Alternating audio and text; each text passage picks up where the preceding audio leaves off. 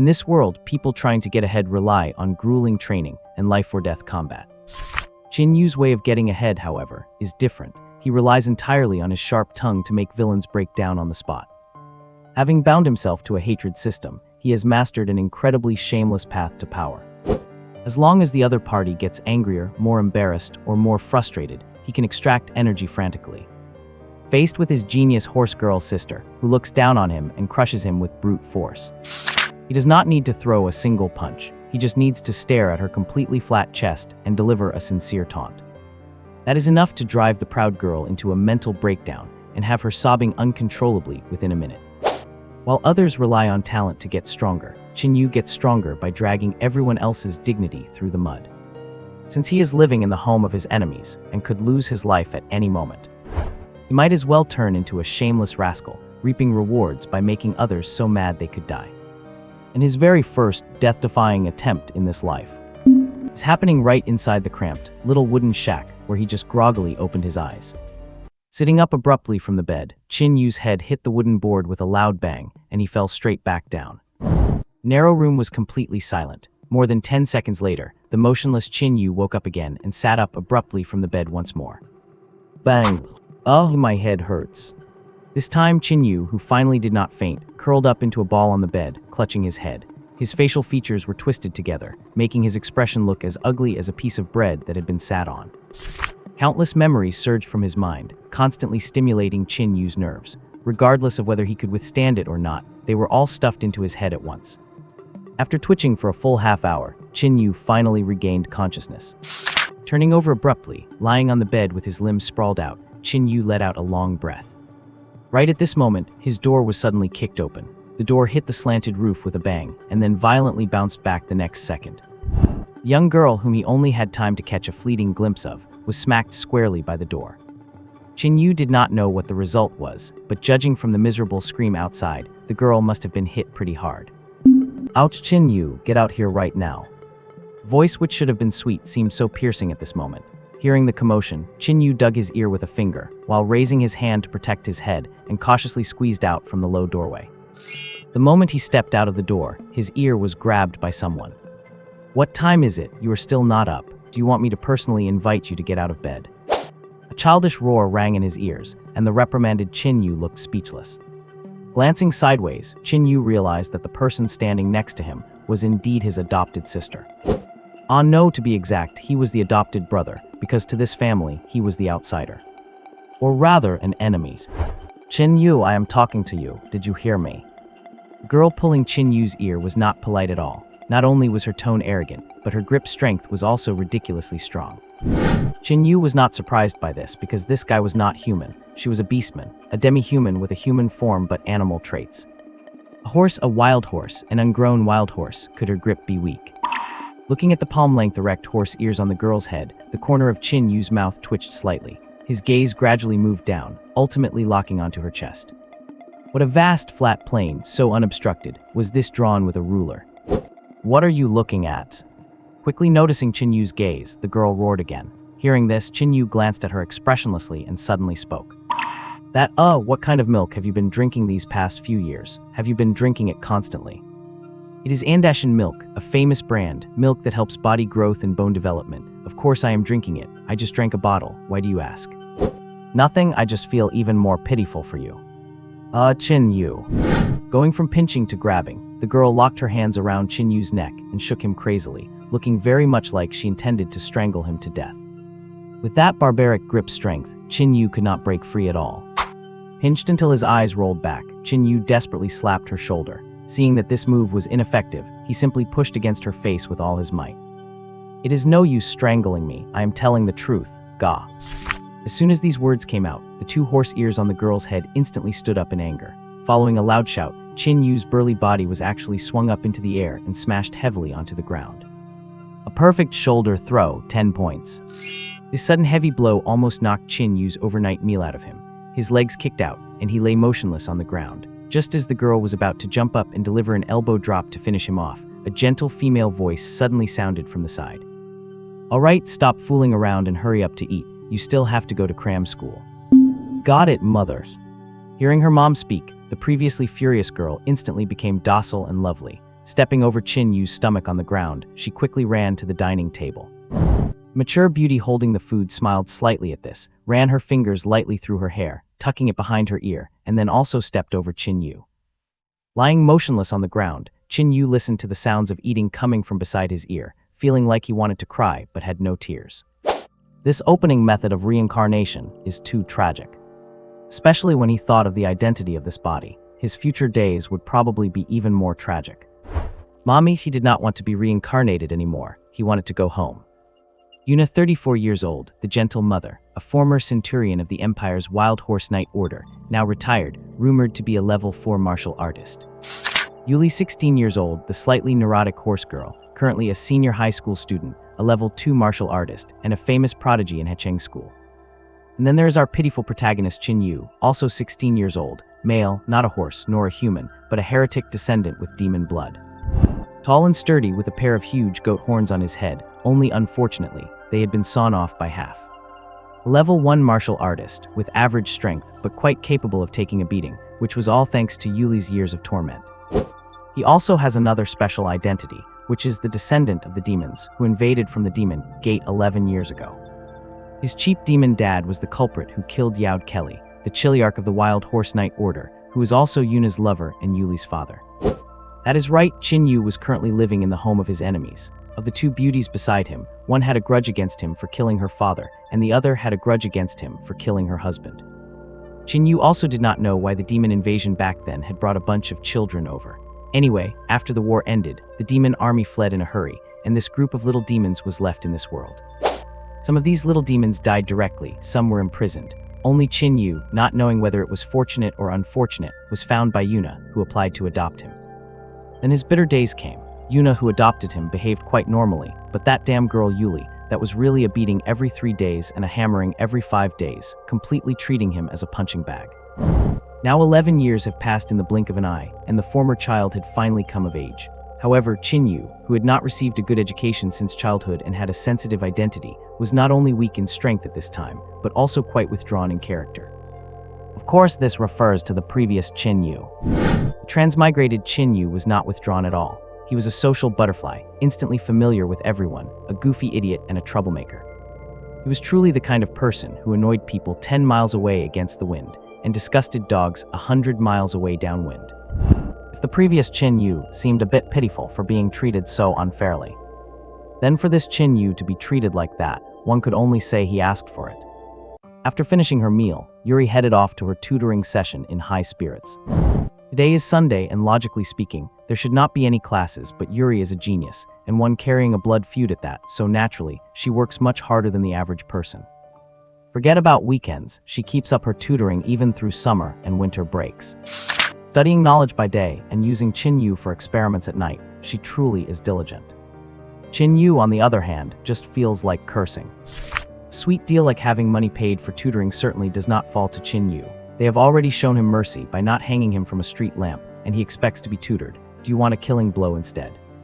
Returning to his tiny room under the stairs, Qin Yu lay down on his bed once again. It is not that he is lazy, it is just that you cannot even stand up straight in this dump. He's not a small guy like Harry Potter, with a massive frame over 1.9 meters tall stuffed into a room that is at most 1.5 meters high. It is a struggle just to sit, let alone stand. Forget it, under the stairs it is. At least it is a protagonist's privilege, right? Lying on the bed, Qin Yu did not dwell on his poor circumstances. Instead, he closed his eyes in excitement. Next second, the ball of light that had transmigrated with him lit up in his mind, wrapping his entire soul within it. Ding, the hate system is online. Host can absorb negative emotions from others to gain energy. Current energy is 0. Cheat code, Qin Yu has one too. After all, as a transmigrator, if you do not have some special ability, can you even call yourself a transmigrator? Feeling the system's power in his mind, a sharp glint flashed in Qin Yu's eyes. Absorbing negative energy from others, that is exactly his specialty. In his previous life, he only lived for 20-something years, but the number of times he got beaten up could easily rival 10 lifetimes of anyone else. How annoying was his mouth? Let us just say he could provoke the people trying to break up a fight into teaming up to beat him instead. The last thing he saw before dying was the doctor, who could not stand his mouth anymore, forcefully yanking out his oxygen tube. But as annoying as his mouth was, Qin Yu did have some self-awareness. This world is different from his last. In the previous world, if you provoked people, they would at most beat you up. But the people in this life have such explosive tempers that they pull out guns and blades at the drop of a hat, and a slight misstep could cost you your life. So when it comes to courting death, you have to choose the right target. Otherwise, provoking the wrong person is not courting death, it is just plain suicide. And luckily for him, there is a perfect target in this house right now. Lady Yuna, the former centurion who has a grudge against him for killing her husband, yet possesses a very gentle personality. Sitting up abruptly and hitting his head on the ceiling beam again, Qin Yu did not even care about the pain. He rushed out of his room and found Yuna in the kitchen. This woman, now in her 30s, was stunning. After all, she is a martial artist, a level 4-1 at that, her body tempered to perfection. With a graceful figure, a pretty face, and those horse ears and long ponytail, she certainly deserves to be called a timeless beauty. Standing at the doorway, Qin Yu took a deep breath and put on a serious expression. He had already analyzed it in his mind. According to his memories, although both women bore deep grudges against him, unlike Yuri, who had an explosive temper and loved to beat him up for no reason, this mature woman was clearly very rational. She did not let the grudges of the previous generation affect the next. While she was cold and indifferent toward him, she was at least civil. At least in the 11 years he grew up here, Qin Yu was never hit by her. Someone like this, so easy to bully. Pushing open the door, Qin Yu took a deep breath, ready to unleash his 20 years of experience as a keyboard warrior. However, the next scene nearly made him choke on his own breath. Hearing the noise, Yuna turned around sharply, her gaze exceptionally piercing. But upon seeing who it was, her expression softened instantly, and the kitchen knife she held slowly dropped to her side. "What are you doing here? I do not need your help. Go back and rest." Her tone was gentle, like a big sister whispering in his ear, but that gentleness made Qin Yu feel like he had fallen into an ice cellar. Because as Yuna looked at him, a series of notifications rang in his ears. Extreme hatred received, energy plus 103. Extreme hatred received, energy plus 107. Extreme hatred received, energy plus 112. Oh my God. His face turned deathly pale. Looking at the smiling, gentle beauty in front of him, Qin Yu trembled like a leaf. Almost without hesitation, Qin Yu performed a 90-degree bow on the spot, his head almost touching his crotch. "I am so sorry, please forgive me." Bang! The door slammed shut. Qin Yu zoomed back into his tiny room, buried himself under the covers, and shivered. In the kitchen, Yuna, still smiling, turned around with her knife and went back to chopping vegetables. Though it might not have been his imagination, the sound of her chopping got louder and louder until, crack. At night, Yuri finally returned home after a long day of study. As she took off her shoes at the entrance, she looked at the trash can with some confusion. "Mom, how did the cutting board break?" Looking at the hacked-up cutting board in the bin, Yuri could not figure it out. Yuna, who was setting the table, tucked a lock of hair behind her ear and smiled so gently. "It is nothing, it was old. I accidentally broke it while cutting." "What? But is not this the solid wood cutting board we just bought? The shop owner promised a replacement if it broke within 10 years. I am going to settle this with him right now." Hot-headed Yuri put her hands on her hips and turned to leave, but Yuna grabbed her by the collar and dragged her into the living room. "Nuff, it is just a cutting board. I have already bought a new one." "HMPH, Mom, you are just too gentle. You like to brush everything off with a smile. If you ask me, we should teach that heartless shop owner a lesson. He should not just refund our money, he should apologize too." As Yuri said this, she swung her fists, creating a whistle of wind. Seeing this, Yuna smiled slightly and reached out to ruffle her hair. "Alright, it is a small matter. Why bother with the trouble? Go on, call him out for dinner." "Huh, tell me to call him. Why should I?" "Because he is now a member of our family." "HMPH, a mere punching bag, and he dares make me call him personally. I think he is just asking for a beating." Rolling up her sleeves, Yuri headed toward Qin Yu's room and kicked the door open, only for it to rebound and hit her in the face, as expected. Holding her nose, she let out a cry of pain, then stood with her hands on her hips and roared, trying to get Qin Yu out, but unfortunately there was no response. Confused, she pushed open the door, only to find Qin Yu was not there, just a maggot made of a quilt. Qin Yu, having been beaten up again as expected, ate his dinner with trembling fear, not daring to look at Yuna even once during the entire meal. This woman is not normal, absolutely not normal. Two-faced, Yander, a wolf in sheep's clothing. It does not matter which one she is.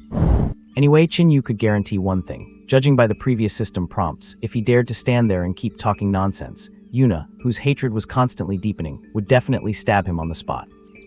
What kind of lion's den is this? One violent girl who likes to hit him. Another one who, although she does not hit him, is very likely to snap and kill him, looking innocent but evil on the inside. This really leaves him with no way out. After dinner, Qin Yu quickly escaped back to his room and finally recovered from his previous panic. Taking a deep breath, Qin Yu shakily opened the panel. Name Qin Yu. Physical strength 12. Mental strength 5. Accumulated energy 1315.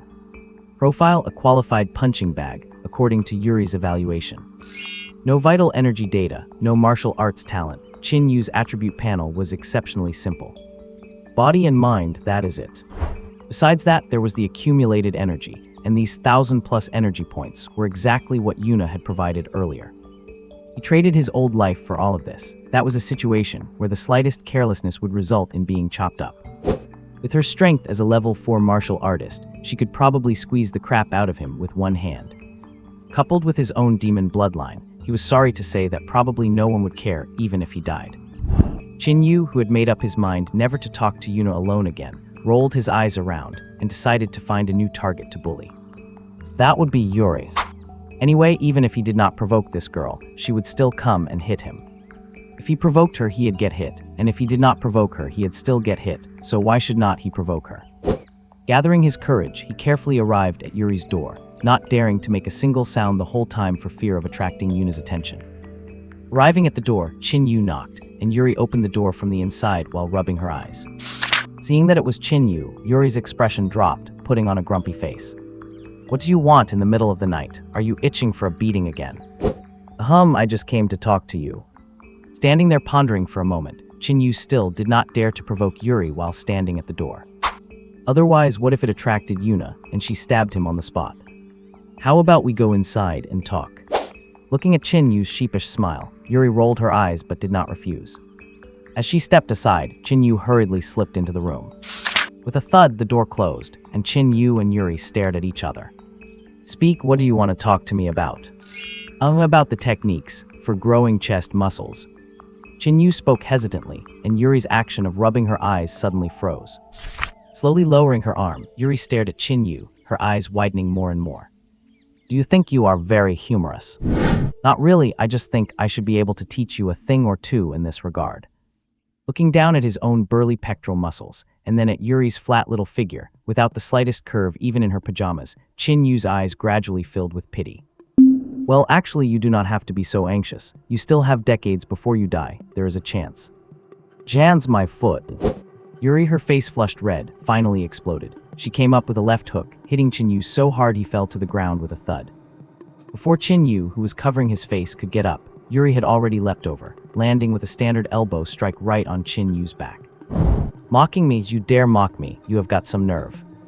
Strangling Qin Yu's neck from behind, Yuri sat on his waist and pulled with all her might, making Qin Yu bare his teeth in pain. But the pain did not matter. As long as he could harvest energy, some minor injuries were nothing. But the problem was, anger received energy +1. Anger received energy +3. Anger received energy +2. This. Cough, ga, little sis, you are no good. I am no good, let me show you if I am good or not. She flipped up and suddenly hoisted Qin Yu's burly body onto her shoulders. Do not be fooled by Yuri being only about 1.6 meters tall. This girl's strength was ridiculously immense. Who knows who she inherited it from? At this moment, without even mobilizing the vital energy in her body, Yuri just used brute force to lift Qin Yu high up, and then her body spun like a top. Secret technique, spiral slam. With a smack, the two of them slammed into the ground, carrying the spinning force, or more accurately, Qin Yu slammed into the ground, and Yuri slammed onto him. Instantly knocked to pieces, Qin Yu's limbs twitched uncontrollably. However, anger received energy +2. Anger received energy +3. Why is it all thunder and no rain? Your temper is too far off from your mom's. Put some back into it, little sis. Otherwise, would not I be getting beaten for nothing? Having painstakingly taken a beating for half a day, only to gain a few dozen energy points, Qin Yu almost choked to death on his own breath. Panting and straddling Qin Yu, Yuri grabbed him by the collar, her expression furious. Say it, do you yield? No. Say it, do you yield? No got no. Say do you yield? Cough padui. Being spat in the face with a mouthful of saliva, Yuri completely froze on the spot, her fist that was about to continue hitting starting to tremble slightly. 1 second, 2 seconds, 3 seconds. After a long silence, Yuri suddenly let out a scream, not even wiping the spit off her face, directly grabbing Qin Yu's collar and shaking him crazily. A continuous thudding sound rang out as Qin Yu's skull repeatedly smashed against the floor like a pile driver. Die, just die. Extreme anger received, energy plus 12. Extreme anger received, energy plus 21. Extreme anger received, energy plus 17. Directly bashed until he was dizzy, Qin Yu listened to the constant system prompts in his ears, truly experiencing pain and happiness at the same time. Finally broke into double digits. It was not easy. Should I spit on her again, keep provoking her? But at this rate of increase, I am afraid before I even reach triple digits, I will be beaten to death by her. His remaining bit of rationality kept reminding Qin Yu, making him stop his suicidal behavior. However, not courting death did not mean admitting defeat. Qin Yu still cared about his face. As a senior contrarian, an internet keyboard emperor, and top-tier backup raw material for construction sites, Qin Yu had no other skills, but his ability to argue with people was off the charts. Before putting a knife to his neck, you want him to yield. That is pure wishful thinking. Yuri crazily shook Qin Yu for a while, then, still unsatisfied, started slapping him wildly left and right, beating his face completely red. Do not misunderstand, it was not from shyness, it was from getting slapped. And the notification sounds in Qin Yu's ears were also continuously soaring. Energy plus 31. Energy plus 35. Energy plus 42. Energy plus 43. The growth rate was getting smaller and smaller, but the force Yuri used was getting bigger and bigger. Just when the growing energy stabilized to a certain extent and no longer changed, Qin Yu thought Yuri would change her moves or use her ultimate. He did not expect that when this girl saw Qin Yu's face swollen like a pig's head, but still wearing a wicked smile, she actually burst into tears with a wail. Then with a bang, Qin Yu was hit in the abdomen by Yuri's kick, and his entire body slid horizontally along the ground for several meters until he crashed into the wall. Damn, her real skills are in her legs. Wowza! Yuri, crying bitterly with her head in her hands, turned around and buried herself into the bedding, but only halfway. Her upper body was inside, while her lower body was still kneeling in front of the bed, her big tail trembling wildly, obviously angry to the extreme. Get out right now. If you do not get out, I will call Mom. Get out. As the scream rang out, Qin Yu, who was twitching on the ground, struggled to get up. Standing up with his hand supporting himself against the wall, Qin Yu's face was deathly pale. That kick, it was worth 10 punches in a row. Speaking of which, I am the one who got beaten up, right? The one taking the beating did not cry, but the one giving the beating cried instead. What kind of situation is this? Qin Yu, with quite severe injuries, did not dare to continue bickering with Yuri. He tiptoed out of the room, planning to head back first. In just a short while, he gained a solid 400 or 500 energy points, and the price was taking a beating. This deal worth it. He walked out of the room and closed the door behind him. Just as Qin Yu was about to head back to his own little hole, he suddenly froze, his eyes widening. Extreme hatred received, energy increased by 113. Extreme hatred received, energy increased by 114. The familiar prompt echoed, and Qin Yu went completely stiff, trembling as he turned to look behind him. Behind him stood Yuna, her arms crossed over her stomach, watching him with a faint smile, not moving an inch. Auntie Yuna. Good evening, what were you doing in my daughter's room? I went to get a beating. Looking at the smiling beauty before him, Qin Yu completely wilted. He dared to provoke Yuli, because he knew he would never actually die. After so many years of being hit by her, he knew exactly where she would strike, where she would not, and how much force she used. He knew her habits by heart. At most, she would hit a bit harder, but she would never take his life. But this woman here was different, her hatred. His hair stood on end, and Qin Yu felt sweat break out on his forehead from nervousness. Seeing this, Yuna suddenly rummaged through her pocket, pulled out a tissue, and wiped the sweat from Qin Yu's forehead. Got beaten again, did not you? My daughter has such a temper, it must be hard for you. Not hard at all, not hard at all. It is just that there are differences between men and women, after all. It is better for a boy not to go into a girl's room so casually. I will not go. You better not lie to me. I would not dare. All right, hurry back to your room and get some rest. You have school tomorrow. I am not going.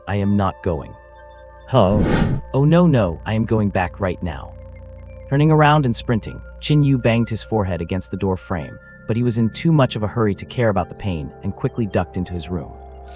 Watching this, Yuna's smile gradually faded. She gripped the tissue in her hand tightly, the sound of her knuckles cracking echoing in the silence. Having successfully escaped back to his room, Qin Yu realized his clothes were soaked in sweat, and his energy had surged to over 4,000 in just a few short minutes. Holy cow, that was terrifying. Both times he saw her, it felt like a brush with death. It made Qin Yu's little heart pound wildly. No, I have to increase my strength as soon as possible. Otherwise, if I ever offend her, I will definitely be turned into a sieve. Rubbing his arms, which were covered in goosebumps, Qin Yu curled up on his bed and opened the system. His hatred system did not have any fancy bells and whistles. It could only consume energy to boost 2 attributes. 1. Physical constitution. 2. Mental power. After a moment of hesitation, Qin Yu chose to increase his physical constitution first, deciding to max his health points to 50 before doing anything else. After all, no matter how strong his mental power is, he still cannot stop a knife with it. Add 1 point cost 100. Add 2 points cost 200. By the time he added the 3rd point, it was 300. Qin Yu felt more and more uneasy. By the time he raised his constitution to 22, increasing it by just 1 more point already cost 1,100 energy. What the heck, the scaling is not right. This price increase is way too ridiculous. Black-hearted merchant, definitely a scam. With this rate of price growth, even a legendary miser would be calling them daddy. After much hesitation, Qin Yu gave up on going all the way down this path. Continuing to increase physical strength was clearly no longer worth it. So he chose to increase his mental power. Finally, when the energy Qin Yu had painstakingly saved up was exhausted, his attributes had undergone a massive transformation. Strength 24. Mental power 15. Martial artist level 1.1. This so-called 1.1 means the first substage of a level 1 martial artist, or 1.1 for short. Looking at the pitifully low martial artist rank, compared to the doubled physical stats, Qin Yu could not help but stroke his chin. With these stats, can he still even be considered a level 1 martial artist? In terms of internal energy, probably. But if it is purely based on physical fitness, Qin Yu felt that based on his previous strength, he could now take on 10 of his former self. Rummaging through a drawer, he finally found a small, rusty fruit knife. Qin Yu grabbed the knife, gritted his teeth, and forcefully stabbed his own. But after all, there is plenty of meat there. Even if it gets injured, it will not affect anything major. With a click, the fruit knife pushed in half an inch, but it only caused the skin and flesh to indent. It could not break the defense. Seeing this, Qin Yu was ecstatic. He stuck his butt out and started stabbing wildly, successfully proving that his muscle density was now enough to resist a fruit knife. Then he let out a shriek of pain because he was distracted and accidentally stabbed the wrong place. Next dawn, a refreshed Qin Yu got up on time, only to find Yuli was already almost finished with breakfast. Upon seeing Qin Yu, Yuli's expression changed noticeably. Her previous bright smile turned into a gloomy storm. With a long face and a roll of her eyes at Qin Yu, she abruptly stood up and walked away. I am finished. Then I am finished too. Seeing Yuli about to leave, Qin Yu instinctively turned to look at Yuna. Upon finding that the beauty was watching him with a smile, he shivered and did not dare finish his breakfast. Chasing Yuli out of the room, Qin Yu followed half a meter behind her, speeding up and slowing down as she did. Noticing this, Yuli slammed on the brakes. Why are you following me? I am not following you. Not following me, then why are you walking on the same path as me? Maybe because I attend the same school as you. Pivot turn, Yuli tensed her legs. Her already form-fitting pants became even tighter. Whoosh, Yuli became like an arrow released from a bow, sprinting along the road. Horsefolk are most famous for their explosive power and speed. Their running ability is terrifying, and their leg techniques are also very formidable. Yuli displayed this perfectly. She outran pedestrians, she outran bicycles, she outran motorcycles, she even outran cars. Unfortunately, the only person she did not outrun was Qin Yu. Slowing from a sprint to a jog, then from a jog to a power walk, by the time she arrived at the school gate several kilometers away, Yuli leaned against the wall, clutching her mouth as she nearly threw up.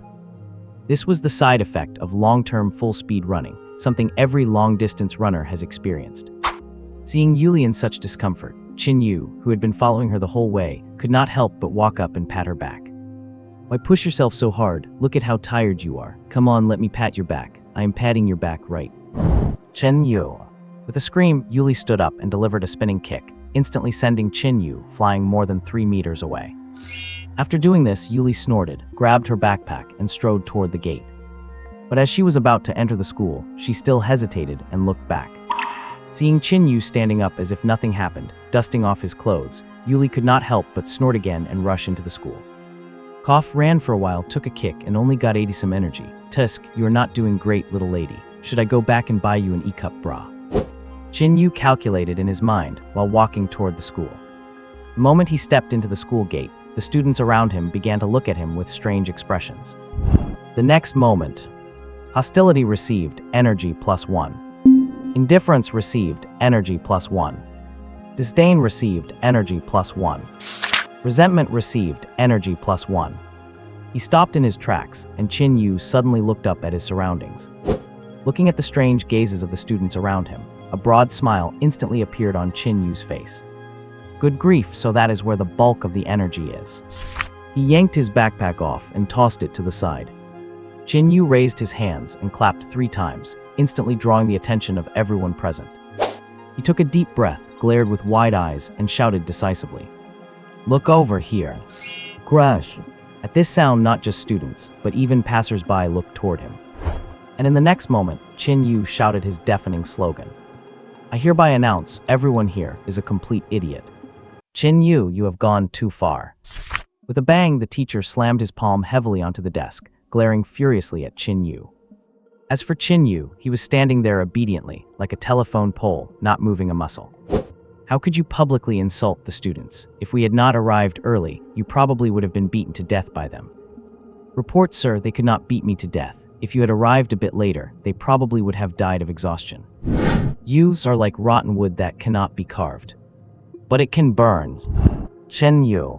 The teacher was trembling with anger, while Qin Yu stood there obediently, a sharp gleam flashing in his eyes.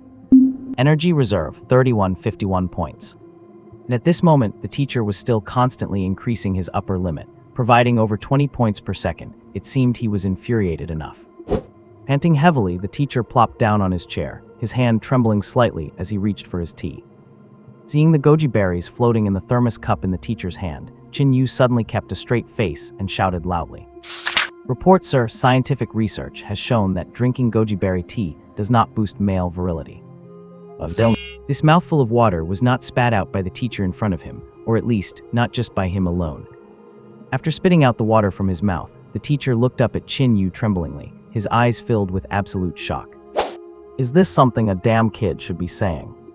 As for the other teachers nearby, they silently pushed their thermos cups filled with goji berries into the corners. "I do not need to boost my virility. It does not work for hair growth either. I do not need hair growth either. Who are you trying to fool? You little shit." Energy value surged to 45 per second.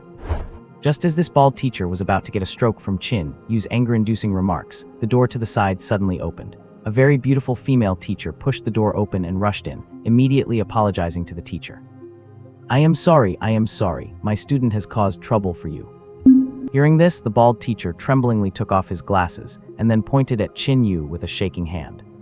"How is he causing me trouble? He clearly wants my life. Teacher Zhao Yoren, this child is so unruly. Why are you still keeping him? Expel him." Zhao Yoren, the homeroom teacher who had just hurried over, instantly widened her eyes upon hearing this. What had happened was not just a bit of mischief. Her student had already paid a painful price for it. How did it escalate to the point of expulsion in the blink of an eye? No, it should not be that serious, right? It is, he. Bald teacher pointed angrily at Qin Yu. Before he could even open his mouth to explain, Qin Yu was already looking expressionlessly at Zhao Yoren. Report homeroom teacher. This teacher discriminates against my origins, believing that demons do not deserve to study in this sacred school. If you also think so, teacher, then I am willing to leave. After all, what can I do since I am your student? Qin Yu's righteous-sounding words almost made the bald teacher spit out a mouthful of blood. Clutching his chest and panting heavily, the bald teacher fumbled around on the desk, seemingly looking for his heart medication. Seeing this, Qin Yu hurriedly pushed a water cup in front of him, revealing a gentle smile on his face.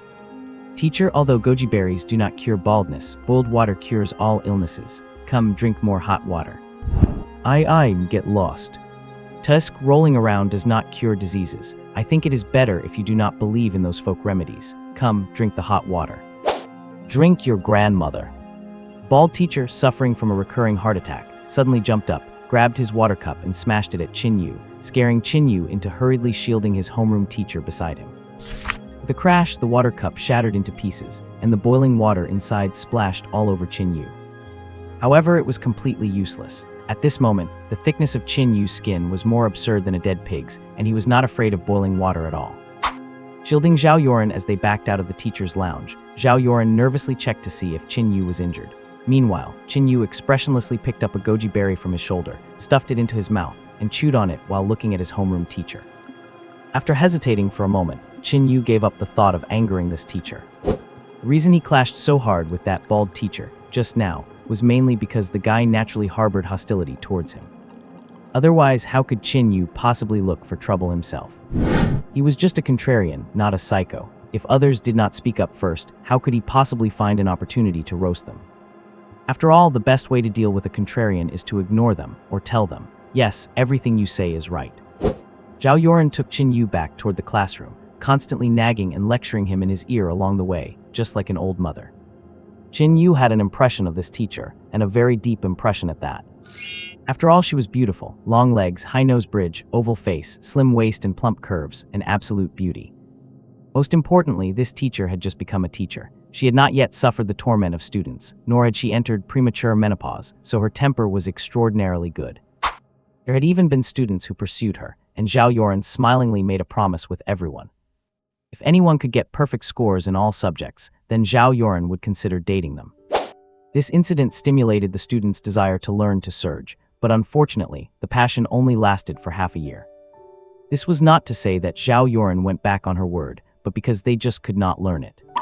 Just when everyone thought that as long as they worked hard, there would be results, mathematics stood out and gave them a vicious slap in the face. Then physics also stood out and immediately followed up with a kick. Chemistry, not wanting to fall behind, pushed the students into their coffins. And biology buried them with a smile. Facts proved that betting with a teacher never ended well, especially when it came to studying. After all, she was a teacher. How could she not know exactly what her group of students were capable of? Bringing Qin Yu back to the classroom, Zhao Yoren, who had been nagging all the way, pushed open the door. Following closely behind her, Qin Yu quickly spotted Yuli's figure in the crowd. The class Qin Yu was in was a key class. This was not to say that Qin Yu was exceptionally excellent, it was purely because the identity of his adopter, Yauna, was too special. She was a hero who had led troops on the battlefield to resist the demon invasion. Out of the more than 3,000 members of the Wild Horse Knights, less than 20 had survived. For such a hero, the school and the government naturally treated them with special care. Thus, Yuli successfully obtained a guaranteed spot in the key class. However, Yuli was quite capable and got in based on her own abilities, so Yauna, holding the quota, simply threw Qin Yu into it. This also led to the fact that out of the more than 40 people in the class, Qin Yu was the only level 1 martial artist, standing out like a chicken among cranes. Seeing Qin Yu come in, the students cast unfriendly glances one after another. No one was willing to give a good look to this guy who dragged down the whole class. Meanwhile, Qin Yu, hearing the notification of an energy increase, quickly broke into a big smile and suddenly turned to look at Zhao Yoren, saying, "Report, teacher, I have something to report to you." Hearing this, Zhao Yoren paused for a moment before a brilliant smile quickly appeared on her face. "Let's go." Qin Yu nodded heavily, raising his hand to point at the students below. "These animals are secretly drawing lewd pictures of you." The next moment, the entire classroom exploded into chaos. 10 minutes later, by the side wall, a line of guys were standing in perfect formation. There were 11 men among them, and the most ridiculous part was that there were also 3 women. Zhao Yoren, who had rummaged through their lockers and found some unsightly items, was trembling with rage. A martial artist's path is not just about learning techniques and tempering the body. They also need to learn a lot of knowledge. For example, sketching is one of them, because when scouting enemy positions, they need to record the surrounding terrain. Relying on their sharp minds and superb muscle control, martial artists learn to draw very quickly. Because of this, when it comes to things like doodling, every martial artist is basically a master. You guys have gone too far. Zhao Yoren was so angry her face flushed red, while Qin Yu, who was standing nearby, peeked at the lewd pictures while shouting along. "Yeah, you have gone too far." How could you treat your teacher like this? Yeah, how could you treat your teacher like this? If someone drew you, would you be happy about it? Would you be happy about it? If you dare to flip through those again, I will beat the life out of you. No need to ask, if I flip through them again, beat the... Wait, are you talking about me? Qin Yu, who had shouted instinctively, realized no one was behind him and turned back with a sheepish grin. Zhao Yoren was pressing down on her drawing with one hand, staring daggers at him. Go stand over there with them. Yes. Qin Yu turned to run, but Zhao Yoren grabbed him. She reached into Qin Yu's pocket, fished around, and slapped a lewd picture onto the table, her face a mix of shame and fury.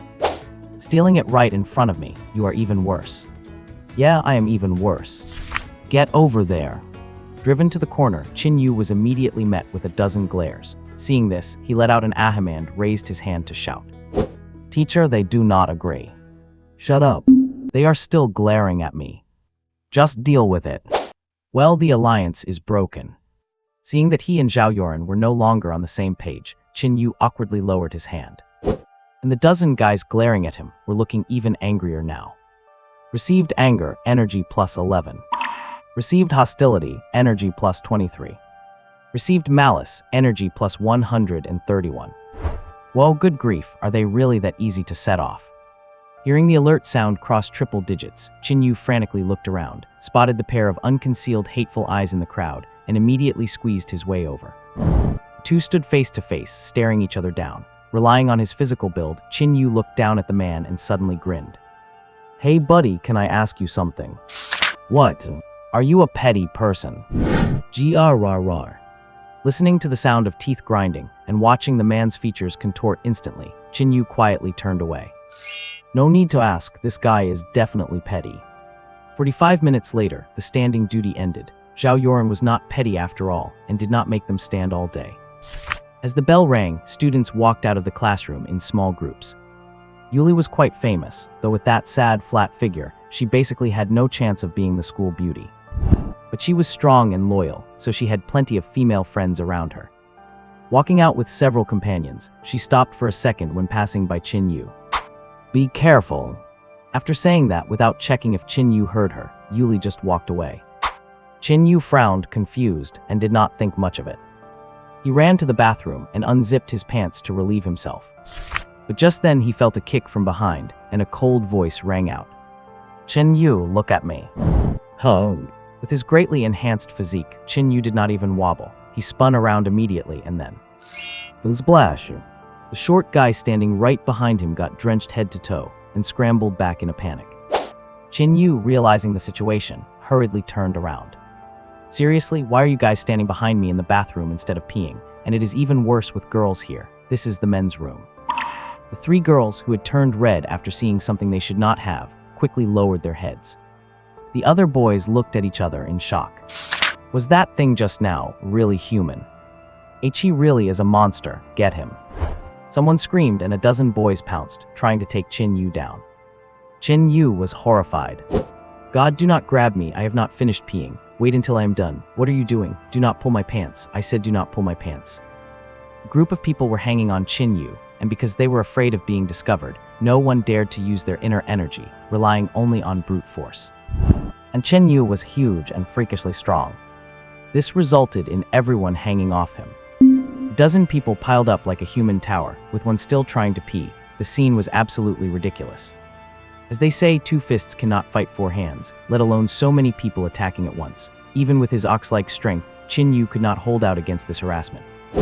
With a thud, he fell to the ground, crushed by the weight, without even a chance to pull up his pants.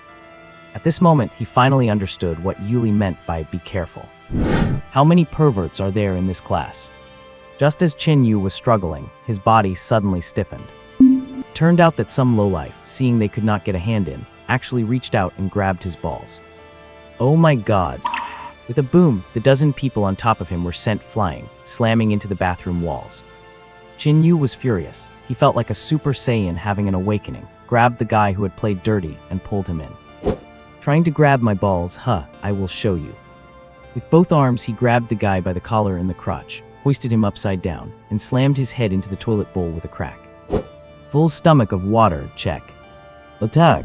Screams started again. the bathroom was total chaos, with everyone brawling indiscriminately. The three girls at the door watched the intense fight, especially the fact that Qin Yu still had not pulled his pants up, and could not help but look at each other. With this level of intensity, if they really tried to charge in, they would probably get pregnant on the spot. 10 minutes later, the farce was over, and those who had attacked Qin Yu were in a sorry state. 2 were pinned in the toilets, 1 was stuffed headfirst into one. 2 had plungers stuck to their faces, and 1 had a trash can on his head. The most miserable one was being force-fed water from a pipe by Qin Yu when the teachers arrived. And the kicker was, it was a drain pipe.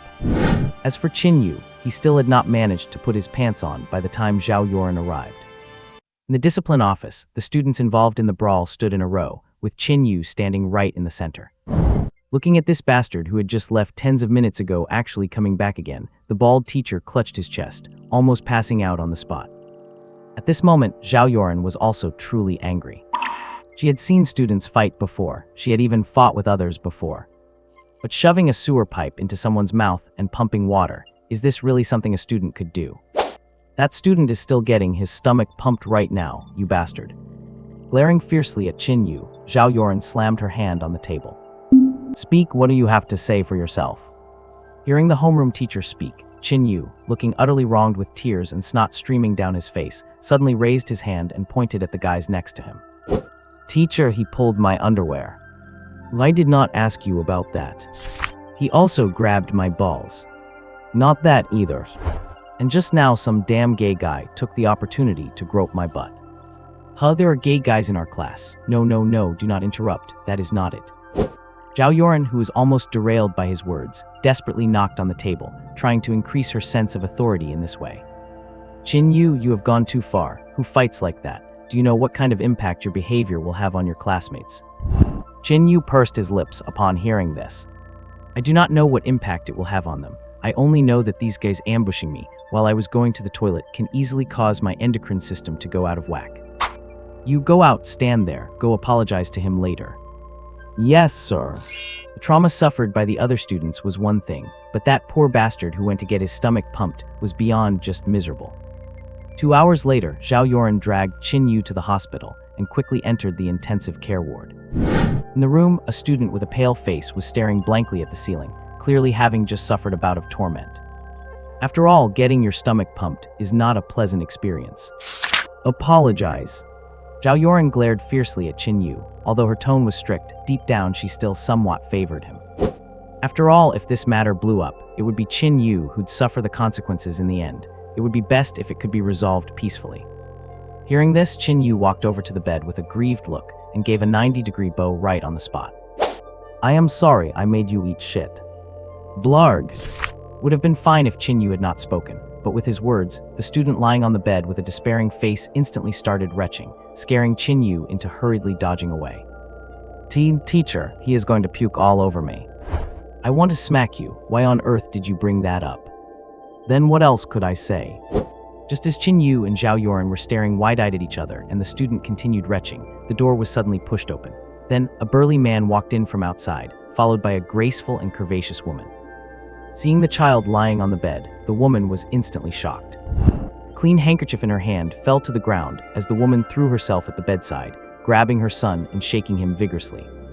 What happened, my baby? Who bullied you? Tell mommy. The student, who was already dizzy and seeing stars from continuous retching, was now being violently shaken by his mother, rendering him completely unable to speak. It was Qin Yu, standing on the side, who suddenly raised his hand and answered first. May. You little shit.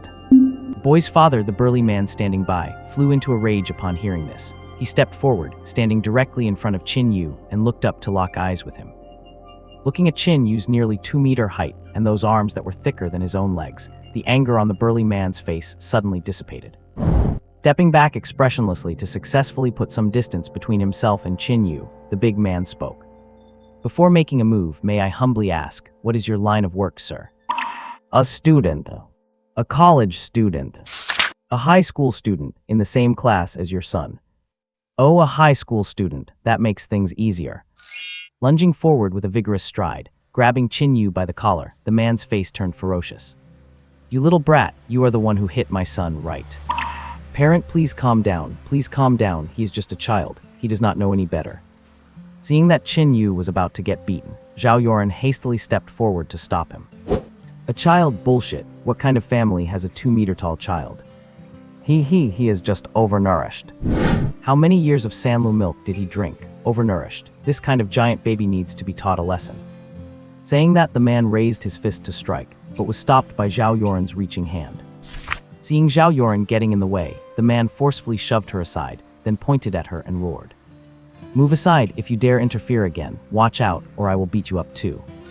Hearing this, before Zhao Yoren could even respond, Qin Yu suddenly swung a slap over, creating a crisp smack. The burly man was slapped silly, while Qin Yu grabbed him by the collar and roared. You little brat, how dare you speak to my teacher like that? There is a problem with her teaching. Bullshit, what do you mean a problem with her teaching? She literally cannot control me at all. But my son goes to her school. My son got into trouble. She is responsible too. That is true, actually. Hearing this, Qin Yu nodded. But I advise you to watch your mouth. She's a top graduate from the Royal Academy. At such a young age, she already has level 3 strength. Be careful or she might break your legs. The burly man was stunned upon hearing this, then grabbed Qin Yu's hand and shook it with considerable gratitude. Oh, so she is a top graduate from the Royal Academy. I cannot afford to mess with that. I cannot mess with that. Thanks for the heads up. No problem, no problem. It is the least I could do. As Qin Yu spoke, he very naturally let go of his grip, while simultaneously lifting the other party's hand to grab his own collar. The next moment, the expression of the amiable-looking man turned furious again. You little brat, do not think you can do whatever you want just because you have a top graduate protecting you. Speak. Who is your dad? Tell him to come out and meet me. Qin Yu, with his hands in his pockets and an indifferent expression, pursed his lips upon hearing this.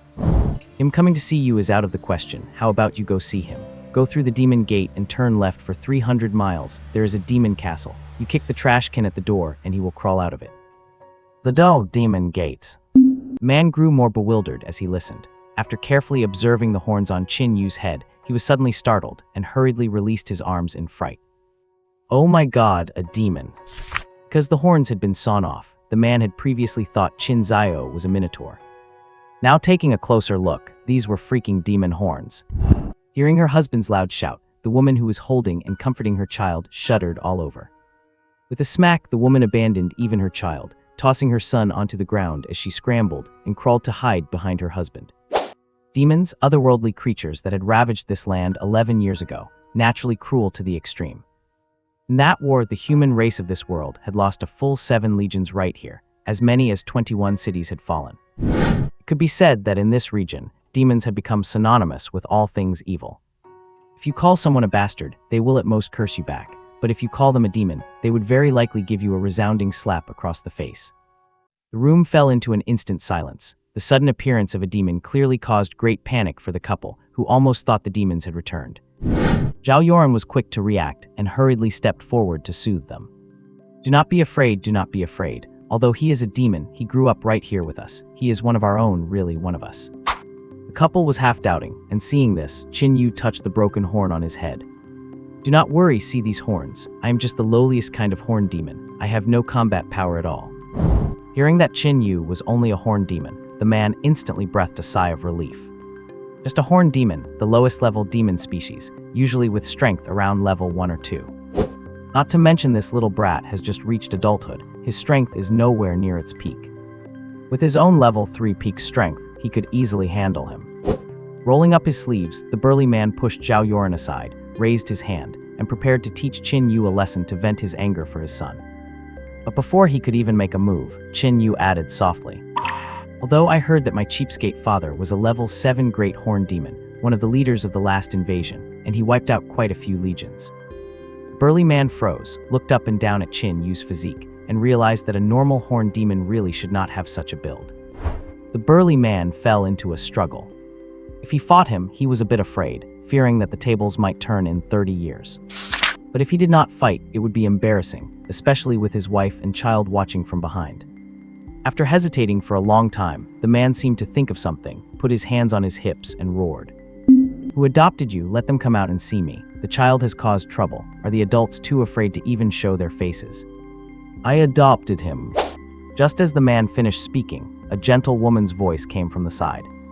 As the door was pushed open, Yuna and Yuri appeared at the entrance. Seeing Qin Yu look over, Yuri even gave a cold snort at him. Qin Yu, however, just smiled slightly. This girl actually went back to find reinforcements for him. She is pretty decent. But this reinforcement, he would rather be beaten by this guy in front of him. After all, even if he could not win, Qin Yu was confident he would not be beaten to death. But this Aunt Yuna over there is different. She's a level 4 great martial artist. I heard that even this level is only because she was severely injured back then. In her prime, she was at level 6. If Yuna came over and slapped him twice, Qin Yu's brains would probably be beaten into a pulp. Qin Yu, who had been sharp-tongued earlier, became as quiet as a 200-pound obedient baby as soon as Yuna entered the room. This made Zhao Yoren, who was on the side, look at him constantly with a look of pure amazement. Seeing Yuna walk in, the burly man was stunned for a moment. Then his face changed drastically after looking her up and down, and he stood straight to give a military salute. Centurion of the 3rd Defense Army of Crane City, Lei Heng, greets Lady Yuna. Yuna, a surviving legend of the Mustang Knight Order, one of the 20 heroes remaining after the bloody battle at the Demon Gate 11 years ago. As a soldier, Lei Lu recognized her face instantly. He had even witnessed the last resolute departure of the Mustang Knight Order and the batches of corpses brought back. Looking at the familiar military salute, Yuna's eyes drifted for a moment before returning to calm. I am no longer a soldier. No, the 7 surrounding cities and the 21 reclaimed cities will always remember the grace of the Mustang Knight Order. There is no need for such formalities. The Mustang Knight Order is gone. Yuna's voice was still gentle when she said this, but there was a tremor in her tone. And Yuri, standing beside her, quietly held her hand. The room fell into silence once more. After a long time, Lei Heng suddenly looked up. Is this the young master being raised by you? Yes. Forgive me for being blunt, but keeping a demon is not a wise move. Their nature is. I know I am more familiar with their nature than you are, which is why I am raising him. Turning her head to look at Qin Yu, Yuna suddenly tilted her head and smiled, though for some reason the smile was chilling. I made a bet with someone on whether this child would awaken his true nature and become one of those monsters again. Then you are betting that he will not go crazy, right? No, I am betting that he will. When she said this, Yuna's voice dropped, which was rare. Qin Yu's eyes widened instantly as he stared at her. And in Qin Yu's ear, a familiar voice sounded. Received extreme hatred, energy plus 147. Received extreme hatred, energy plus 158. Received extreme hatred, energy plus 205. Looking at Yuna's calm, water-like eyes, Qin Yu suddenly understood everything. No wonder this woman hated the son of her enemy so much, but never laid a finger on him. She was waiting for Qin Yu to go crazy, waiting for him to be influenced by his demon nature, waiting for him to change from a child into a demon. At that moment, everything would be settled. After all, for humans to slay a demon is just and right. She would not be accused of seeking personal revenge. And what is more ridiculous is that Yuna actually won the bet. The previous Qin Yu was already on the verge of madness. Do not be fooled by his silent, introverted, and autistic appearance. He was more brutal inside than anyone, constantly thinking about how to occupy Yuna and Yuri, then torture them, abuse them, tear them apart. It is just a pity it was only thoughts, under Yuri's educational slaps, that Qin Yu did not dare to bare his fangs at Yuri or Yuna, so he had to use his autistic demeanor to disguise himself. In the end, with Yuna's intervention, the matter was dropped. After all, Yuna would never allow anyone else to touch her prey. Returning home with Qin Yu, Yuna was as gentle as ever, and Yuri did not notice anything wrong either. Only Qin Yu finally grasped the cause and effect. And because of that, he felt relieved. Oh boy, so she is just waiting for me to become a beast. That makes it safe. At least I do not have to worry about this beautiful lady suddenly entering my room in the middle of the night and stabbing me. Waiting for it are you, then wait slowly. Given Qin Yu's personality, there is no hope of becoming a monster, but becoming a wild beast is about right. Huskies, poodles, corgis, labradors, all kinds to choose from or even customized to your taste. At night, Qin Yu lay on his small wooden bed, staring at the ceiling, Yuna's words echoing in his mind. What kind of stimulation could drive a woman to voluntarily adopt the descendant of her enemy, just to slay him one day? What a twisted personality, and what a twisted faith. Just because a knight must not kill an unarmed person, she would go so far as to live under the same roof as the enemy's son, and even greet him with a smile every day. At this moment, Qin Yu suddenly felt his previous guess was correct. This woman is a yander. She is no longer normal, seriously abnormal. Forget it, whatever, time to go take a bath. Taking off his dirty clothes and stuffing them into the washing machine, Qin Yu walked toward the bathroom wearing a large pair of boxer shorts.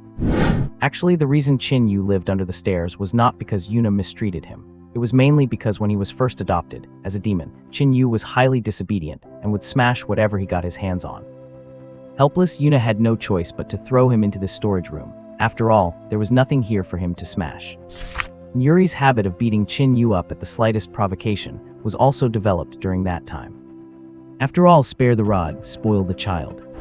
Since reasoning with him did not work, physical persuasion was the only option.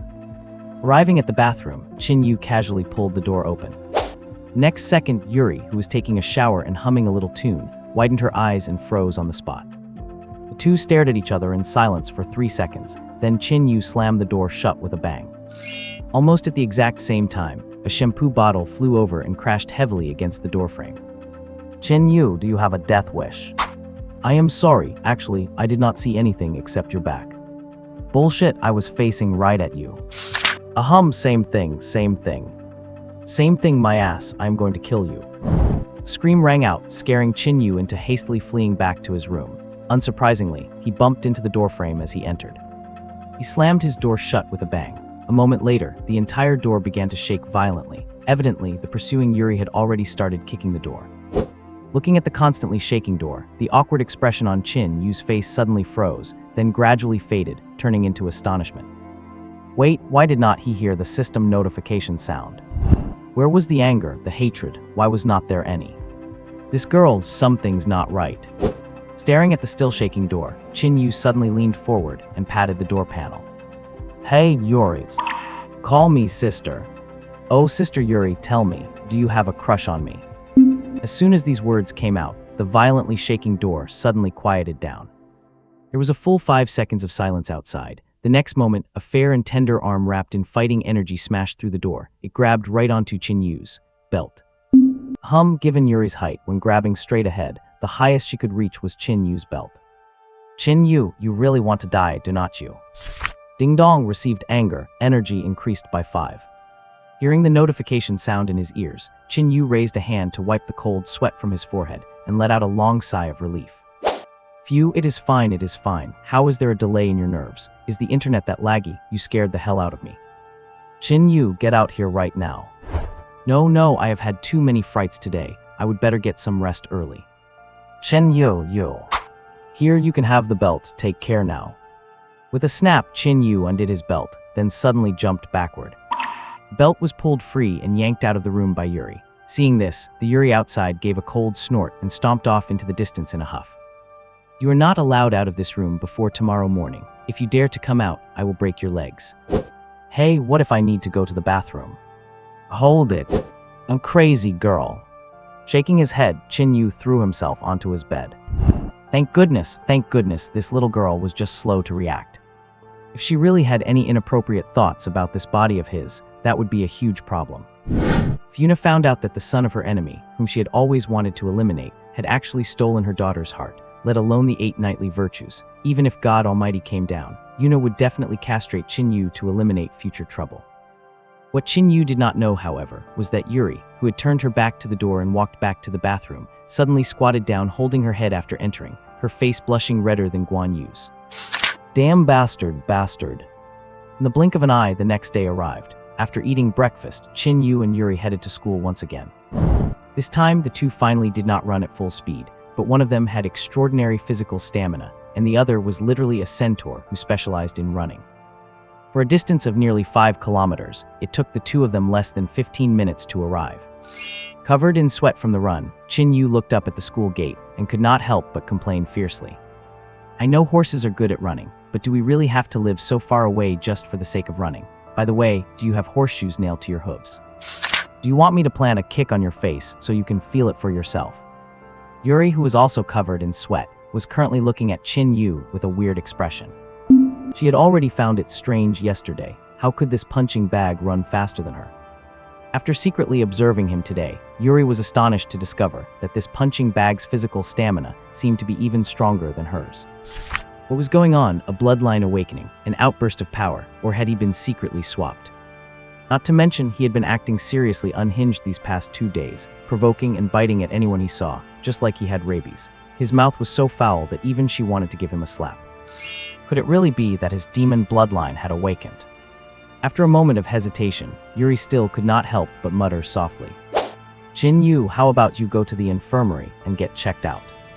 Hearing this, Qin Yu looked at Yuri expressionlessly. "Do you think I am sick?" "I did not mean it like that. I just think it is good to get a physical checkup occasionally." "Oh, then what part do you think I should get checked?" "Your head." "So you do think there is something wrong with my brain?" This time Yuri did not answer, but fell into a long silence. But sometimes silence is an answer in itself. "Comrade Yuri, you can hit me, you can throw me, but to actually question my intelligence, that is going a bit too far." "I did not." "Did not? Then why did you tell me to go to the hospital to check my brain?" "What is wrong with getting a health checkup?" "Then why do not you get one?" "Nonsense, there is nothing wrong with my brain." "Does not that just mean you think there is something wrong with my brain?" In the end, the two parted on bad terms. Qin Yu, who had harvested over 30 points of energy, was brutally hit with a suplex. Cracking his neck as he returned to the classroom, Qin Yu could not help but sigh inwardly. This girl was very eager to throw hands, but the energy she provided was way too pathetic. After bickering with her for ages and getting brutally slammed in the end, she only gave him 40 points of energy. This girl was too stingy. He was not going to play with her next time. Just as Qin Yu sat back in his chair, pondering if there was any way to obtain energy more quickly, the classroom door was suddenly opened. First, a short guy sneaked a peek inside, and after confirming the teacher was not there, quickly pulled his head back. The next second, a very unfriendly-looking skinny man walked into the classroom. How should one describe his appearance? Hiss. You could only say he had aged a bit prematurely. Looking up and scanning the room, at the reminder of a student, this person quickly locked onto Qin Lu and strode over. With a slam, he planted his hand heavily on the desk. The guy glared unfriendly at Qin Yu. Behind him followed 4 or 5 students, most of them from other classes, and only one was from Qin Yu's class. And this person was precisely the unlucky kid from yesterday who had sneakily attacked Qin Yu's crotch, only to be stuffed upside down into the toilet by Qin Yu. His eyes wide and mouth curled into a sneer, the prematurely aged guy spoke in a nasty tone. "So you are that fucking Qin Yu." Hearing this, Qin Yu snapped out of his thoughts, slowly stood up, and looked down at him from above. "I am the fucking Qin Yu, what about it?" Looking up at the massive, nearly 2-meter-tall behemoth that instantly enveloped him in shadow, the prematurely aged guy's expression froze. He slowly turned his head to look at the lackey behind him, his eyes full of bewilderment. "This is the easy target you were talking about."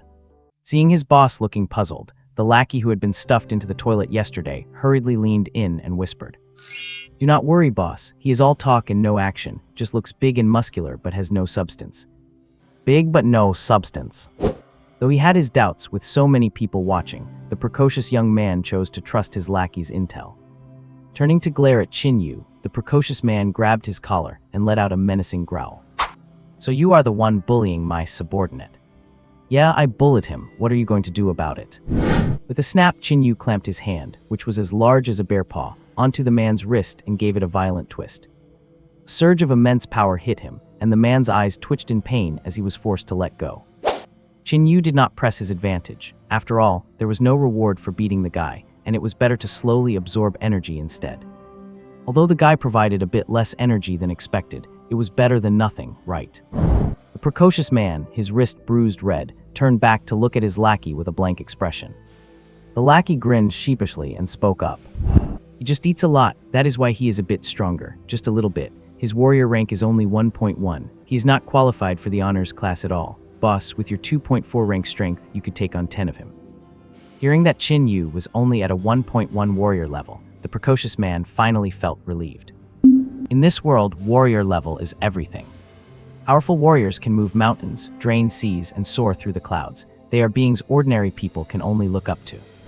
And the gap in strength between warriors is also absurd, especially at higher levels. With the 2.4 strength buff, the precocious man could exert 4 times the physical fitness of a normal person. Even if a normal person had natural super strength, they would never be his match. Thinking of this, his confidence soared, and he swung his hand, landing a heavy slap on Qin Yu's face. How dare you hit my people? Are you tired of living? The precocious man was cautious, and his analysis was indeed correct. No matter how much natural strength a normal person has, it is absolutely impossible for them to fight a level 2 warrior. But the problem is, Qin Yu is not a normal person. He was a demon to begin with, and a horned demon skilled in physical combat at that. An average person's constitution might be 5, which is already good, but Qin Yu started with 12 points of constitution, more than double that of a normal person. Add the doubling reinforcement from 2 days ago, this guy's current physical condition, he might be able to go toe-to-toe with a level 3. After all, a warrior's internal energy only strengthens power and defense, but Qin Yu's physical conditioning is a total 360-degree, dead-end-free upgrade. After taking the hit, Qin Yu just tilted his head slightly. Since the guy did not trigger his internal energy, the hit did not even move him. After a brief moment of surprise, Qin Yu reacted, and without a word slapped him right back. With a loud bang, the man was spun halfway around on the spot, facing his own lackeys, his face swelling up at a visible speed. Touching the blood flowing from the corner of his mouth, the man spat out 2 teeth, his expression dazed, feeling his head buzzing. Seeing their boss lose his teeth, the lackeys trembled in fear, and the unlucky one who had been stuffed into the toilet approached shakily. "BB boss, are you okay? Do I look like I am okay, you idiots?" Suddenly raising his hand, the precocious man's face twisted in rage. "You call that just a little bit of strength?" Man had already been channeling his internal energy internally. Although he did not fully unleash it, it was far beyond the level 1 range. But even then, his defense was broken, and the other guy did not even use internal energy, it was just a plain slap. What kind of strength is this? Is this guy from the chimpanzee clan? However, the blow was dealt and the feud was set. The precocious man could not back down in front of everyone, or how could he still be a boss? Turning around, he pointed directly at Qin Yu with an angry expression. "Kid, you have got guts, have the nerve to fight me in the arena." Qin Yu looked at his energy growth, which was increasing by 12 points per second, and quickly shook his head. "No, I will not." "Why will not you?" "Because I do not want to." Are you even a man?" The man never expected Qin Yu to refuse, which made his anger flare up. Qin Yu also quickly received notifications that his energy growth had increased to over 20 points per second. He reached down, pulled open his pants, took a peek inside, and gave a cheeky grin. "I am a man. Oh my god, is this something that needs to be verified?" The precocious man looked shocked. "If you are a man, come with me to the arena." "No, I will not." "Why the hell will not you go?" "I do not want to, that is why." "You little." Anger rose again, and the man was so mad his hands were clenched, knuckles popping. "Are you even a real man?" Qin Yu was displeased to hear his gender being questioned. Leaning in close to the man, Qin Yu quietly pulled open his pants again. "Look, oh my god." Having seen something he should not have, especially of demonic proportions, the man, already burning with rage, suffered both psychological and physiological blows. Received anger, energy plus 51. Received hatred, energy plus 63. Received jealousy, energy plus 61. Unable to take it any longer, the man let out a shriek, and a massive surge of energy erupted from his body, instantly blowing the tables around them away. Books flew everywhere. Some caught-off-guard students were almost blown away. Internal energy explosion. Seeing this, Yuli, who was watching from afar, changed her expression and slammed her hands on the table, standing up abruptly. Just as the man was about to kill Qin Yu on the spot, Qin Yu suddenly shook his finger in front of him. No, pause for a second. What, are you scared?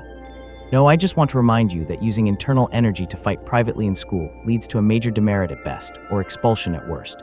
You guys who are about to become outsiders, please consider the consequences before you do anything. If an outsider hits a student, that is a big deal. It will lead to at least 3 years in prison. Warriors are a very special cultivation system.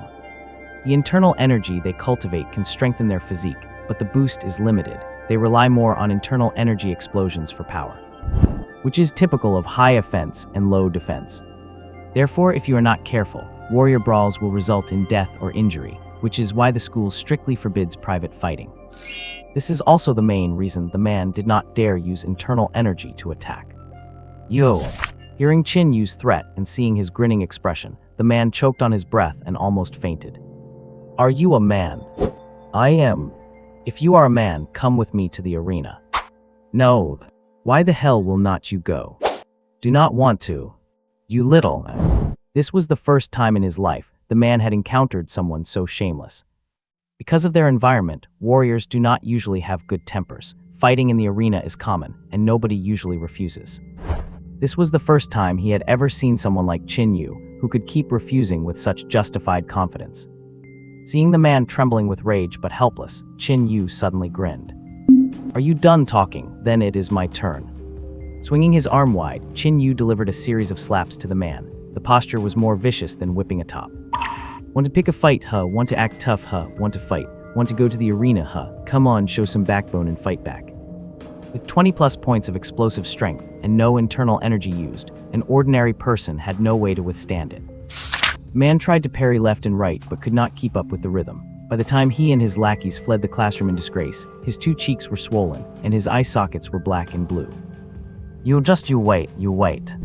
Ho, still not convinced. Seeing that the guy still dared to make threats after being beaten up like that, Qin Yu channeled his energy, lifted the podium desk, and threw it out the door. With a crash, the podium desk shattered into pieces, sending several students scrambling for cover. Qin Yu nodded in satisfaction after finishing all this. In the next second, a head peeked in from the door. Homeroom teacher Zhao Yoren stared at the classroom in a daze. She looked at the smashed podium desk, then at Qin Yu standing on the podium, her expression shifting quickly from confusion to rage. Qin Lu, you pay for my desk. At 6 p.m., a dejected Qin Yu walked out of the school. He had been scolded by Zhao Yoren for over 2 hours while she pinched his ear, and his ears were almost forming calluses. The main issue was that he got scolded, but did not gain any energy. Even though Zhao Yoren was furious, she provided less than 20 points of energy in total. This deal, it is a huge loss. Taking a small notebook out of his backpack, Qin Yu quickly wrote down Zhao Lu's name in it. There is no profit to be made from this person. Do not provoke unless absolutely necessary. And right above Zhao Yoren's name, Yuna's name was strikingly visible. Zhao Yoren had no profit to offer, making provoking her not worth the effort. As for Yuna, she was simply someone he could not afford to mess with.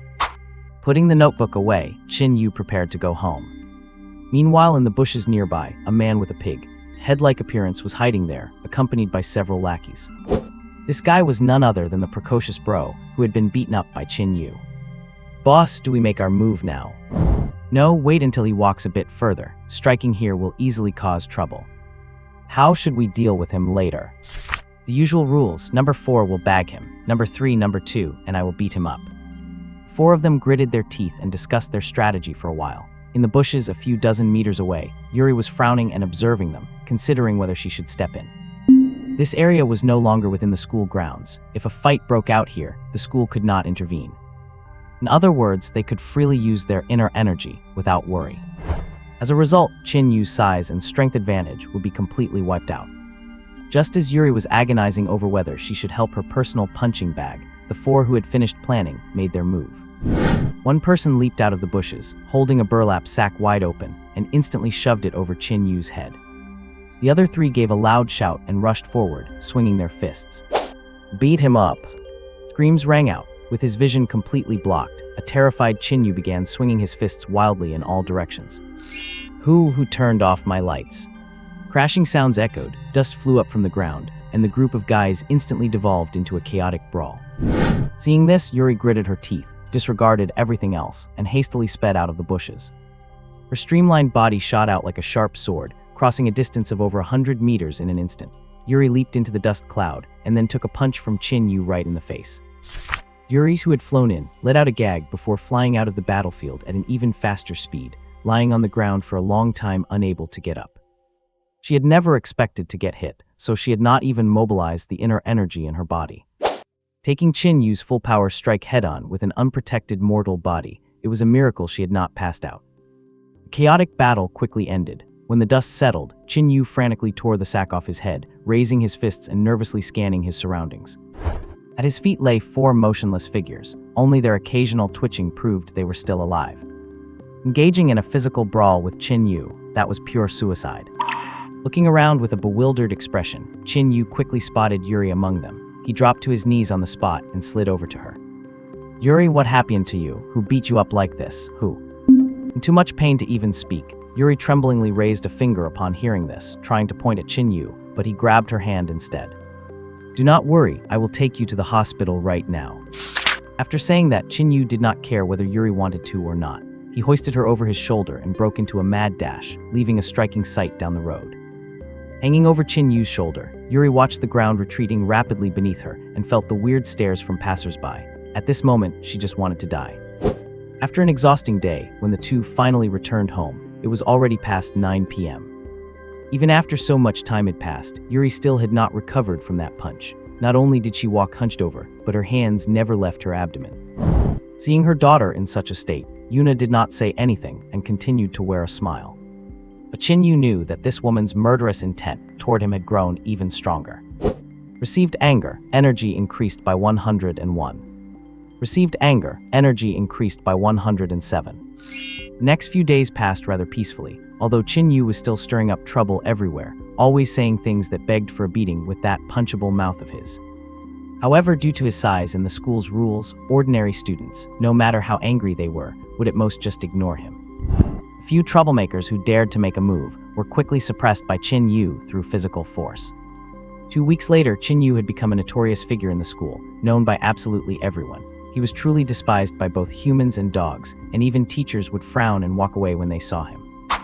Rumor had it that if you dared to talk to him, it would be a miracle if you did not get angry within 3 sentences, and you would be a fool if you did not start swinging within 10.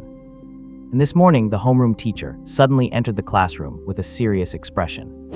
The students sat up straight, as tense as if they were being sent to the execution ground. Before Qin Yu, who was sitting at the very back, could figure out what was happening, Zhao Yoren slammed both hands heavily onto the desk and shouted, "Students, the highly anticipated major event is about to begin. Are you fully prepared?" Some students suddenly raised their heads. "Teacher, we have always been ready for this." Another portion of the students lowered their heads in dejection. "Teacher, we can only be spectators for this event." Qin Yu, however, could not help but widen his eyes. "Event? What is it? Did something happen?" Looking at the out-of-place Qin Yu, the corner of Zhao Yoren's eye twitched slightly. She did not bother to pay attention to this guy and shouted loudly again. "There are only 11 days left until the annual Northern District High School League. All schools in the Northern District have 9 participant slots, and our advanced class, Class 2 of the 3rd year, has 1 slot. Students, I hope you can compete fairly. Select the strongest person to represent our class in battle. Participate in the High School League and win back glory." "Glory, glory, glories." The students shouted out passionately, and only Qin Yu instantly slouched back in his chair lazily. What the heck, after all that build-up, it is just the college entrance exam. He thought it was some big deal. Taking out a box of bubblegum and pouring all of it into his mouth, Qin Yu started chewing loudly, which made Zhao Yoren's eye twitch even more violently. "I have applied for a dedicated training room for our class. Smack, smack. We can use it freely before the tournament begins. Smack, smack. Our class will compete in a King of the Hill format. Anyone can challenge the winner, with no limit on the number of attempts, but exhaustion tactics are not allowed. Smack, smack. Qin Yu." Listening to the incessant noise in her ears, Zhao Yoren finally could not bear it any longer and roared in anger. Startled, Qin Yu shot up and stood ramrod straight. "Here, spit that garbage out of your mouth right now." "Yes, Tui." The chewing gum flew out and stuck to the hair of the female student in front of him with a smack. Sensing what had happened, the female student's eyes widened instantly, and she turned her head to look at Qin Yu in shock. Seeing this, Qin Yu gave an awkward laugh, pulled out a pair of scissors from who knows where, and snipped off the sticky hair with a snip. This practiced move made the female student's eyes widen even more. Meanwhile, a thoroughly enraged Zhao Yoren suddenly pointed to the corner of the classroom. "Go stand over there. Everyone head to Training Ground 4 in an orderly fashion. We will be holding an 11-day tournament there." Zhao Yoren directed the students out of the classroom as she spoke. Qin Yu, who was standing in the corner for punishment, blinked upon hearing this. "Teacher, do I need to go too?" Zhao Yoren squinted and smiled. "Why would you go? You have offended everyone there. Do you want to go and wait to be beaten to death?" Then what should I do?" "Stay here and watch." Oh, everyone left one after another. Finally, even Zhao Yoren walked out of the room, closing the door behind her. Qin Yu turned to look at the empty classroom and remained silent for a full 10 seconds. "Teacher, you all left. What am I supposed to watch? Take me with you, teacher." A few minutes later, a sneaky figure appeared at the entrance of Training Ground 4. Qin Yu gently pushed the door open and cautiously poked his head inside. In the next second, Zhao Yoren, who was standing by the door, grabbed him by the ear and dragged him into the room. "Teacher, that hurts." "Nonsense, my ears do not hurt at all." "But mine do." "What did you come here for?" "To compete in the tournament." "Compete in the tournament." Looking at this unreliable student, Zhao Yoren did not know whether to laugh or cry. She raised her hand and pointed around, her expression strange. "Do you think they look like they want to compete with you?" Qin Yu looked up and realized that the students who were warming up had all stopped what they were doing and were looking over here. Those fierce, hostile gazes held absolutely no hint of friendliness. Facing so many bitter and hateful expressions, even an Olympic athlete probably would not be able to say that friendship comes first and the competition second. With a sheepish laugh, Qin Yu shrank his neck. "They do not look like they want to compete, they look like they want to beat me up. At least you have some self-awareness." Zhao Yoren, also looking helpless, suddenly grabbed Qin Yu by the collar and dragged him to the side, whispering, "You have offended too many people lately. Basically everyone here has a grudge against you. In the past, the school did not allow the use of internal energy, so you could bully others by relying on your size, but here, internal energy is allowed. Be careful not to get beaten to death by them." "Then what should I do?" Anyway, given your strength, do not even think about representing the class in the competition. Just go sit aside obediently. Remember, if anyone provokes you, you are not allowed to fight back. Otherwise, even I cannot save you." "Oh." Qin Yu nodded and obediently went to sit aside. Actually, he did not really want to fight with others either, because he could still gain energy in this place, even without throwing a punch. Listening to the constant energy boost notifications in his ears, and feeling the friendly and amiable gazes of his classmates, Qin Yu could not be more comfortable. When someone detests you, you do not actually need to go up and provoke them. This resentment will constantly stimulate their nerves and cause them to harbor negative emotions toward you. If Qin Yu were to fight someone at this point and win with an overwhelming victory, it actually would not be a good thing. When you appear too powerful, negative emotions like disdain, disgust, and aversion are very likely to be replaced by fear. You feel disgust toward those who are weaker than you. But when they are far stronger than you, the feeling of disgust is neutralized. When you face a monster that can crush you at any time, do you feel disgust? No, you only feel fear. The students in the class had already started warming up with each other. As martial artists, their way of warming up was certainly not doing calisthenics. There is only one word for a martial artist's warm-up: fight. Accompanied by the activation of internal energy, the students paired up and launched attacks at each other. Fists flew through the air, and some even drew weapons. However, the two closest to Qin Yu were fighting half-heartedly. One of them glanced sideways at Qin Yu, who was lounging on his chair, and suddenly gave his companion a look. That companion reacted quickly and actually collapsed to the ground with a cry. "Ouch, ouch, my waist, my waist. I pulled a muscle in my waist." Zhao Yoren, who was watching from the sidelines, hurried over and helped him to a chair. The student, whose face had gone pale, murmured while holding his waist and spoke up. "Teacher, I hurt my waist, and I am afraid I cannot compete today. But you cannot leave my sparring partner without a warm-up partner, so maybe." As he said this, the student cast a direct glance at Qin Yu, who was off to the side. In the next instant, before the student could even finish, Qin Yu suddenly clutched his butt and let out a scream. "Ouch, my butt is pulled. Oh wait, no, it is crushed, it hurts like crazy." Zhao Yoren, standing beside him, looked at him with an expressionless face. "Does it hurt?" "Yes, it hurts beyond imagination." "Then why do not I feel anything?" "Teacher, you are joking, my butt hurts, how could you possibly feel it?" "Oh, so you know it is your butt that hurts, then why are you pinching my butt?" Zhao Yoren suddenly grabbed Qin Yu by the ear. She was truly angry this time and twisted it a full circle, causing Qin Yu to leap up from his chair with a yell. "Ouch, ouch, ouch, ouch, ouch. How about that? Does it hurt beyond imagination now?" Zhao Yoren was practically gritting her teeth as she spoke. What else could Qin Yu say? He could only nod frantically. "If you dare to act like a hooligan with me again, I will break your legs." She growled viciously and suddenly turned to look at the other student. "Are you hurting too?" "Yes, no, it does not hurt anymore. It does not hurt. My waist is fine now. I am going to go warm up right now." The student scrambled back to the ranks, while Zhao Yoren stood there fuming with her arms crossed. Qin Yu, clutching his ear and lying back on the chair, resumed his lazy lounging pose. He had no intention of participating in the tournament, nor did he ever intend to become famous. Because being a celebrity is different, everything you do will be viewed through colored glasses. If an ordinary person offends someone, that person will glare at them immediately. But if a celebrity offends someone, the outcome is not necessarily the same. Qin Yu decided to be an ordinary person for a few more years and get his defense stat up to 400 first. Once he is invincible in the world, then he will consider coming out of hiding. The internal tournament for Class 2, Grade 3 began quickly, and they fought for 9 whole days. Qin Yu went to watch for 3 days, then snuck away and never went back. Reason was simple: the students were focused on fighting and watching, so nobody had the spare time to glare at him. Plus, with Zhao Yuan protecting him, if Qin Yu had dared to cause trouble, he would have been hauled out by his ear without a word. Without any benefit to gain, Qin Yu was naturally too lazy to keep watching the show. Over the past few days, he had expanded his target of annoyance from the school to the surrounding 5 streets. Wherever he went, it was truly chaos, making everyone and even the dogs miserable. Whether it was telling a coffin shop owner that the patterns on his wreaths were too plain, or telling a noodle shop owner that the beef in his noodles dissolved in water, he did whatever was the most annoying thing to do. On the morning of the 10th day, before dawn had even broken, Qin Yu went out again to pick a fight with someone. Ding! The doorbell rang as a burly figure walked into the room.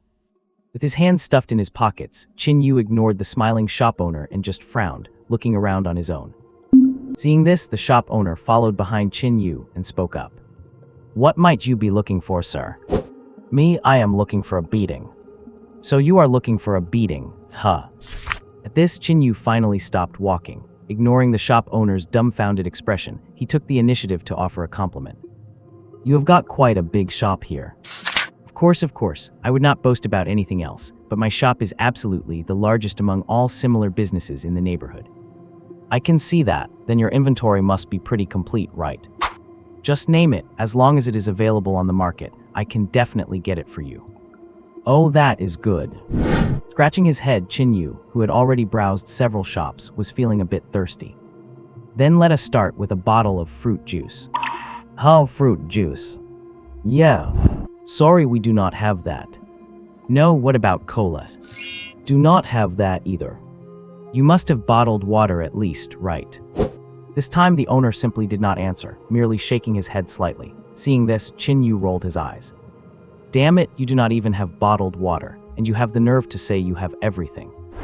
"Bullshit, I run a funeral supplies shop. Is it weird that I do not have bottled water?" Pointing at a funeral wreath nearby, the shop owner looked annoyed. "Are you here to buy something or not? You are just here to pick a fight, or not you? If you are not buying, get out." "Do not be mad. A businessman should value harmony above all. I never said I was not buying. Do you sell candles here?" "Yes, white ones, 25 each." "That expensive? Are these candles made of gold, or are the wicks made of gold?"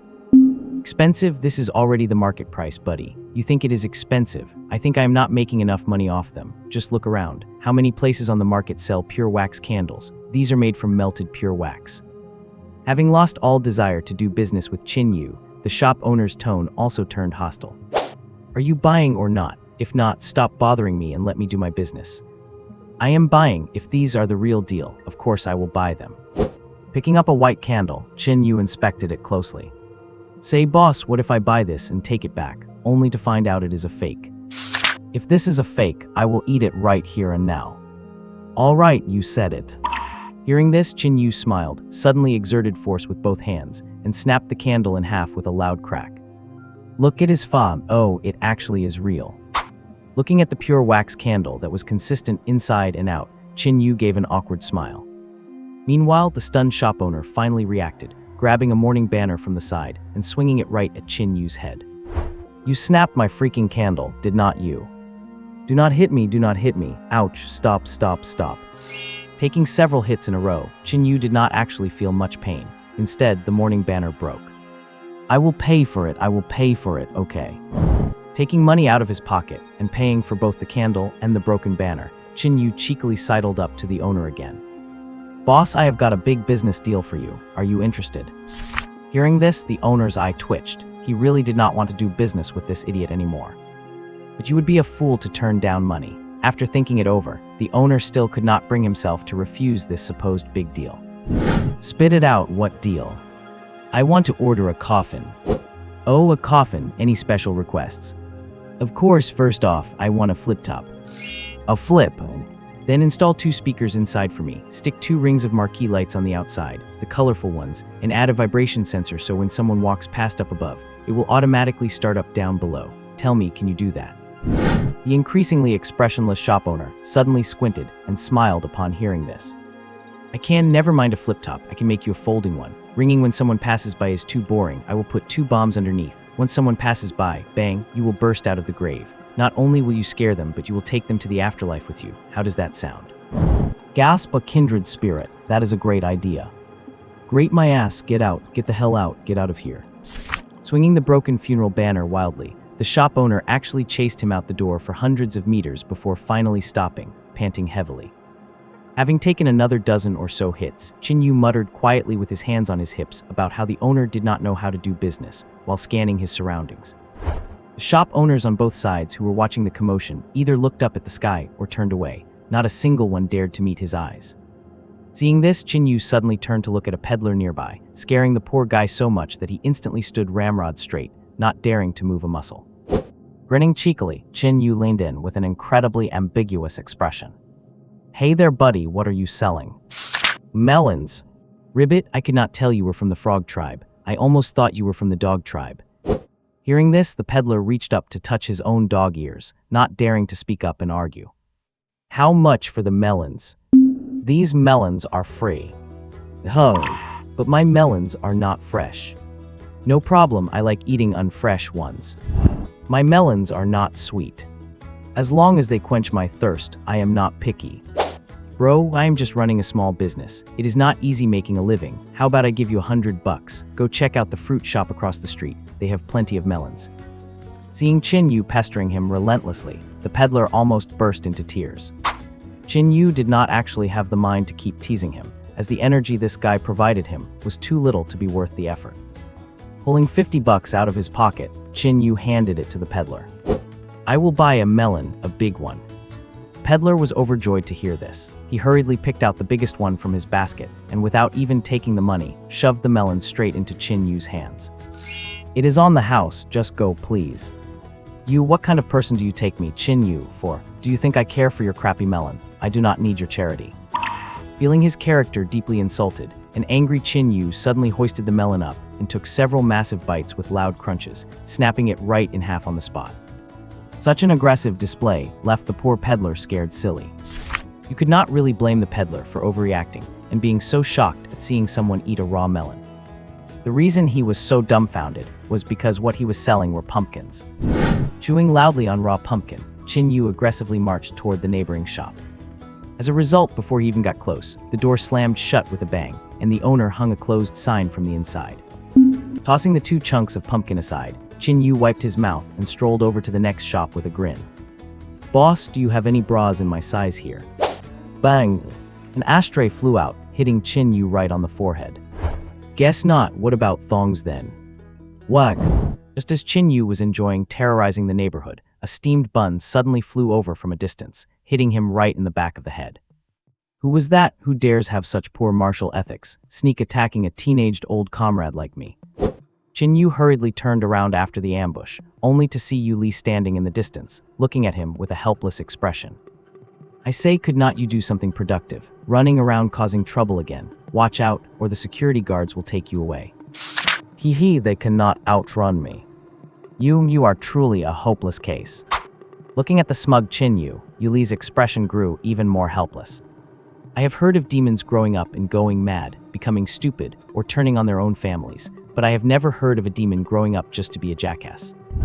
Is not that all thanks to your excellent teaching. As the saying goes, he who stays near vermilion gets stained red. Qin Yu. And he who stays near you gets flat. Go to hell. On the street, a familiar chase scene broke out once again. Only this time, instead of the shop owners chasing Qin Yu to beat him, it was Yu Li. The 2 of them ran for miles in one breath. Seeing that Qin Yu could not be caught, Yu Li stopped, panting heavily. Qin Yu, who had also stopped, turned to look Yu Li up and down, then suddenly raised his eyebrows in surprise. Yu Li was dressed quite differently today. She usually wore either her school uniform or gym clothes. But today, not only was Yu Li wearing an expensive custom martial arts uniform, but she also had a long sword strapped to her back. Most importantly, she was wearing a single gauntlet on her left hand, which looked like heavy armor. This outfit. Hey, how did you get your hands on a two-piece set from the Wild Horse Knights? If Aunt Yuna finds out, she will definitely break your legs. Qin Yu's question immediately perked Yuli up. She flicked her left hand with a flourish, looking incredibly proud. HMPH, this was officially permitted by my mother. If it were not for the fact that I have not completed the Wild Horse Knights initiation ceremony yet, I would have worn the entire set today. The whole set, what for? Are you planning to blow up the school? I am not you, do not project your filthy thoughts onto me. If you are not blowing up the school, then why are you fully armed? To fight, of course. Yuli tilted her head triumphantly. In the few days you were gone, our class tournament reached its climax. And your big sister here, a reserve knight of the Wild Horse Knights, is one of the finalists. To be honest, the other guy is quite a handful, and he has a lot of fancy gear, so I was not entirely sure I could beat him. But now that I have these two items, it is a piece of cake. Stroking the hilt of the sword behind her, a unique charm radiated from Yuli. This charm was called confidence. It was as if, with this sword, she already stood above everyone else. The Wild Horse Knight's sword and the Legion Gauntlet are standard equipment for the Wild Horse Knights. The sword is the main weapon used to kill enemies, while the gauntlet is a piece of auxiliary armor that allows the sword's power to be unleashed to its fullest potential. Yuli, who had always wanted to become a Wild Horse Knight, was overjoyed to finally have these items, and she skipped all the way to school. Qin Yu stood still, silently watching Yuli disappear from his view. The Wild Horse Knights, a name representing glory, had been disbanded 10 years ago. This little girl not only wanted to pursue her parents' glory, but she was even fantasizing about rebuilding the Wild Horse Knights. A child's fairy tale. Shaking his head, Qin Yu did not take it to heart and turned back to continue harassing his neighbors. As for Yuli, she had already arrived at Hetch High School and headed straight to her class training ground. Most of the 40-plus students in the class were already there. Those who were absent either did not want to watch or were busy recovering from injuries. There is no such thing as holding back in a duel between martial artists. Powerful attacks combined with relatively fragile bodies make it hard to stop in time. Broken bones or even lost limbs are common occurrences. Fortunately, when martial artists reach the third rank, they can master martial techniques, including healing skills that are remarkably effective, even allowing them to quickly heal severed limbs. Otherwise, few of these martial artists who dance on the edge of a blade would have all their limbs intact. Students of Class 3 to 2 stood far apart, leaving a large open space in the middle. After entering the room and getting into the zone, Yuli quickly stepped in and stood to one side. On the other side, someone was already waiting. Unlike Yuli, who only carried a long sword, the guy opposite her was fully armed. He wore medium armor all over his body, held a spear in one hand and a shield in the other, and with a red cape on his back, he looked quite majestic. Magic energy armor, kinetic spear, magic energy shield. Just this set of gear must have cost over $1 million. In previous bouts, many students could not even break through his defense. Seeing how well-equipped her opponent was, the smile on Yuli's face gradually faded. She cupped her hands to perform a martial artist's salute, then drew her sword and took a strange stance. The Wild Horse Knight's sword was slanted in front of her, and her gauntleted left hand gripped the blade directly. This is the standard Wild Horse Knight charging stance. Once close to the enemy, she could instantly transition into several different variations, enough to handle any situation. Seeing that Yuli had brought a weapon this time, the expression of the heavily armed man changed as he hurriedly raised his shield and spear, taking a defensive stance. Reserve Knight of the Wild Horse Knights, Yuli, student of Class 3 to 2 at Hetch High School, reporting for battle. Heir to the White Dog Merchant Guild, Bai Zaioi, student of Class 3 to 2 at Hetch High School, reporting for battle. After the exchange of identities, the energy within Yuli suddenly erupted, and she vanished from where she stood in an instant. With a swoosh, the blade slanted in front of her lunged forward along with her body.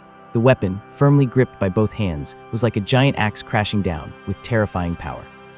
Aizaoi, fully braced for defense, felt his body sink as he was pushed back 3 or 4 meters, and a deep scratch appeared on his sturdy magic energy shield. That was not the end of it. Once her charge was blocked, Yuli instantly changed her tactics. As her gauntlet released the grip, the sword slid along the shield, scattering a shower of sparks. Upward strike, helmet shaving slash.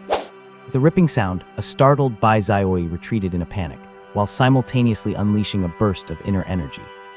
The energy of an average person would form visible shockwaves on their skin, which might look impressive, but is actually a significant waste. However, the energy Bai Zaioi emitted was entirely absorbed by his magic energy armor, converting it into defensive power. And that is exactly how magic energy armor is used. Amidst the flying sparks, Yuli's blade grazed Bai Zaiui's helmet, leaving a deep scratch near his left eye. Breaking out in a cold sweat, Bai Zaiui hurriedly countered, slamming his shield 3 times in an attempt to force Yuli back and find an opening to reorganize. However, Yuli was no novice. After being pushed back 2 steps, the girl actually burst with energy and charged right back at him. With a loud bang, the two collided heavily. Yuli slammed her shoulder into the shield, locking her and Bai Zaiui in a stalemate, with neither taking a single step back.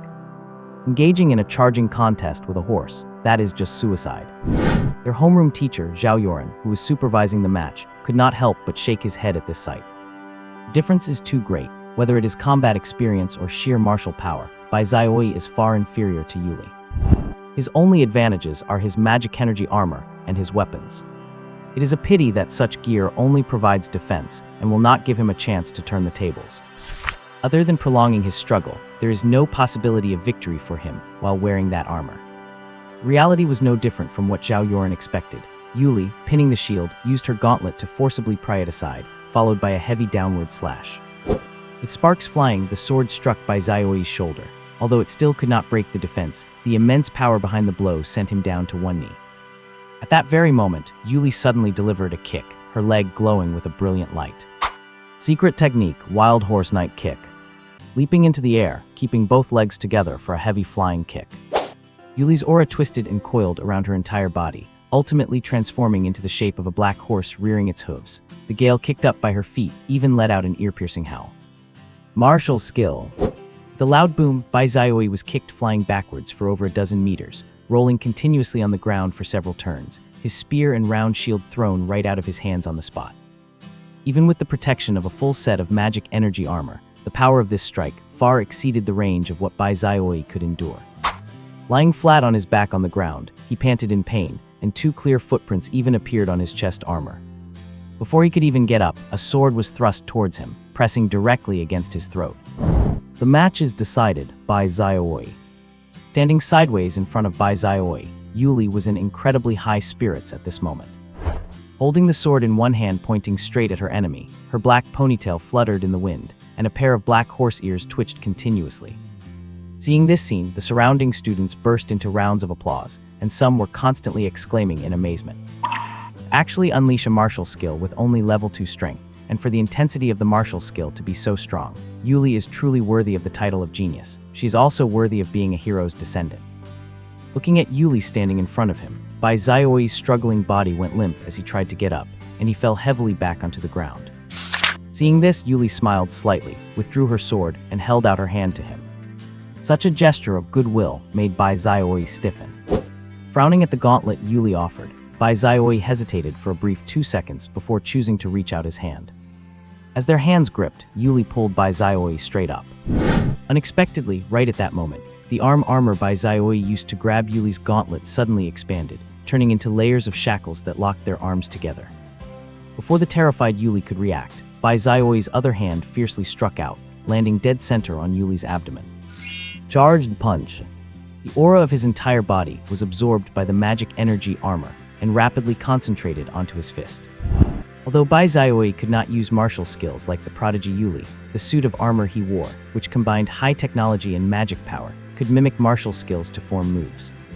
With a punch blasted out, her left hand locked. Unable to draw her sword in time with her right hand, Yuli took the hit point blank, her entire body bent into a C shape, completely hanging on her opponent's fist. A mouthful of blood spewed out, splattering all over Bai Zaiui's head and face. It is not over yet, second stage charge. Ignoring the blood that splashed into his eyes, Bai Zaiui let out a furious roar, and the rapidly absorbed aura within the armor burst forth once again in a concentrated explosion. Yuli, whose feet had already left the ground, was hit in the abdomen by this closely following second impact, and her whole body was blasted flying on the spot. But because her arm was locked, she was forcefully yanked back after flying half a meter. Magic energy shoulder throw. Yanking the arm of the defenseless Yuli, Bai Zaiui used the power of his armor to forcibly swing Yuli into the air, and smashed her heavily onto the ground. Hit by 3 consecutive attacks comparable to martial skills, and completely off guard, Yuli was now slumped on the ground, all of her aura blasted away. The sudden and unexpected turn of events caused a dead silence all around, Even the teacher, Zhao Yoren, was stunned in place. It was not their fault for being stunned. The moment Bai Xiaoyi accepted Yuli's goodwill, the match should have logically ended. Who could have anticipated it? Who knew this kid would abandon martial ethics and launch a sudden sneak attack? And what could such a sneak attack bring him? Victory? No, no, no. This would only make him despised by everyone. The representative competing for the class would still be Yuli. Students understood this, the teacher Zhao Yoren understood this, and Bai Xiaoyi, who launched the sneak attack, understood this just as well. Since he dared to launch a sneak attack, he naturally had his reasons. Right, Yuli had indeed won. She would definitely represent Class 2 of the third year in the competition, unless... A fierce glint flashed in his eyes. A grim smirk appeared on Bai Xiaoyi's face. Amidst the astonished expression of Yuli lying on the ground, this guy actually raised his leg fiercely, gathered all his aura in his leg armor, and stomped heavily down toward Yuli's left knee. Stop! Sensing something was wrong, Zhao Yoren suddenly erupted with her full level 4 aura, flying forward with a punch that landed right on Bai Xiaoyi's chest. This punch sent Bai Xiaoyi flying backward, traversing a distance of over 20 meters before crashing heavily into the wall, even causing a dense web of cracks to appear on it. But all of this was still too late. Having her knee stomped by the opponent, Yuli could not help but let out a tragic scream, her entire body curling into a ball. And her injured left leg was twisted beyond recognition. Crippled. Bai Xiaoyi, you have gone too far. Seeing her own student end up in such a state, Zhao Yoren flew into a rage, grabbing Bai Xiaoyi's faceplate and lifting him up. However, bleeding from the corner of his mouth, Bai Xiaoyi merely grinned. Teacher, I think it is better to heal her injuries first. You are no longer my student. Slamming Bai Xiaoyi heavily onto the ground, Zhao Yoren carefully picked up Yuli and sprinted towards the medical room. Half an hour later, in the principal's office, Zhao Yoren stood motionless in front of the principal's desk, her expression extremely stubborn. The principal, along with the two vice principals, looked gloomily at the documents in their hands. How are Yuli's injuries? To answer the principal, the doctor said there is residual aura inside her left leg. Although it will not leave any lasting effects, to completely cure it will take at least 3 days. 3 days? There's only 1 day left until the Northern High School League. After tomorrow, we have to go to the competition the day after. We cannot wait 3 days. No buts, consider this a lesson for the little girl. Mercy to the enemy will only harm oneself. Hearing this, Zhao Yoren lowered her head deeply, her fists slowly clenching tight. Then who should compete for our class? Does not your class have another genius? Bai Xiaoyi. A voice filled with gritted teeth rang out as Zhao Yoren widened her eyes in complete shock. You want him to represent our class in the competition. Do you have any other candidates? But I have already expelled him from the class. That will be after the competition. The most capable fighters in your class are Yuli and Bai Xiaoyi. We cannot just send some third-rate student to make a fool of themselves, can we? If you insist on letting him compete, our Class 2 of the third year would rather forfeit. As soon as Zhao Yoren said this, the principal and the two vice principals all set down the documents in their hands, looking at her with sharp eyes. Teacher Zhao Yoren, the Northern High School League is not child's play. It will be broadcast live nationwide. I know, but that is exactly what that bastard was planning. I know his character is lacking, but this competition concerns the school's honor, and your class must send a representative, and it must be someone from your class. Parachuting someone in will not do, otherwise we will be laughed at by others. But I know you look down on him, and actually we look down on him too. To do such a despicable thing, he does not deserve to be a martial artist. But now the arrow is on the string and must be fired. We have no choice but to resort to this bad plan. Taking off his glasses, the principal closed his eyes. Just let him compete. As for little Yuli's injuries, her medical expenses will be fully covered by the school. Additionally, the school will give her a recommended admission quota to any key university of her choice as compensation. Hearing this, Zhao Yoren opened her mouth, but ultimately said nothing. Bowing slightly, Zhao Yoren turned and left. After she left, one of the vice principals beside him frowned and could not help but speak up. Principal, the recommended admission quota is too precious. Our school only gets 3 a year. Is not this compensation a bit? Hearing this, the principal waved his hand, interrupting the vice principal's words. It is different, she is different. She's a descendant of the Mustang Knights. To save our northern region, the Mustang Knights were almost entirely wiped out in battle. Meanwhile, we old fools hid in the city afraid to go to the battlefield, making excuses about protecting the city and the civilians. We owe them. A mere recommended admission quota is not too much. On the contrary, it is too little, far too little. 8 p.m. and the sky had already darkened. After a long day of being beaten up, Qin Yu finally returned home, feeling surprisingly refreshed. Shaking off the eggs, cabbage, catfish, potatoes, and watermelon that had rained down on him throughout the day, Qin Yu pushed open the door with a grin. However, the voice he expected to hear from Yuna did not sound. Looking at the mother and daughter sitting in the living room, Qin Yu felt a bit lost. Yuna, usually such a gentle beauty, was now smoking a cigarette, her eyes sharper than ever before. Opposite her, Yuri sat with her head hung low in silence. She had not taken off her arm guards yet, though her sword lay resting on the table. Seeing this bizarre scene, Qin Yu could not make heads or tails of it. "Hey, Yuri." With a wide grin, Qin Yu greeted her as usual. But today, Yuri did not roll her eyes or yell at him. She did not even acknowledge that he had come home so late. She stood up and walked toward her room, though her gait was uneven and clearly abnormal. Qin Yu looked closer, and the smile on his face instantly froze. Yuri's left leg was not only wrapped in bandages, but she was also leaning on a crutch. It was obvious she was badly hurt. With a bang, the door closed. Yuna also stood up from the table to head for her room, but as she rose, she spoke up. "There is food in the fridge, heat it up yourself." Just as Yuna turned to leave, a hand suddenly landed on her shoulder from behind. "Who did this?" Qin Yu's voice echoed, but there was no laughter left in his tone. Yuna's body tensed at his touch. She clenched her fists for a moment, then slowly relaxed them. The child had a match with her classmate today. I know she should have won. Yes, she should have, or rather, she had already won, but the opponent resorted to a sneak attack and crushed her leg. Shaking off Qin Yu's hand, Yuna walked toward her room. The doctor says she needs at least 3 days of treatment, so she has lost her chance to compete in the high school tournament, and therefore that brat is taking her place, right? Yuna did not answer, but stood before her door for a moment of hesitation before speaking. I made a bet with Yuri. I promised her that if she could represent her class in the tournament, I would accept her into the Wild Horse Knights, but she lost. With a bang, the door closed. Qin Yu stood before the door in silence. After a long while, he looked up at the Wild Horse Knight's sword on the table. A dream she had pursued for over a decade, clearly within arm's reach. The glory of a knight, the honor of her class, the trust of her mother, it all should have been hers. But it was all ruined by a single kick, and what is worse, it was not even a fair defeat. Taking a deep breath, Qin Yu turned and walked toward his room. But as he opened the door, he smacked his head right into the door frame. The next moment, Qin Yu hammered his fist into the frame. The beam, made of solid wood and coated in thick concrete, was shattered instantly, with a large chunk of wood pulverized into dust under his punch. With another bang, the third door closed. At dawn the next day, the Crane City School was bustling with activity.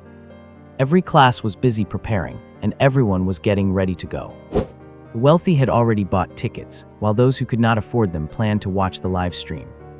Teachers were also organizing supplies. They would accompany their Class Is contestants to the arena.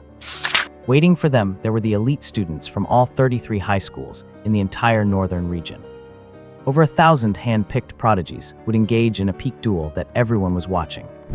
Class 3-2 was also busy, but the atmosphere here was quite oppressive. Yesterday's battle had left all the students feeling sullen.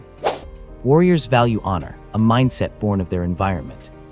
Living life on the edge every day, they could die on the battlefield at any moment. All that remained after death was their legacy of honor. The students were expressionless, some even tore up their tickets on the spot. Clearly, they no longer had any desire to watch the match. Bai Xiaoyi did not care at all about their reactions or the disgusted looks they were casting his way. They were about to graduate anyway, who cared what they thought of him?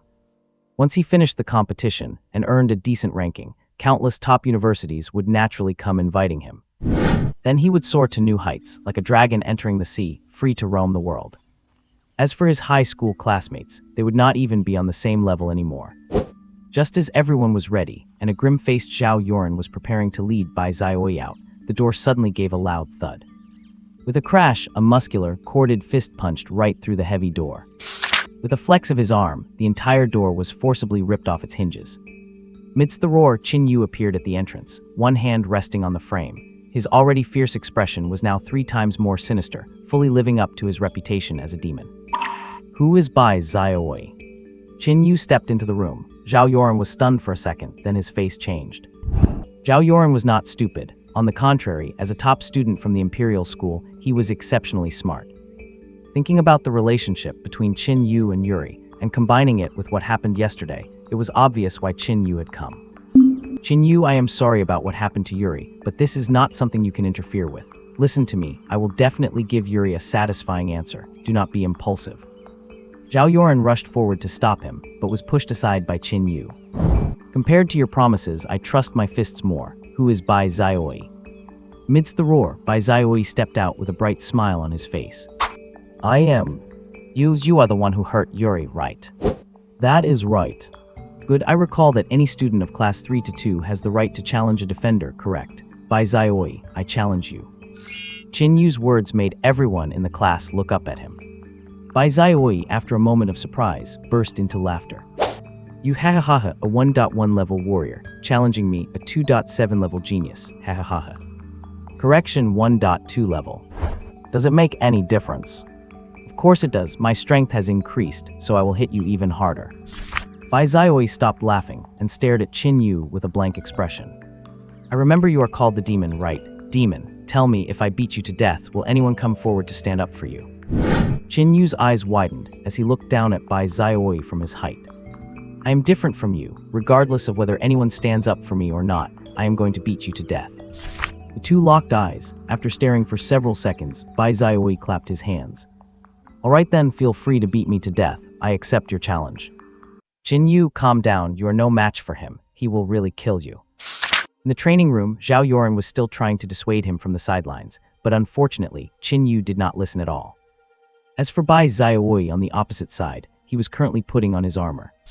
That is right, even facing Qin Yu, who was only at level 1.2 in strength, Bai Xiaoi chose to be fully armed. Because Qin Yu was a demon, and demons were not something to be messed with. At the very least, a demon's physique was vastly stronger than a human's. Having quickly donned his full body equipment, Bai Xiaoi stepped onto the arena holding a spear and a shield. Qin Yu pushed Zhao Yoran aside and followed him up. Seeing this, Zhao Yoran stomped her feet in anger, but there was nothing she could do. After all, she was just a teacher and had no right to stop the students from exercising their rights. If she forcibly stopped them and the matter was escalated to the school administration, she would not get off lightly either. Zhao Yoran could only stare at the arena nervously, ready to step in and save Qin Yu at the critical moment. Bai Xiaoi naturally noticed Zhao Yoran's little movements and could not help but grin, his expression exceptionally ferocious beneath the helmet. Save him? How could he possibly give her the chance? This kid was not Yuli. Yuli had a special status, so Bai Xiaoi did not dare to strike ruthlessly. But Qin Yu was just an adopted demon. If this kind of trash died, then he died. Placing the shield in front of him and resting the spear horizontally on it, Bai Xiaoi's entire body surged with vigorous energy. One move, I will pierce this guy's throat. Boom! With a loud boom, Bai Xiaoi unleashed his full power, his entire body turning into a streak of light as he charged directly at Qin Yu. In dealing with Yuli earlier, Bai Xiaoi did not dare to attack first at all, because he did not dare to compete in impact force against that centaur girl. But dealing with this demon Qin Yu, Bai Xiaoi did not need to care so much. Vigorous energy channeled into his leg armor, directly shattering the ground with cracks. Bai Xiaoi's speed continued to soar, and his spear was about to hit Qin Yu's throat. Closer, even closer. The kid opposite him did not even have time to unleash his energy. One thrust finished him, bam. Boom! An invisible impact formed a spiral shockwave in midair. Qin Yu instantly went from still to moving, dodging the spear thrust sideways while smashing a punch onto Bai Xiaoi's shield. With a loud crack, the magic energy shield was instantly covered in cracks. After holding on for half a second, it shattered into pieces. Force of Qin Yu's iron fist did not diminish, slamming unrestricted into Bai Xiaoi's chest armor. Not only did it severely distort the chest piece, but it also bent Bai Xiaoi's entire body into a C-shape. The sound reached their ears first, followed by a majestic shockwave. It blew the clothes of the surrounding people, making them rustle. Some even could not help but take a step back. In midair, Bai Xiaoi flew backward, his legs scraping the ground as he was sent flying straight out of the arena. He crashed heavily against the distant wall. In an instant, the wall was covered in cracks. The bricks and stones pressed right against Bai Xiaoi's armor were even shattered into powder. Zhao Yoran, who was preparing to rush up and save him, was completely dumbfounded by this scene. Surrounding students were also staring in sheer disbelief. Only Qin Yu's movements did not pause at all. Exerting force with his feet, before Bai Xiaoi, who had crashed into the wall, could even land, Qin Yu rushed in front of him, carrying a fierce gust of wind. Energy burst, a straight punch. Boom! Another loud boom. Qin Yu's second punch hit Bai Xiaoyi's faceplate dead center. The entire faceplate was beaten into a severe dent. The wall behind the helmet also turned into a spider web, with dense cracks spreading all the way to the ceiling. Left hook, right hook, left hook, right hook. Qin Yu looked like a mad tiger, not giving Bai Xiaoyi any chance to land. His two fists left afterimages as he desperately hammered at Bai Xiaoyi's helmet. A continuous series of thuds echoed out, each loud bang and grinding noise striking fear into people's hearts. Graz.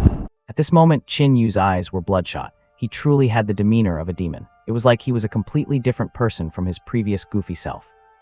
Qin Yu, that is enough, Qin Yu. Zhao Yoren, who had been standing there dumbfounded, saw that the entire specially made wall was about to be punched through. She turned pale with fright, unleashed her energy, and lunged over from behind.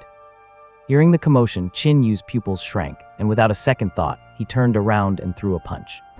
Seeing this, Zhao Yoren turned pale with shock and hurriedly threw a punch to counter. With a loud crack, the fast-approaching Zhao Yoren was sent flying back by the punch, staggering backwards for 5 consecutive steps. Qin Yu did not have it easy either. His whole body was jolted back, crashing into Bai Xiaoyi behind him, producing another loud boom. However, this clash did not have much of an impact on Qin Yu. After repelling Zhao Yoren, Qin Yu grabbed Bai Xiaoyi behind him, lifted him high above his head, and then slammed him down heavily.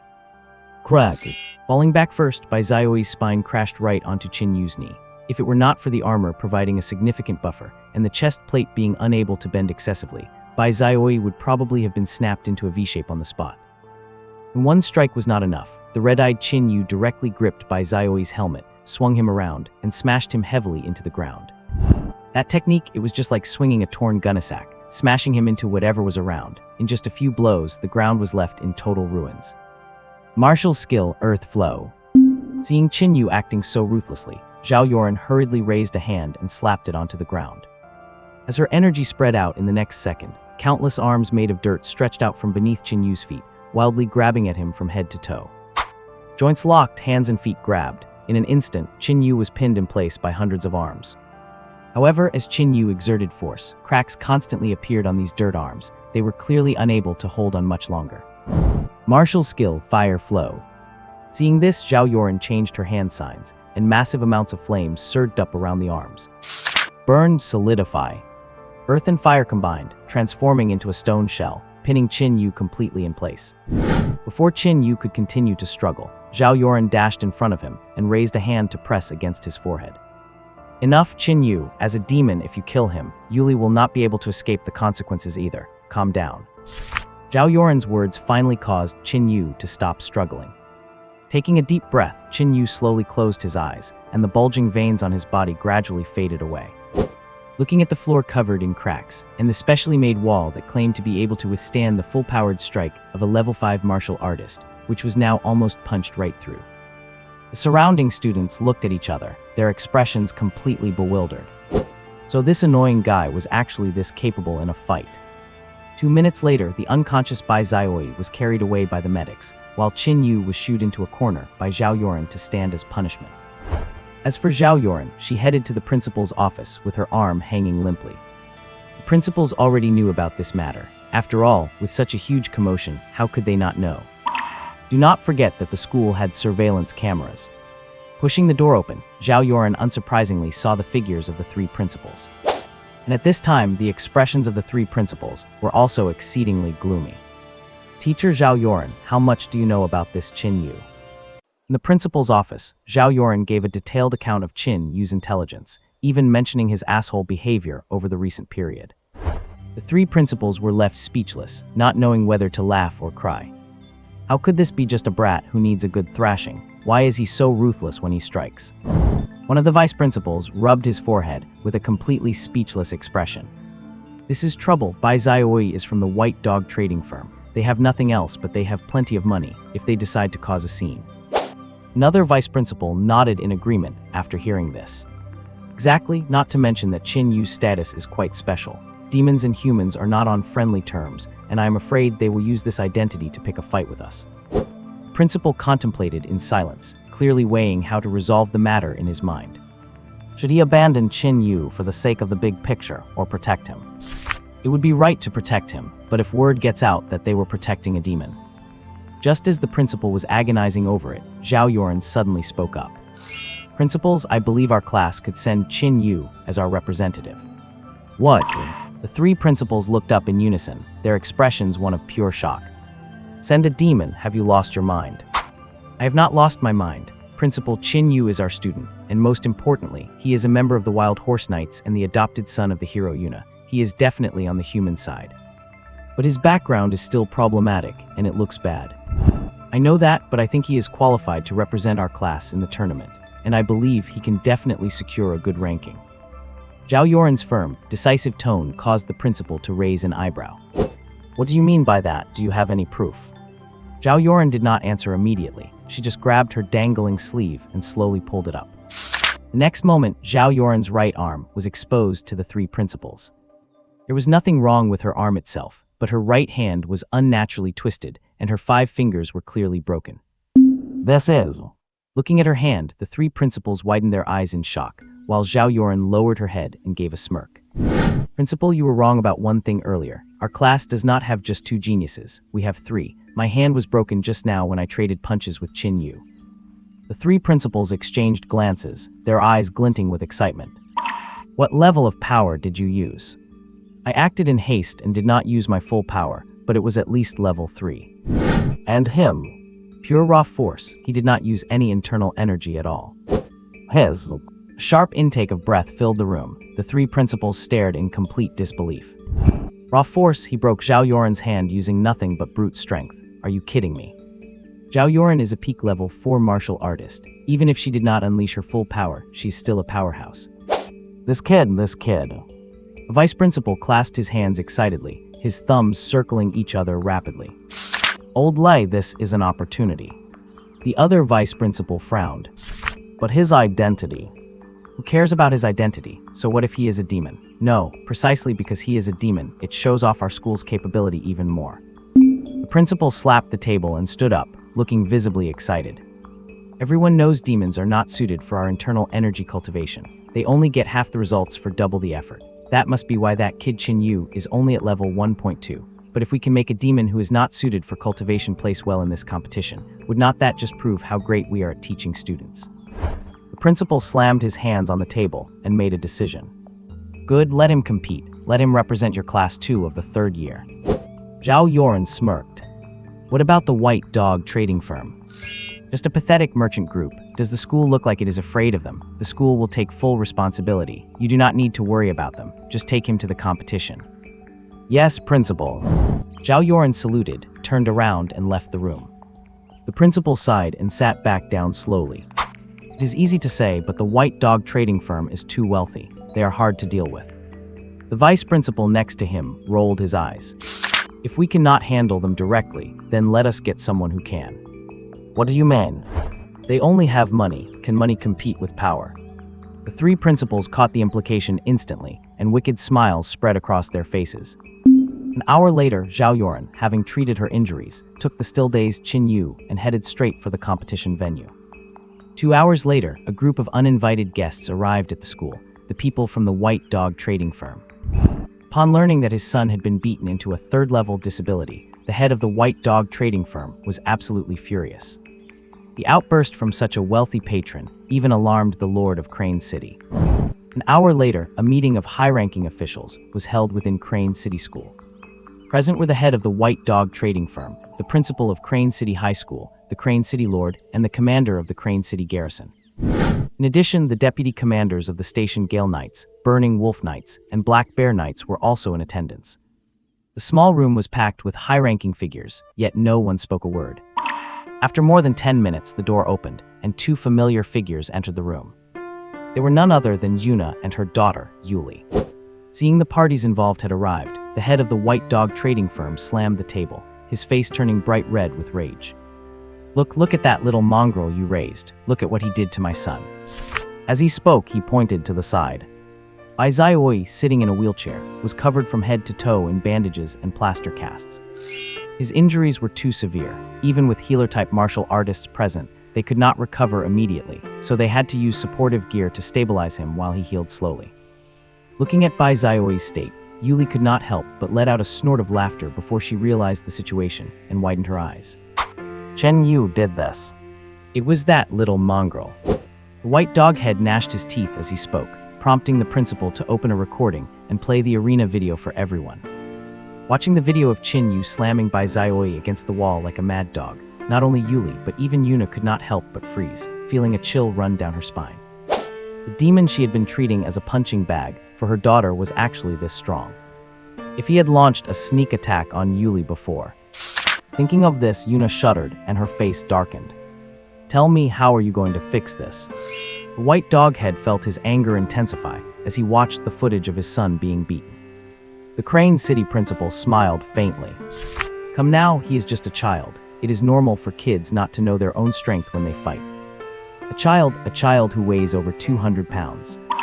Head of the white dog firm, this Qin Yu was acting completely within school rules. At most, he used a bit too much force. But your son also dealt heavy blows to Yuli earlier, did not he? And he sneak attacked her first. When one sister has her leg broken by a sneak attack, a brother getting angry and using force is understandable. It is human nature.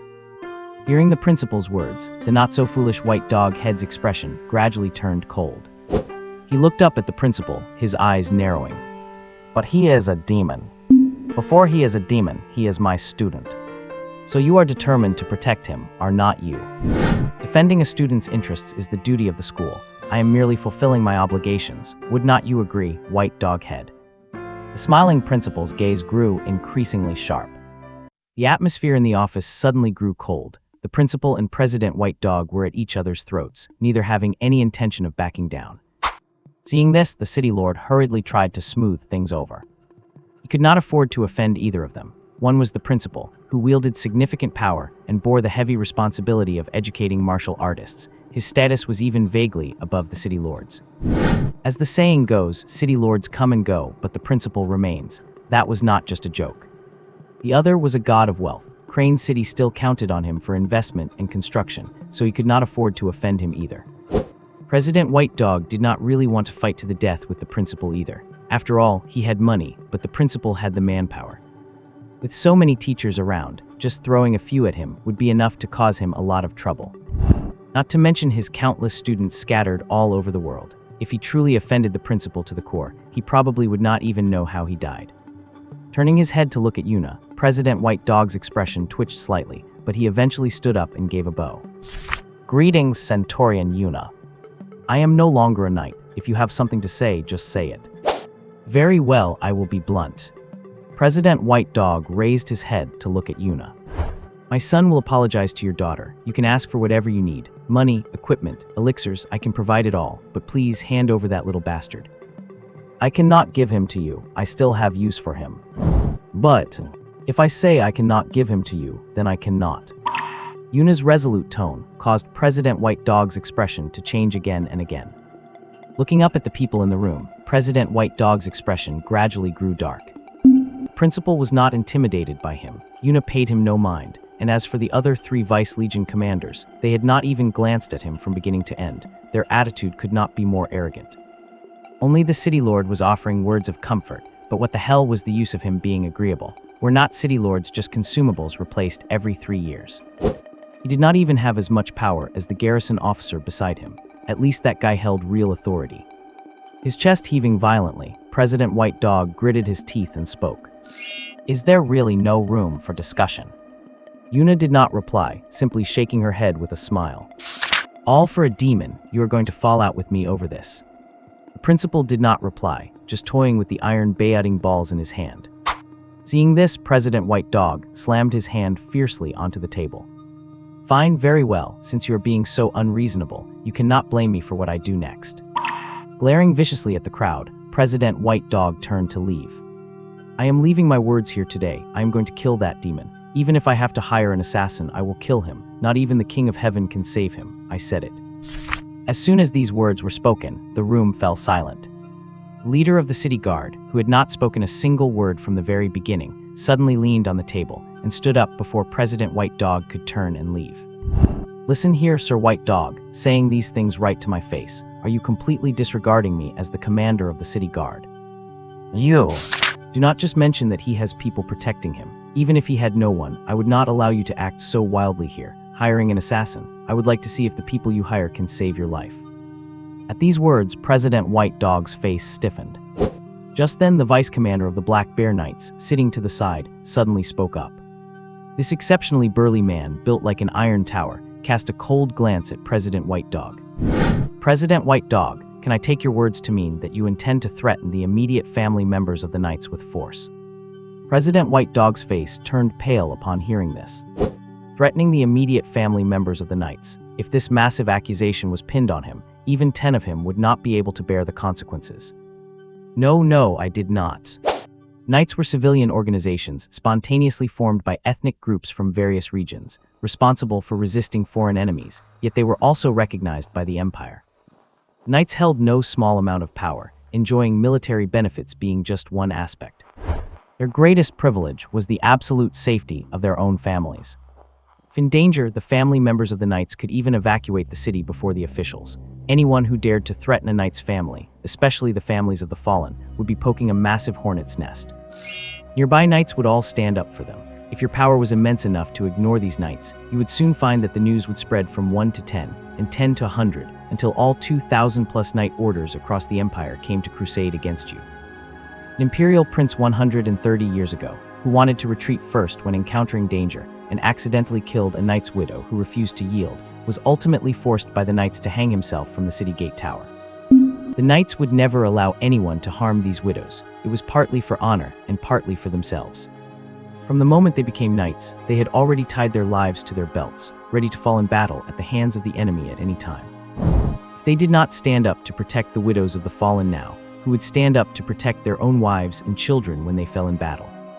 Vice Commander Black Bear's words terrified President White Dog so much that he broke out in a cold sweat. If this accusation were truly confirmed, he could be beaten to death on the spot by these people, and probably no one would dare to utter a squeak. I did not mean that, I really did not. That is just a demon, an enemy, he is an enemy. As President White Dog sweated profusely and desperately defended himself, Vice Commander Wolf Hunter sitting to the side also chimed in. This wolfkin man, with a hideous scar on his face, muttered expressionlessly while trimming his nails with a dagger. It is not up to you to decide who he is, nor do you have the right to judge him. Do not meddle in things that are not your business, understand? Yes. Next time you show such lack of brains, I do not think your White Dog Chamber of Commerce will have any reason to exist anymore. I will rally all the nearby Knight orders to refuse any escort missions related to your chamber. Then you can go ahead and spend your money hiring those assassins to protect your caravans. Hearing this, President White Dog's face twisted in dismay. The makeup of this world was actually quite bizarre. Because there were space-time gates everywhere, there was all sorts of stuff in this world. A horde of zombies might pour out from here, a fleet of tanks might roll out from there, and bandits on the road might just be holding AK-47s. Aside from these powerful Knight orders, although there were also some scattered adventurer organizations, adventure squads could only handle escorting individuals. They had no ability to protect a merchant caravan. Do not be fooled by President White Dog's immense wealth. He was a famous local tycoon in Crane City, and even renowned as a god of wealth across a dozen nearby cities. But if he truly offended the Knight orders, causing them to refuse his escort missions, he would be bankrupt within a month. After all, the people in the Knight orders were incredibly ruthless. If an order was given not to take your missions, they would not accept any missions related to you whatsoever. That included other chambers of commerce's transactions with you. In that case, you would instantly lose more than half of your customers. The cities suppressed the Knight orders because their families needed to live in the cities, and for the sake of their families, they had to bow to the cities. The Knight orders coursed the chambers of commerce because the merchants needed them to escort goods to do business. And the chambers of commerce controlled the cities because money talks. This bizarre food chain was the norm of life in this world. President White Dog, who had looked so arrogant just moments ago, was now as pale as snow. His canine ears were trembling madly as he constantly wiped his cold sweat with a handkerchief, completely drained of the courage to bare his fangs at anyone. Of the 3 detachments of the Crane City Order of Knights stationed here, only the deputy commander of the Gale Knights remained silent. Yet everyone present knew that if it actually came to a fight, he would undoubtedly be the most ruthless one of them all. The reason is simple. This deputy commander of the Gale Knights was once a member of the Wild Horse Knights and one of the last 20 survivors. The man with the firm expression kept his head down, silent. On his breastplate, he wore an emblem of a sword wreathed in gale winds on the left and a pitch-black wild horse on the right. Sword of the Gale, medal of the Wild Horse. After a few seconds of silence in the room, the two deputy commanders of the knights stood up and left, though they made sure to nod respectfully to Yuna as they walked out. Two held this former hero in high esteem. After all, the Wild Horse Knights had risked everything to push back the demons and save countless cities, including the ones where their own families lived. Yuna nodded in return, watched them leave, and then stood up to walk toward the door. "I will handle that child, and as for this matter, let it go. You should actually be thanking him. If he had not intervened, there would have been more than one person taking action." As soon as these words were spoken, President White Dog shuddered, bowing his head and not daring to make a sound. He really had not expected that Yuna, whose husband died at the hands of demons and whose entire order had been wiped out because of them, would shield a demon like this. Otherwise, he never would have dared to come looking for trouble in the first place. Walking in the empty corridor, Yuna suddenly stopped. She patted Yuli on the head, signaling her to go home first, and watched as Yuli limped away before slowly straightening her back. "Why are you following me?" Behind her, the deputy commander of the Gale Knights stepped out from a corner. "Nothing much, I just wanted to see you." "And have you seen enough?" "No. I am sorry, I still have a child to look after, so I must excuse myself." Yuna started to walk forward, but was called out by the deputy commander of the Gale Knights once more. "Sana, Please call me Yuna. According to the traditions of the horsefolk, a married woman takes her husband's surname." "Yuna, it has been 10 years, 10 whole years. Have you still not forgiven me?" Watching her graceful back, the deputy commander of the Gale Knights could not help but step forward, his hands slightly outstretched, yet he dared not move any further. "Forgive you? How could you expect me to forgive you? You fled from the battlefield. You abandoned your comrades. How can you ask me to forgive you?" Yuna turned around abruptly, her face devoid of any smile, replaced by an icy, bone-chilling coldness. That cold gaze caused the deputy commander of the Gale Knights to pull at his hair in anguish. "I was under orders. I have said it before. I had a mission. I had to go to the rear to set up a second line of defense and protect the city. And so you just watched my husband die. You watched him send out a distress signal and did nothing. You just stood there and watched as the main force of the Wild Horse Knights was annihilated there." Mentioning the past, a terrifying aura surged from Yuna, her teeth grinding together. She never imagined that the hurried farewell to her lover would turn out to be their final one. Looking at the pained expression of the Gale deputy commander, the fierce aura in Yuna's eyes gradually dissipated, finally turning into a sigh. "Raymond, I actually do not hate you. You were right to do what you did back then. You really did use the second line of defense to hold back the demon army and save these cities. You are a hero. You are the hero of the city. But you are not mine." After the words fell, Yuna turned and left, leaving Raymond alone where he stood. His vision blurred and the figure before him seemed to fade into a child again. Everything seemed to have returned to the past, and this woman, who would not say another word to him, seemed to turn back into the childhood sweetheart he once knew. The three of them grew up together, joined the army together, joined the Wild Horse Knights together, and climbed the ranks together. The famous trio of the Wild Horse Knights had been a powerful force to be reckoned with over a decade ago. Until the moment Yuna made her choice. Raymond lost. In the end, he was just a childhood friend who could not elevate their relationship any further. And the reason why he did the right thing by protecting the city now, yet could not face Yuna's questioning, was because he had acted out of selfish motives back then. He had the opportunity to save the Wild Horse Knights. Although it would have carried some risk, the benefit of saving them would have been far greater, not to mention that he was a member of the Wild Horse Knights himself. But he chose to sit on the sidelines and watch as the banner of the Wild Horse Knights fell. He thought that by doing so, he would have a chance to win Yuna over, but facts proved he was wrong. Yuna was no naive girl. His hand dropped and Raymond leaned against the wall, letting out a low sigh. Walking out of the school, Yuna quickly spotted Yuli standing by the gate and could not help but frown. "Why are not you at home recovering from your injury? Why are you waiting for me here?" Yuli lowered her head, hesitating. "Mother, I want to go watch the match." "To watch Qin Yu's match?" "Yes." "Yuli, he is not one of us. Do not forget, he is a demon." "But he grew up with me. I witnessed his growth with my own eyes. He had always been very well behaved. Although he has become a bit provocative lately, he has not turned into a villain. Plus, he stood up for me this time. Mother, are demons really as irredeemable as you say? Is it possible for a demon to have a conscience?" Hearing her daughter's challenge, Yuna took a long look at her. "You should not be asking me that. You should go ask your dead father. Ask the more than 2,000 Wild Horse Knights who died at the hands of demons, and ask the hundreds of thousands of our people who were slaughtered over a decade ago. You should go ask them if there are any good demons." Yuna's words left Yuli speechless, not knowing how to respond. Yuna was like that. She never scolded her child fiercely, and she always liked to speak in a calm and measured manner. But her tongue was sharp enough that it was hard to handle, and left no room for rebuttal. Watching her daughter, who had a limping leg, standing there stubbornly, unwilling to move, Yuna shook her head and sighed after a long silence. What a stubborn mule. I am a horse, not a mule. Then you are a stubborn horse. I really cannot do anything with you. Since you want to watch the match, then let us go. It just so happens I also want to see exactly how much ability that kid is hiding. Stroking the broken sword at her waist, Yuna took her daughter's hand and turned to walk toward the street. Yuli was overjoyed, limping along behind Yuna with her crutch. Mother, do you think that idiot Qin Yu will be able to get a good ranking? No. Why? The strength he showed in the video was not bad at all. Even I might not be his opponent.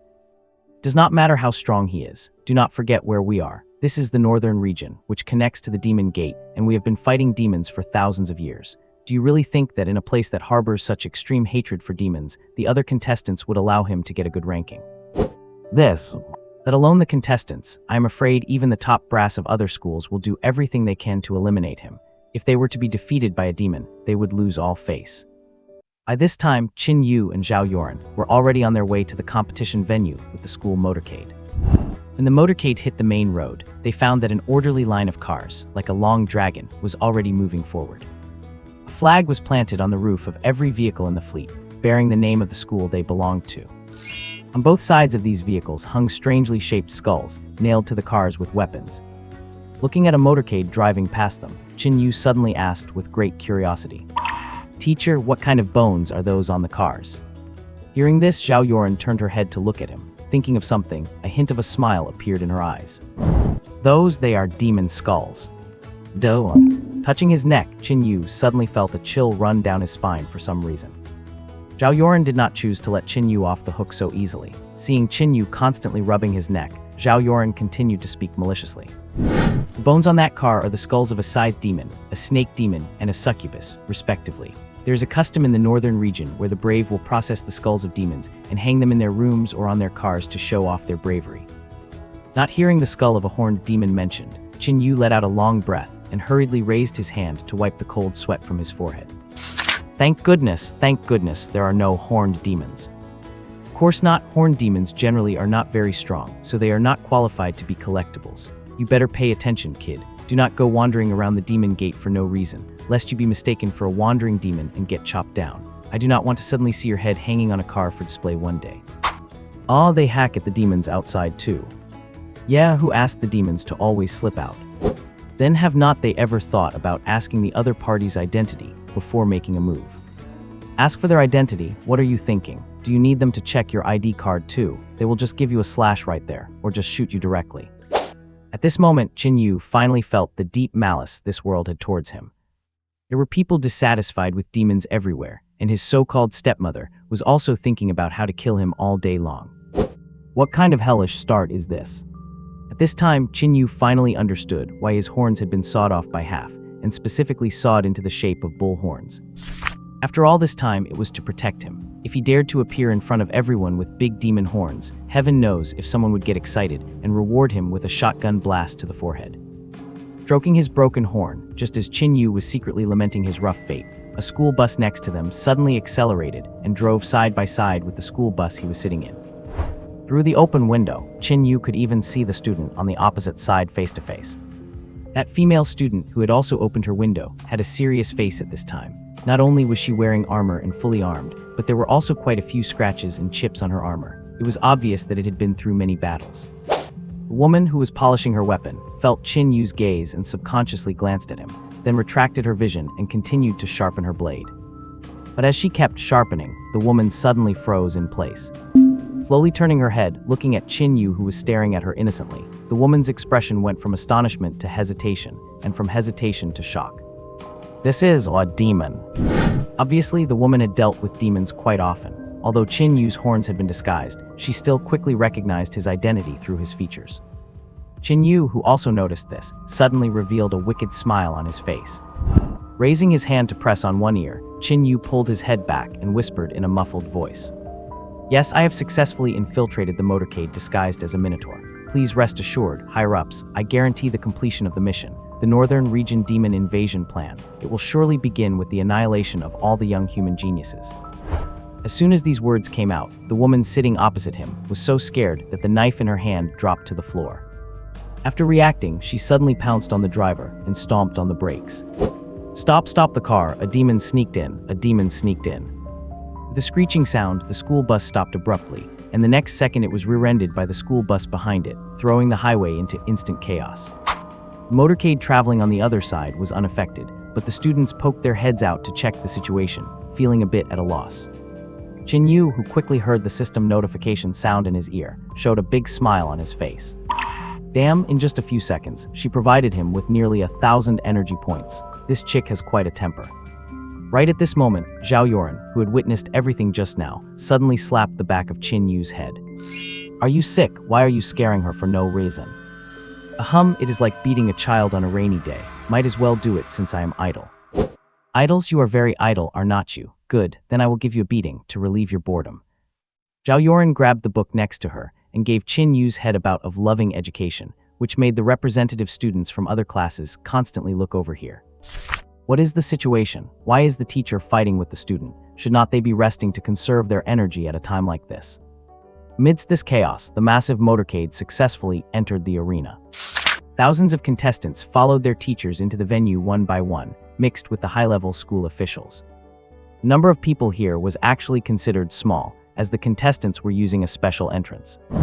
Opposite them, at the main entrance of the arena, tens of thousands of spectators had already swarmed in, packed as densely as sardines in a can. This super-large arena, capable of holding 100,000 spectators, was the biggest competitive center in the entire northern region, a cash cow that raked in gold every day. At the back, there were only two special passageways. One was the contestant passageway for the participants to enter, as for the other one. Qin Yu, who was walking forward with the main group, suddenly heard shouts in his ear. Looking up abruptly, he found that two familiar figures were actually standing in the passageway opposite him. Yuna and Yuli, the two of them were standing in the distance, looking at him from afar. Leaning on her crutches, Yuli waved desperately. Seeing Qin Yu looking over, she even closed one eye and gave him a thumbs up. Seeing this, Qin Yu gave a gentle smile and hurriedly raised his middle finger in response. With a thud, Qin Yu, whose head was hit by a stone, withdrew his finger. Looking at the sparse number of people on the opposite side, and then at the dense crowd on his side, he could not help but twitch his mouth. They were the contestants, yet they were treated worse than spectators. Where is the justice in this? Looking up at the large glowing golden words on the opposite passageway, Qin Yu snorted coldly in anger, sharply turning his head away, ignoring Yuli, who was now roaring loudly. Knight's Order entrance passageway. This was the special passageway Yuna and Yuli were walking through, and it was also the passageway specially prepared for the Knight's Order and their family members. Squeezed together with the contestants, Qin Yu took a full half-hour before successfully entering the venue.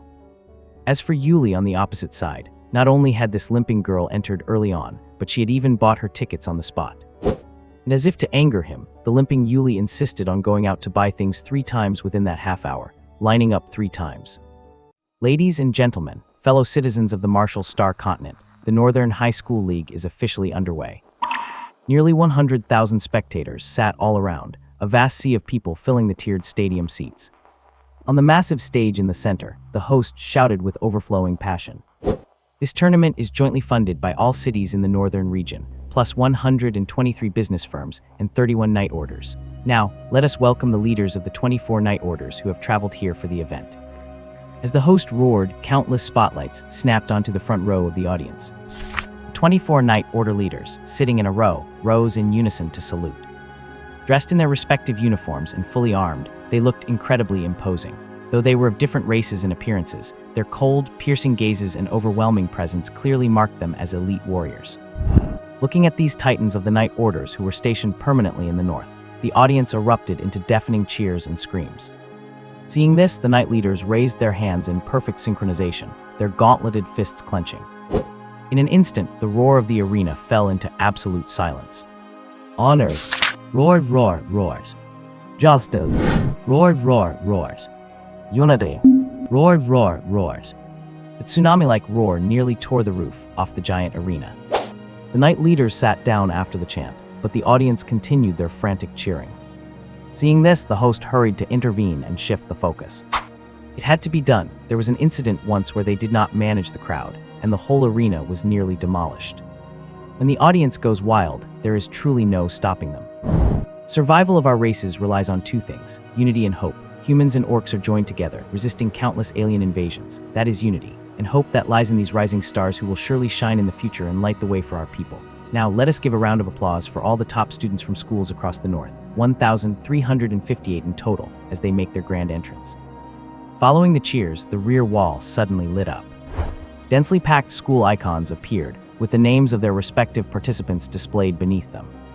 Students marched onto the stage in long lines, and the host quickly ran up to the first student, microphone in hand, and shouted, "Every student has 5 seconds for their self-introduction. Try your best to make an impression on the audience. Remember, the entire North, and even all our fellow citizens across the Marshall Star continent, are watching you right now." The student leading the pack was extremely nervous. He walked to the center of the stage, opened his mouth, but could not get a sound out. Finally, the student simply gave a crisp military salute and turned to head toward the gathering area on the other side. Unsurprisingly, this salute set the audience off once again. Humans are emotional creatures and are easily influenced by the feelings of others. When everyone around you is cheering, even if you do not know what is happening, you instinctually join in. That was exactly the state of the audience right now. Students walked across the stage one after another. Some spoke, some stayed silent, some used expressive body language, while others were stiff and awkward. "For glory, I will achieve greatness. Long live humanity. Witness me. Motherfucker." Watching a burly guy walk across the stage without pausing, arrogantly raising both middle fingers as a provocation, the audience who were frantically clapping and cheering slowly stopped, looking at each other in confusion. Did that guy just walk by, or was that just a weird vibe? In the audience, Yuli pulled on her horse ears, her expression one of utter breakdown. Even Yuna, who was usually very composed, could not help but cover her face in defeat. Backstage, Qin Yu's teacher, Zhao Yoran, was shrinking her neck like an ostrich. Teachers and principals from her school sitting around her were looking at her with strange eyes. While they did not say anything, the meaning in their gaze was clear. "So this is the fine student you trained. What a character." Qin Yu paid no attention to others' opinions. After stirring up some trouble, he listened to the notification sounds ringing in his ears and made his way to the student assembly area with satisfaction. Here, all the students stood in their designated spots, according to the markings on the floor. Students from the same school stood together to form a squad. Then students from the same city stood together to form a battalion. Qin Yu's group consisted of 36 people, which were all the participants sent from the 4 major high schools of He City. Once all participants were in place, the host gave the order, and the space around them plunged into darkness, leaving only the student formations bathed in light. At that moment, the seats in the audience unfolded, and a high-tech holographic screen appeared before the spectators. Announcing the rules, the 1,358 participants will head to Nova Island for a 7-day knockout tournament. You will be provided with 3 days of food upon landing. After that, you are on your own. Nova Island is home to tens of thousands of monsters from the Magic Gate, beasts from the Demon Gate, and killer machines from the Tech Gate, ranging from level 1 to 5. They have special energy orbs embedded in them. After the tournament, the more orbs you collect, the higher your score will be. Only the top 100 will advance to the final arena battle. He raised his arms high, and a massive amount of light fell from the sky. Looking closely, they were countless spherical robotic units. These mechanical orbs floated above each student's head and deployed a special metal band that locked onto their arm. These are high-tech medical orbs. Not only do they broadcast your performance in real time, but they can also save your life in an emergency. Note, however, that if a medical orb intervenes, it means you are disqualified. The band on your arm transmits your vitals. When your condition deteriorates to a certain level, the orb will teleport you directly back to the stage, but that also signifies your elimination from the tournament. The cities really care about these students. To be precise, the entire empire places great importance on its youth. Because young people represent hope, those qualified for such a tournament are, at the very least, destined to become members of the Night Orders if they grow up safely. This influx of excellent fresh blood is the true reason why humanity on the Marshall Star continent has been able to resist countless invading forces for thousands of years without being carved up. Therefore, the organizers have spared no expense to ensure their safety.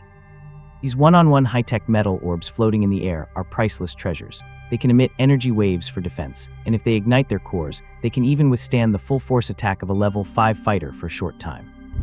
With them, casualties among the students can be kept to an absolute minimum. All preparations were complete. Under the watchful eyes of the crowd, a beam of light suddenly descended from the sky.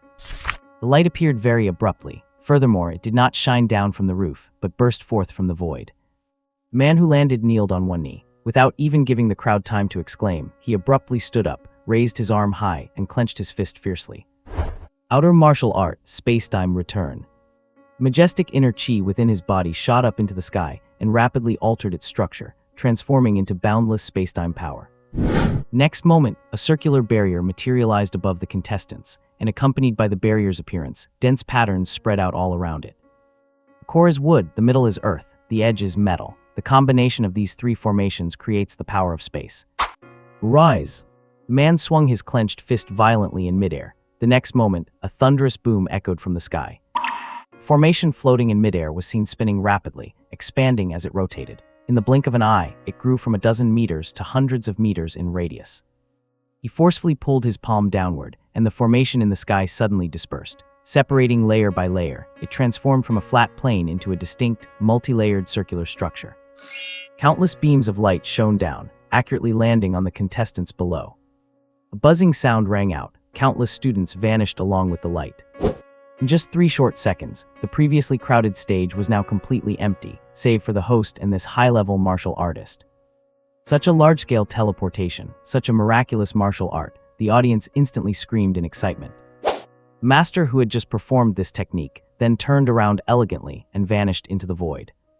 Martial arts, the most common, yet most important thing on the martial star continent. Just like the martial artist cultivation system, martial arts are the primary power that enables the martial star continent to single-handedly withstand the invasions of various aggressors from behind countless spacetime gates. Martial arts are divided into 2 types. One is called inner martial arts, which are close combat techniques that circulate inner chi within the body to enhance one's own combat power. The other is called outer martial arts, where a strike can create wind, a wave of the hand can summon rain, or even manipulate time and space. Martial arts that project one's own inner chi outside the body to invoke the power of heaven and earth are outer martial arts. Although the people on the martial star continent call themselves martial artists, their cultivation system has actually gone far beyond the scope of mere martial arts. Inner chi can freely change its properties and even condense energy out of thin air. For example, if inner chi transforms into fire, even a tiny spark will rapidly absorb the surrounding natural energy, turning into a massive fireball. Inner chi can also transform into wind, rain, lightning, and metal. Inner martial arts are unparalleled in close combat, while outer martial arts are invincible across the universe. The martial artist system is absolutely an ultimate weapon with infinite potential and incredibly rapid growth. After a blur in his vision, Qin Yu found himself inside a plane cabin. Through the window next to him, he could see the clouds rapidly sweeping by on both sides. This was a rather large passenger plane, currently holding a full 36 students. Obviously, they were all from the 4 schools in Crane City, and now they had all been thrown onto the same plane. Hundreds of planes roared across the sky, and below was a massive island. Before everyone could recover from the sudden change in environment, a synthetic electronic voice suddenly echoed in the cabin. Attention all students, the plane will circle Nova Island once. There are 10 marked locations on the island with ample supplies. Anyone who arrives before dark can claim 3 days' worth of rations. Latecomers get nothing. The plane will not land. Students need to parachute down. When to jump and where to jump, please decide for yourselves. The announcement repeated 3 times before stopping. The people on the plane hurriedly searched around them, and only breathed a sigh of relief when they found that there were enough parachutes. It scared them for a moment. They thought the organizers were going to force them into a slaughterfest right there on the plane. Everyone quickly strapped the parachute backpacks onto their bodies. With the backpacks secured, the now somewhat reassured crowd looked at each other, but no one spoke. Beside each of them followed a fist-sized metal sphere, flying slowly around them to adjust for the best filming angle. The audience in the stands, and those watching the live stream on the big screens, could freely choose which contestants' feed they wanted to watch.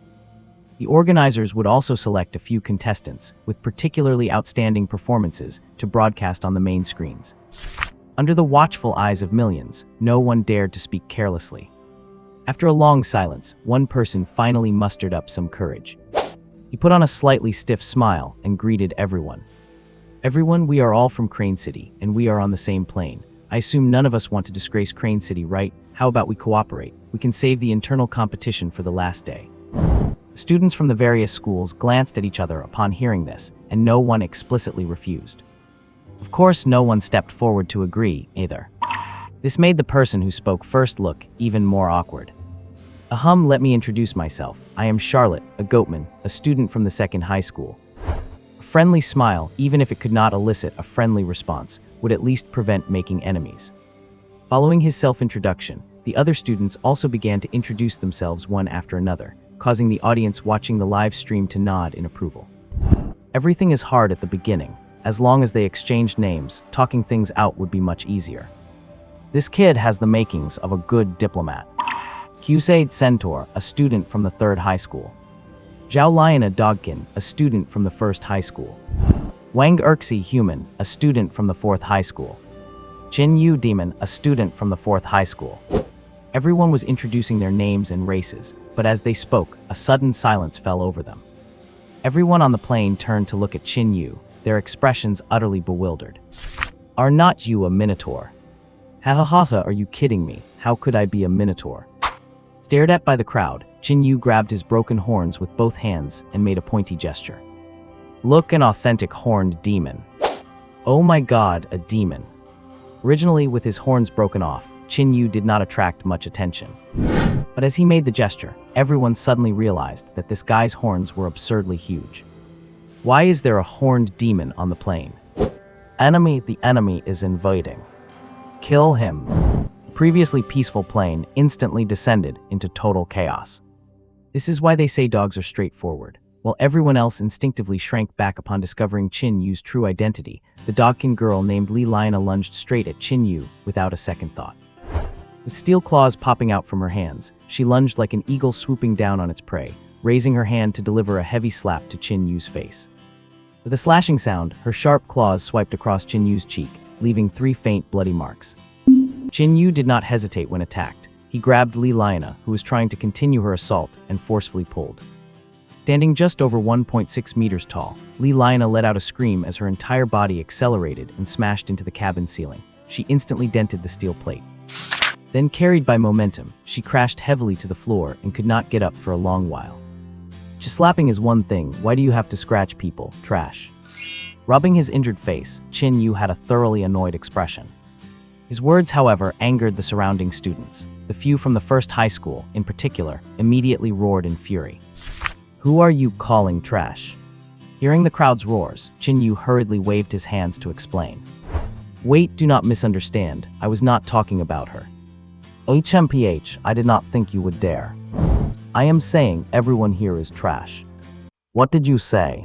You are asking for death, demon. Take him down.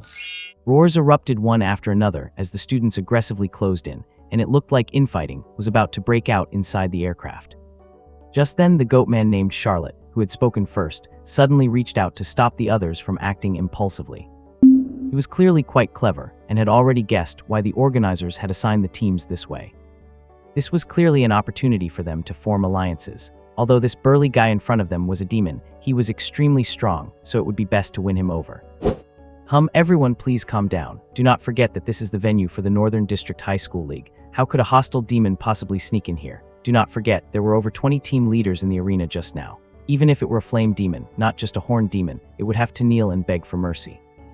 What Charlotte said made perfect sense, and the indignant crowd instantly calmed down. He then looked up at Qin Yu.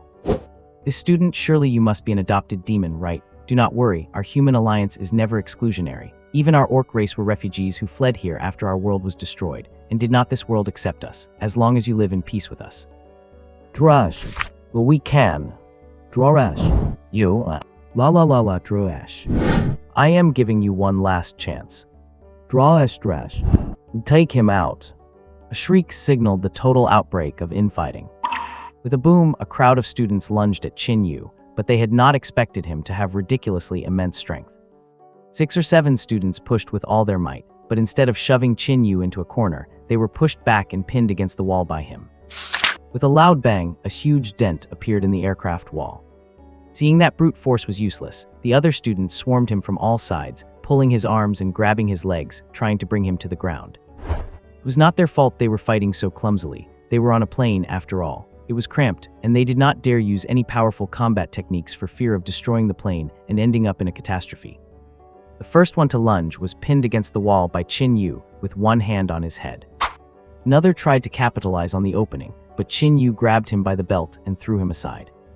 Amidst the constant clamor, they brawled chaotically for a long time, and eventually, over a dozen people were hanging off Qin Yu. Seeing he could not shake them off, Qin Yu simply started spinning wildly, using the people as a battering ram. High in the sky, among countless planes flying forward, the others cruised straight, but this one was wobbling like a drunkard. And the even more ridiculous part was yet to come. Just as Qin Yu was dragging 4 people on his legs, 3 on his arms, 2 on his back, and 1 riding his head trying to break his horns, a poor kid who had been thrown away earlier struggled to his feet. Looking at the hulking Qin Yu, he gritted his teeth and smashed his fist into the steel plate. He had just meant to vent his frustration, but the weather-beaten steel plate had other ideas. Between the kicking and the smashing, the plate, which had already lost its smoothness and become pockmarked, could not take it anymore and simply tore open. At first, it was just a small hole, but with the pressure difference, the external air rushed in, and that entire section of the bulkhead was ripped right off the fuselage. With a roar of wind, the tables, chairs, and decorations inside the plane were sucked out through the gap. Along with them went a large group of unprepared students. Screams rang out, fading into the distance. Qin Yu, with quick reflexes, grabbed a nearby iron railing and held on for dear life. The dozen or so classmates hanging on him, 8 were instantly ripped away. The rest kept clutching his legs and belt, refusing to let go.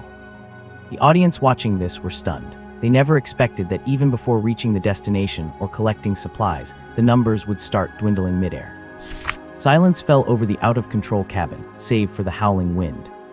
With a woman still hanging onto his head, Qin Yu looked down expressionlessly. "Hey, you down there, do not look away, I am talking to you, you silly goat girl with the crooked horns." The sheep tribe student clutching Qin Yu's belt looked up with fury. "Bullshit, I'm a bighorn sheep, not a goat. If my horns were not curled up, I had have already gutted you. Hess, you are the one in trouble here, yet you have got a lot of nerve. Stop pulling my belt. I will pull it all I want. What are you going to do? Bite me? Damn you." 2 short-tempered people met, and they were already fired up after only a few words. Qin Yu did not indulge her. He whipped his legs around and clamped them onto her waist with a loud snap. Given how powerful Qin Yu was, there was no way a bighorn sheep could withstand it. With a shriek of pain, the woman's ribs were nearly crushed. Looking up at Qin Yu's smug smile, the bighorn woman became enraged and desperate, suddenly rearing her head to use her ancestral technique. Did he really think her horns were curled just for show? They were meant for fighting. Bighorn smash. She lunged forward and her spiral horns, weighing nearly 10 pounds combined, slammed directly into Qin Yu's crotch. Ugh. A howl of agony echoed out. Even with his godlike strength, Qin Yu could not hold onto the railing anymore. With a whoosh, the 6 or 7 people hanging on him were flung out of the plane, falling toward the island below. Even in such a dire situation, the bighorn woman was not about to let Qin Yu off. She wrapped her arms around his waist for a second strike, but Qin Yu quickly grabbed her horns and flung her away with a mighty heave. "You little brat, do not run if you have the guts." The bighorn woman spun wildly in the air, shouting as defiantly as ever. Meanwhile, system notifications kept ringing in Qin Yu's ears. Received rage, energy plus 150. Received rage, energy plus 173. Received rage, energy plus 166. How can she have such a temper? Is this woman a sentient propane tank? For the first time, Qin Yu felt regret. If he had known she was this explosive, he would not have provoked her. The plane had not reached the destination yet, and they were still a long way from the 10 supply caches. Seeing the ground getting closer, Qin Yu grabbed a parachute pack and yanked it open. These parachutes were custom-made. No one knew what materials were used, but they were lightweight, compact, and incredibly stable. With the chute open, Qin Yu drifted down toward the island. Meanwhile, up in the sky, students in other planes watched the smoking wreck falling to the ground and the many cadets jumping out, looking at each other in confusion. What is going on? Why are they fighting before even reaching the drop zone? Some cadets thought for a moment, and their eyes suddenly lit up. That is it, since you cannot use chi in the plane, this is the perfect place for those of us who specialize in close-quarters combat to shine. If we could eliminate some tough opponents on the plane first. Thinking of this, the students launched attacks, but not at just anyone. They targeted those they had scouted as being dangerous combat experts. In an instant, the planes became chaotic. All the aircraft in the sky started wobbling. Some martial artists targeted by these attacks decided if they were going down, they were taking others with them and blew the cabin doors open. Watching so many students get thrown out and forced to make emergency landings, both the audience and the organizers were left speechless. With a whoosh, Qin Yu pulled the parachute cords, clumsily controlling his direction while steadily descending. His luck was not too bad. He did not encounter any overly difficult terrain. Although there were quite a few woods below, they were just branches. Ordinary martial artists could easily withstand them, let alone a muscle fanatic like him. However, Qin Yu did not look too well at the moment, because right above his parachute, a familiar figure was following closely. That is right, it was still that Argly girl. This irritable female gas tank had fire spewing from her eyes and a ferocious expression, practically having the words, "I'm going to kill you," carved into her face. The Sheep clan, a race known throughout the world for their gentleness and intelligence. Such as the sheep, the goats, and even the highly combative blade sheep, they were usually extremely understanding, making them the best choice for teammates and possessing the best popularity as companions. But just as the fiery-tempered bovine race had the hardworking ox tribe and the silly, cute dairy cow tribe, the sheep clan also had its own genetically mutated individuals, which was the Argly tribe. These guys could fight, were good at fighting, and most importantly, loved to fight. When a spatial portal appeared in the territories of other races, the local race would inevitably ally with nearby races, or even report to the Empire to request reinforcements. The Argly tribe was different. The portal that appeared in their gathering place was rated as the portal with the highest safety index, because the group of enemies inside who tried to wage a war of aggression had been reduced to fighting a defensive war within just 2 years. If it were not for the fact that the Argly tribe needed to go to various places to support other races and could not spare too many hands for an offensive, it would be hard to say who was invading whom. This Argly girl was a descendant of the Argly army that came to support the northern region a long time ago, perfectly inheriting her tribe's physical advantages. High muscle density, overwhelming strength, and astonishing defensive capabilities. A pair of large coiled horns on her head were incredibly solid, capable of smashing even rocks. The fact that she could nearly knock the wind out of Qin Yu with a single headbutt, and without even using inner energy, showed just how incredibly strong this woman's physical strength was. If one had to point out any flaws in their tribe, it would only be that their overly violent temper resulted in low intelligence. Moreover, due to their personalities, the number of tribesmen who died from internal conflicts every year was quite substantial. After all, to them, there was only widowhood, no divorce. When he was still a dozen meters above the ground, Qin Yu, who was desperately adjusting his parachute, suddenly heard a loud shout from above.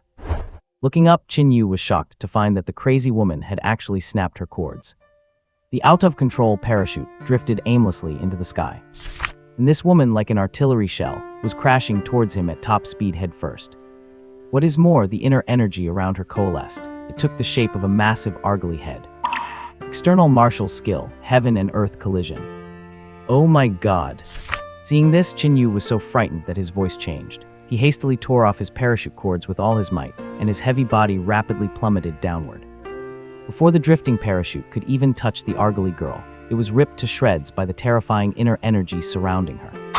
When Qin Yu landed heavily on the ground, successfully crash-landing like a cannonball, the woman was already less than 2 meters away from him.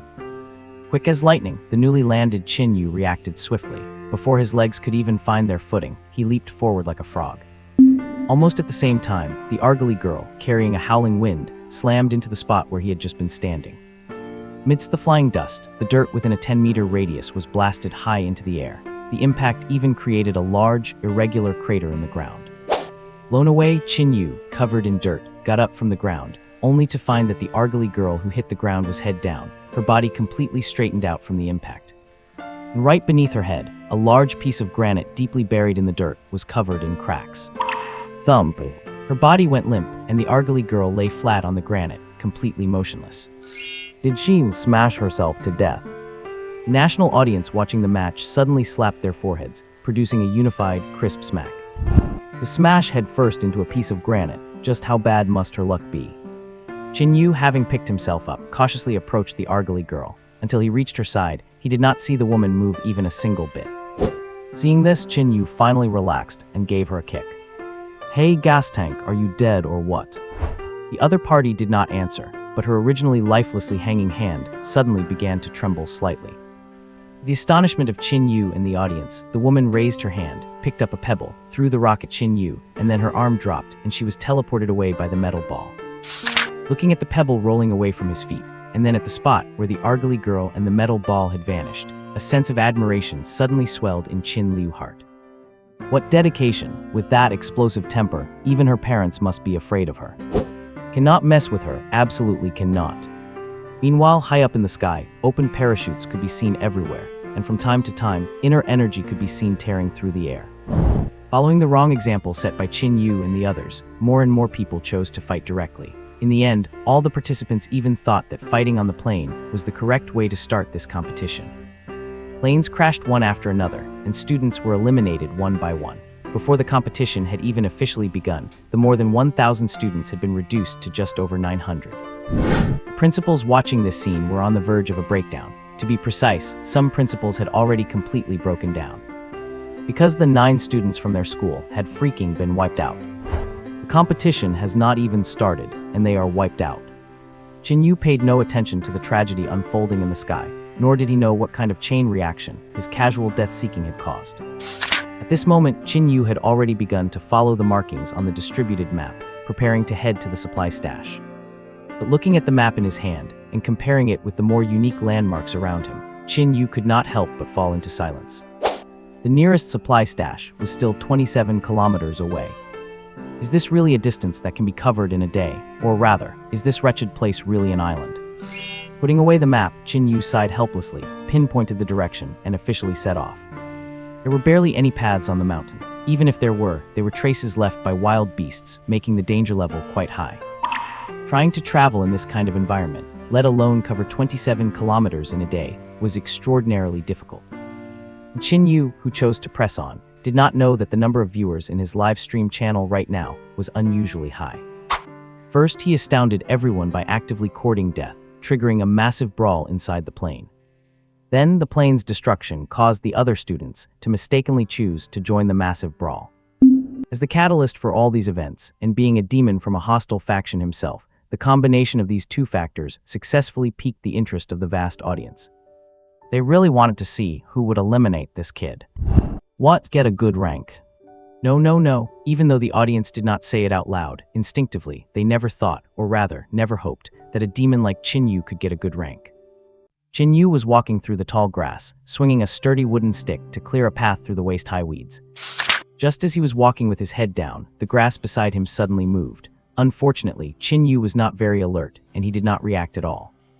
It is a classic case of the spectator seeing more than the player. While he did not notice a thing, the audience watching his live stream gasped in shock. Some of the more experienced viewers even managed to identify the hidden creature at a single glance. It is a shadow demon bull, a product of the demon beast gate. This thing is not only hot-tempered, but also carnivorous. Its strength is nearly level 3. It is going to be tough to deal with.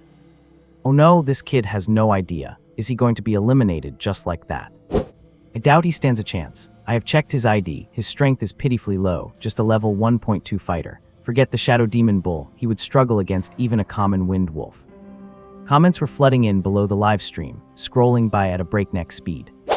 Unfortunately, all of Qin Yu's metal items were confiscated, so he had no way to watch the stream, a measure taken to prevent students from cheating. Closer, even closer. 15 meters, 10 meters, 5 meters, 3 meters. Boom! The grass on his side suddenly exploded. Countless tall weeds were shredded by the force of the blast. The giant bull, previously crouching on the ground, lunged out with a howl. Trailing a weird black aura, it charged at Qin Yu's waist with astonishing speed. Although Qin Yu, lacking experience, had not noticed the enemy sneaking up on him. The moment the shadow demon bull launched its attack, Qin Yu reacted instantly. The only problem was they were too close. Never mind using a martial skill, it was questionable if he could even muster up his internal energy in time. Seeing this, the viewers shook their heads and sighed, convinced Qin Yu was done for. Meanwhile, Yuli, who was also watching the broadcast, turned pale with fear. In that split second, Qin Yu dropped his wooden stick. Instead of dodging, he reached out and grabbed the bull's horns, attempting to stop it with brute force. With a thunderous crash, the shadow demon bull plowed through the ground, pushing Qin Yu back several meters in the blink of an eye. Seeing such a reckless move, even the headmasters and knight commanders shook their heads. The shadow demon bull is a bovine creature, and bulls are naturally masters of force. Daring to challenge a multi-ton beast to a test of strength, that is practically suicidal. It is over, this kid is definitely getting eliminated. My goodness. One of the headmasters had not even finished his sentence before his eyes popped wide open. Inside New Star Island, Qin Yu let out a roar. He planted his sliding feet firmly into the ground and threw his weight down with his arms. Next moment, the shadow demon bull let out a pained wail as its head was forced down into the dirt with a massive boom. Its head had stopped, but its body continued forward due to momentum. This caused the bull's face to slide half a meter through the mud, and its multi-ton body stood up vertically on its head. Qin Yu did not go easy on it. He shoved with his shoulder, relying on pure strength to lift the bull and slam it into the ground behind him. With another thunderous thud, the shadow demon bull's head hit the dirt again. Its eyes were bloodshot, and its body convulsed violently. Before it could recover from the pain, Qin Yu lunged forward, grabbed its horns, and started swinging the beast around wildly. The wind howled, the surrounding brush was flattened again and again, and even 6 or 7 nearby trees were snapped in half. Just as Qin Yu was preparing to hurl the bull away, he heard a snap. It turned out the shadow demon bull's horns could not withstand the stress and had snapped in two.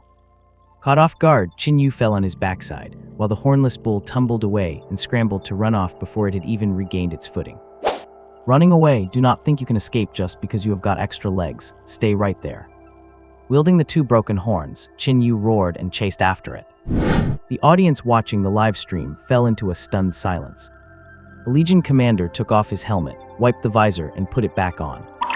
After 2 full seconds of silence, he turned to look at the headmaster of the He City 4th High School, Qin Yu School. I seem to recall that horned demons should not be this strong, right? The stoic headmaster's mouth twitched, and he barely managed to keep from laughing out loud. Mutation, it is a mutation. Are not there bighorn sheep among the sheep tribe too? This kid was raised in a human camp and trained by the Wild Horse Knight Commander Yuna, so being a bit stronger than average is not that strange. Yes, nothing strange about it. By the end of his sentence, the headmaster looked like he was about to break down. Other headmasters gave him weird looks before turning back to the screen, where Qin Yu was sprinting faster than the shadow demon bull itself. You call that slightly stronger? That is not a mutation, that is a new species. Anyone who did not know better would think the kid was a fire demon. The chase through the jungle did not last long. The shadow demon bull was already injured, and Qin Yu was significantly faster. Before it could get 15 meters away, Qin Yu caught up and landed a punch square on its skull. Looking at the shadow demon bull, which had been punched headfirst into the ground and stood upright with its 4 legs, the other headmasters looked even grimmer. Having dealt with the oblivious bull, Qin Yu took out his standard issue knife and performed a DIY lobotomy on it. Given his technique, butchery would be a more accurate description. He pulled a small glass bead from the bull's brain, wiped it clean, sniffed it, and when he could not figure out what it was, he carefully gave it a lick. It is actually kind of sweet. After putting away the bead and looking at the bull's lifeless corpse, Qin Yu hesitated before using his knife to cut off a piece of meat. However, as he stared at the pitch-black meat in his hand, he looked conflicted. Is this stuff even edible? I have heard demon beast meat is poisonous. While nutritious and good for cultivation, you need complex and specialized methods to detoxify it before eating. I do not know the first thing about that, so detoxification is out of the question. But eating it raw, it looks absolutely unappetizing. After hesitating for a moment, he rubbed his empty stomach, gritted his teeth, and shoved the meat into his mouth. He chewed a few times, and as the flavor hit his palate, he spat out a mouthful of black blood. What is this meat? How long has it been sitting out? It is sour, gross. Demon beast meat is not easy to prepare. Dishes made from it are delicious but expensive, not only because the beasts are hard to hunt, but also because detoxifying the meat is a major hassle. Qin Yu tossed away the inedible meat and stood up, wiping his mouth. He patted his still growling stomach, and after a moment's thought, took the glass bead out of his pocket. These energy cores are made of pure energy. I heard they are edible too. Should I? He popped the core into his mouth and bit down. With a crunch, the sphere shattered, and the liquefied energy inside flowed into his mouth, giving him a refreshing boost. Hey, not bad at all. Wait, what? You are asking how he's going to complete the tournament objective without the energy core. There was an objective to begin with. Since when did Qin Yu know about that? I remember learning about wilderness survival, and I think the teacher talked about how to identify toxins. Qin Yu lay in the grass, rummaging randomly in an attempt to find something edible. The enhancement of his physical fitness also correspondingly increased his appetite and digestive capabilities. Although not eating for a day or two would not starve him to death, The feeling of an empty stomach was extremely uncomfortable. Qin Yu, who had not planned on getting a good ranking anyway, simply stopped advancing altogether and decided to get himself some food first. Following the vague memories in his mind, Qin Yu dug up several types of mushrooms from the woods. Red, green, gray, and white, 7 kinds of mushrooms were laid out side by side in front of him, looking very colorful. Qin Yu stared at the mushrooms with a conflicted expression. Memories in his mind were simply too old. Although he could roughly recall the appearance of the mushrooms the teacher had mentioned, he had forgotten which of these were edible and which were not. Viewers watching the live broadcast were also engaged in heated discussions. There was no lack of people among them who had studied relevant knowledge, and they were currently explaining the origins and uses of these mushrooms to others on the forums. Qin Yu's memory was actually pretty good. The vast majority of these mushrooms were edible, and even if some had minor side effects, they would not cause any real harm. This made Zhao Yuan, Qin Yu's teacher, look incredibly proud. She really had not expected this bottom-of-the-class student to have such a good memory. With everyone holding their breath, Qin Yu on the screen finally made his next move. Unable to recall the specific details, Qin Yu simply resorted to the identification method from his past life, picking up the most ordinary-looking white mushroom directly from the 7 varieties. The more colorful something is, the more toxic it is. The plainer it looks, the more edible it is. You are the one, chomp.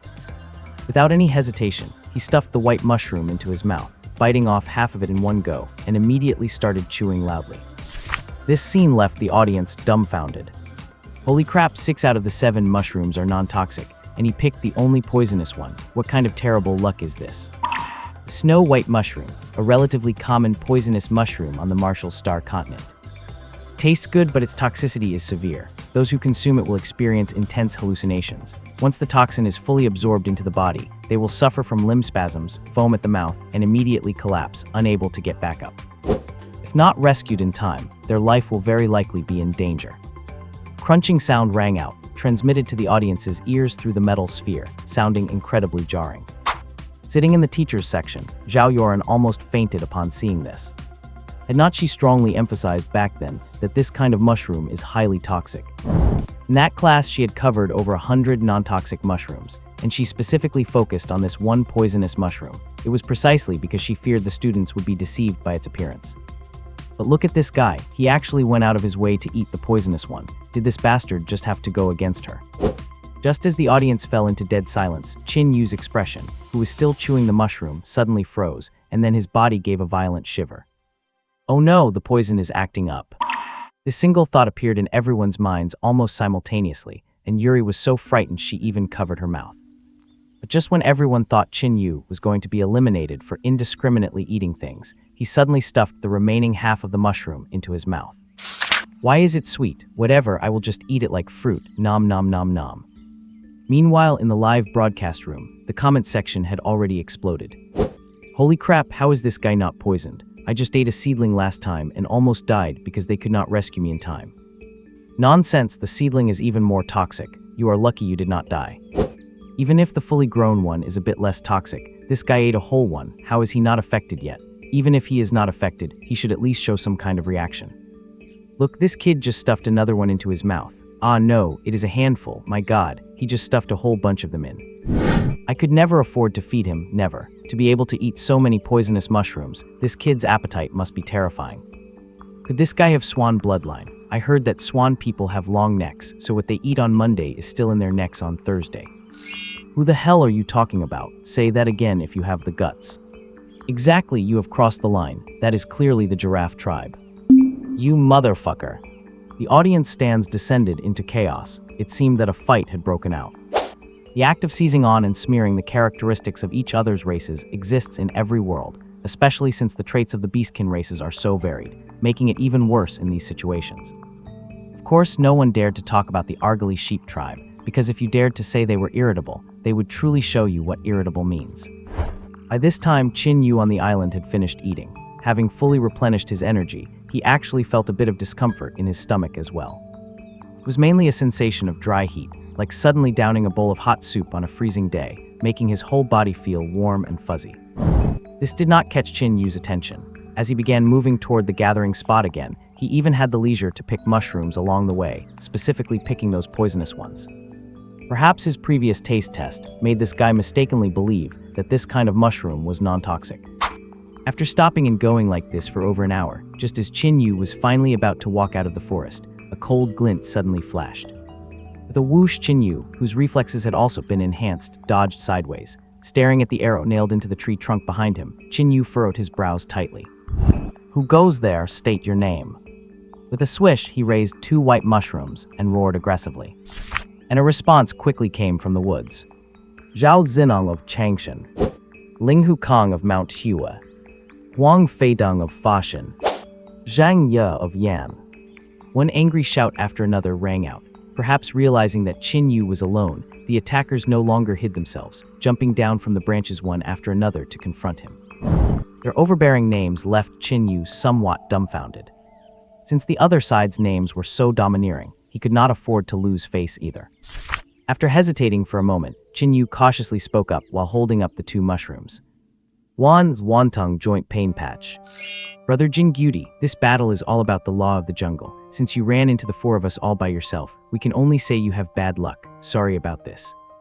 4 men from the trees let out a roar and prepared to attack, terrifying Qin Yu so much that he hastily waved his mushrooms to stop them. "Stop, stop, stop, stop. It is our first time meeting. Why all the fighting and killing? You will not get any benefits from beating me. Have you eaten yet? How about I treat you to some mushrooms?" Perhaps what Qin Yu said made some sense, or maybe it was because the 4 of them were genuinely hungry. Hearing Qin Yu's words, the 4 of them looked at each other and slowly withdrew their weapons. To be honest, the 7-day competition had only just begun. Unless it was absolutely necessary, they did not want to engage in combat with anyone either. After all, who knew if the guy standing opposite them was some hidden big shot? If they took the initiative to attack, only to be counterkilled by him alone, the 4 of them would lose all face, and no school would be willing to accept them. Leaping over to stand in front of Qin Yu, the 4 men faintly boxed him in the middle. Looking at the poisonous mushrooms in Qin Yu's hands, one of them furrowed his brows. "This is our first time meeting, and you are offering us food. How can we guarantee that there is no problem with it?" Hearing this, Qin Yu slapped his forehead. He did not offer a verbal answer. He simply stuffed 3 of them into his mouth in quick succession and began crunching loudly. "See, not poisonous. I have already eaten over 20 of them." His muffled voice rang out, causing the eyes of the 4 men to light up. Having been busy all morning, the 4 of them were actually already quite hungry. Originally, according to the plan, everyone was supposed to receive 3 days' worth of rations, but who could have expected that someone inside the plane would start a fight, causing the plane to crash and forcing everyone to parachute out early. Seeing Qin Yu eat so heartily, the 4 brothers hesitated slightly before taking the white mushrooms Qin Yu was carrying on his back using his clothes, and amid the exclamations of the audience, they stuffed them into their mouths. In the middle of the forest, 5 people sat together around a campfire, over which sat a makeshift iron pot fashioned from a helmet. Watching the white mushrooms bubbling inside, the 4 of them, still feeling a bit uneasy, snuck a glance at Qin Yu. Qin Yu ignored their secret misgivings, picked up a mushroom with chopsticks made from tree branches, and popped it into his mouth. "It really is better when it is cooked." Seeing Qin Yu start eating, the other 4 finally relaxed and began to enjoy the stewed mushrooms, passing the chopsticks back and forth. "Brother Jingyuti, it is fate that we all met, and since we hit it off so well, why do not we team up?" Zhao Zinong, the leader of the 4, suddenly proposed, and the others quickly agreed. Hearing this, Qin Yu did not refuse. "Sounds great, it would be even better to travel together." Ling Hukong nodded in agreement. "That would be fantastic. Brother, I have to tell you, ever since we met, I have felt that you have such a strong sense of security. It is just a pity you are a woman, otherwise, I would definitely have sworn an oath of brotherhood with you." Qin Yu, who had been nodding along, paused slightly and could not help but look down at himself. Seriously, he has been alive for over 20 years, and he is just now finding out he is a woman. "I think so too. Why do not we swear an oath right now? I see you are a few years older than me. I would like to call you Big Brother, Big Brother." The 3rd brother, Huang Feidong, shouted while reaching out to hug him, but his direction was a bit off. Instead of hugging Qin Yu, he grabbed the red-hot helmet. With a hiss, Huang Feidong jumped up screaming as his hands touched the helmet. He was clearly badly burned, and blisters had already formed on his hands. The 4th brother, Zhang Ye, saw this and hurriedly stood up. "What is wrong, brother? Use some water to cool it down." As he said that, he picked up the mushroom pot and splashed the boiling soup directly onto Huang Feidong. Arg! Scene descended into chaos instantly. Some were hugging trees to swear their oaths, some were laughing at the sky claiming they controlled their own fate, some were lying on the ground gnawing on wild grass, and others were throwing punches at thin air. Watching the four of them go crazy around him, Qin Yu was dumbfounded. They were perfectly normal people, so how did they lose their minds in the blink of an eye? Did they eat the wrong thing? But other than the mushrooms, they had not eaten anything else. Oh, he understood. Those four must have snuck off to have a private meal behind his back. Watching them get more and more hysterical, Qin Yu was stunned and quickly shoved 2 more mushrooms into his mouth to calm his nerves. He wanted to stop them, but there were too many. He wanted to save them, but Qin Yu did not know how. Just as Qin Yu was chewing the mushrooms and agonizing over what to do, the 4 of them suddenly began to convulse, foaming at the mouth, and collapsed to the ground. Next second, the metal ball nearby shone with a light that engulfed the 4 of them, and then the metal ball and the 4 people vanished without a trace. They had been teleported away. But right before leaving, the leader, Zhao Zinong, seemed to regain a bit of consciousness, raised a trembling hand toward Qin Yu, and slurred a sentence. "You scammer, the mushrooms are poisonous, bleh." Ding, anger received, energy plus 179. Ding, resentment received, energy plus 231.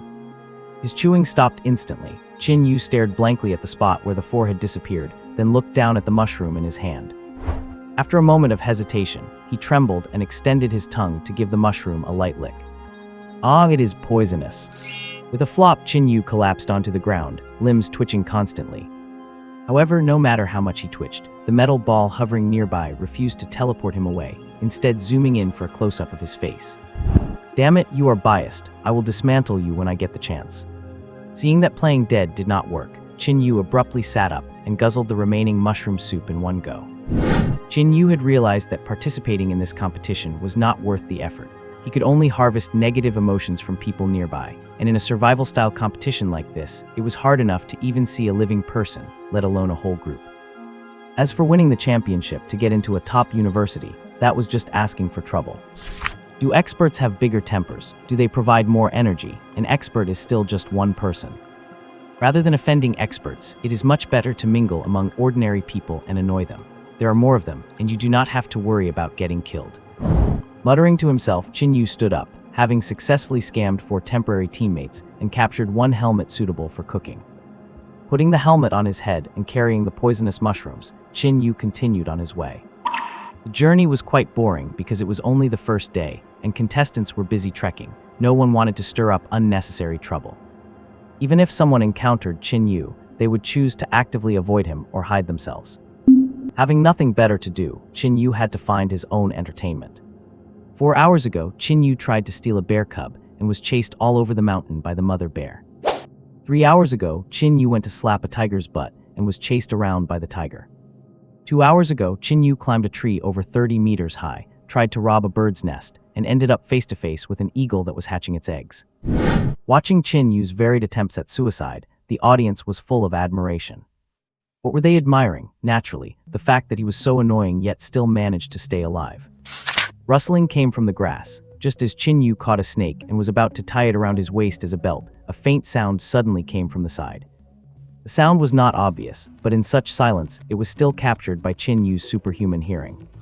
What kind of monster goes there? Without any hesitation, Qin Yu yanked the small crocodile that was clinging to his backside off, pinched its neck with one hand, grabbed its tail with the other, and used it as a weapon to swing at the side. Such a fresh and unique biological weapon clearly startled the ambusher. With a whoosh, a figure darted from the grass. It was a human. Seeing that the strike missed, Qin Yu brandished the crocodile, whose mouth he was firmly pinching shut, and glared.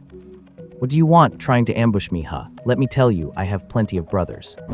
After speaking, Qin Yu aggressively shook the crocodile in his hand. Unfortunately, the little crocodile gave him no face. Instead of snapping at the enemy, it turned and bit his shoulder. Seeing this, Qin Yu released his hand with a blank expression. "You little brat, I am going to stew you later." The enemy who failed the ambush revealed herself, and she was a young girl with dog ears. However, her ears were a little strained. They were not standing upright, but were long and flopped over her hair.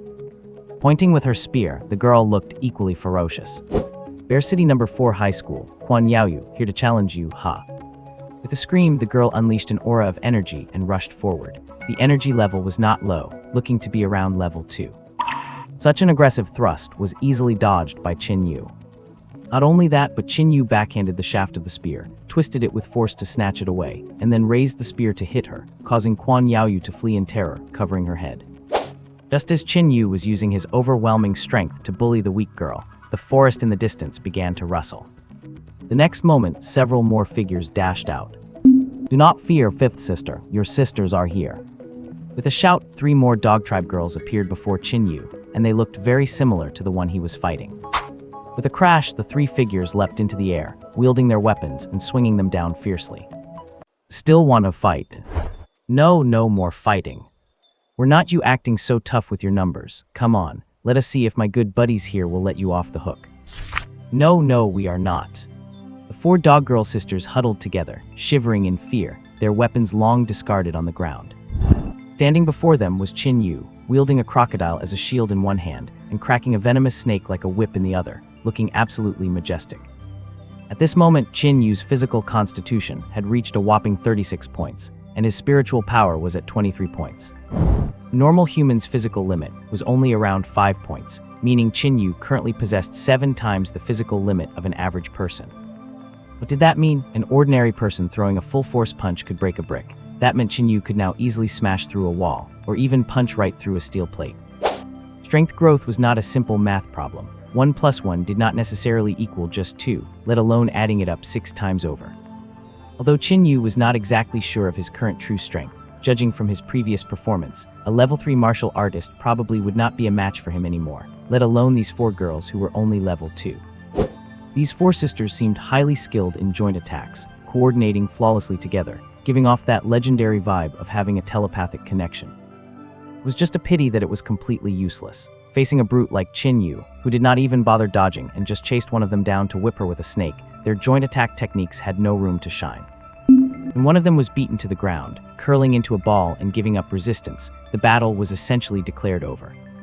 Looking at the thoroughly subdued 4 sisters, Qin Yu satisfyingly hung the crocodile on his butt, and the crocodile very cooperatively bit onto his pants.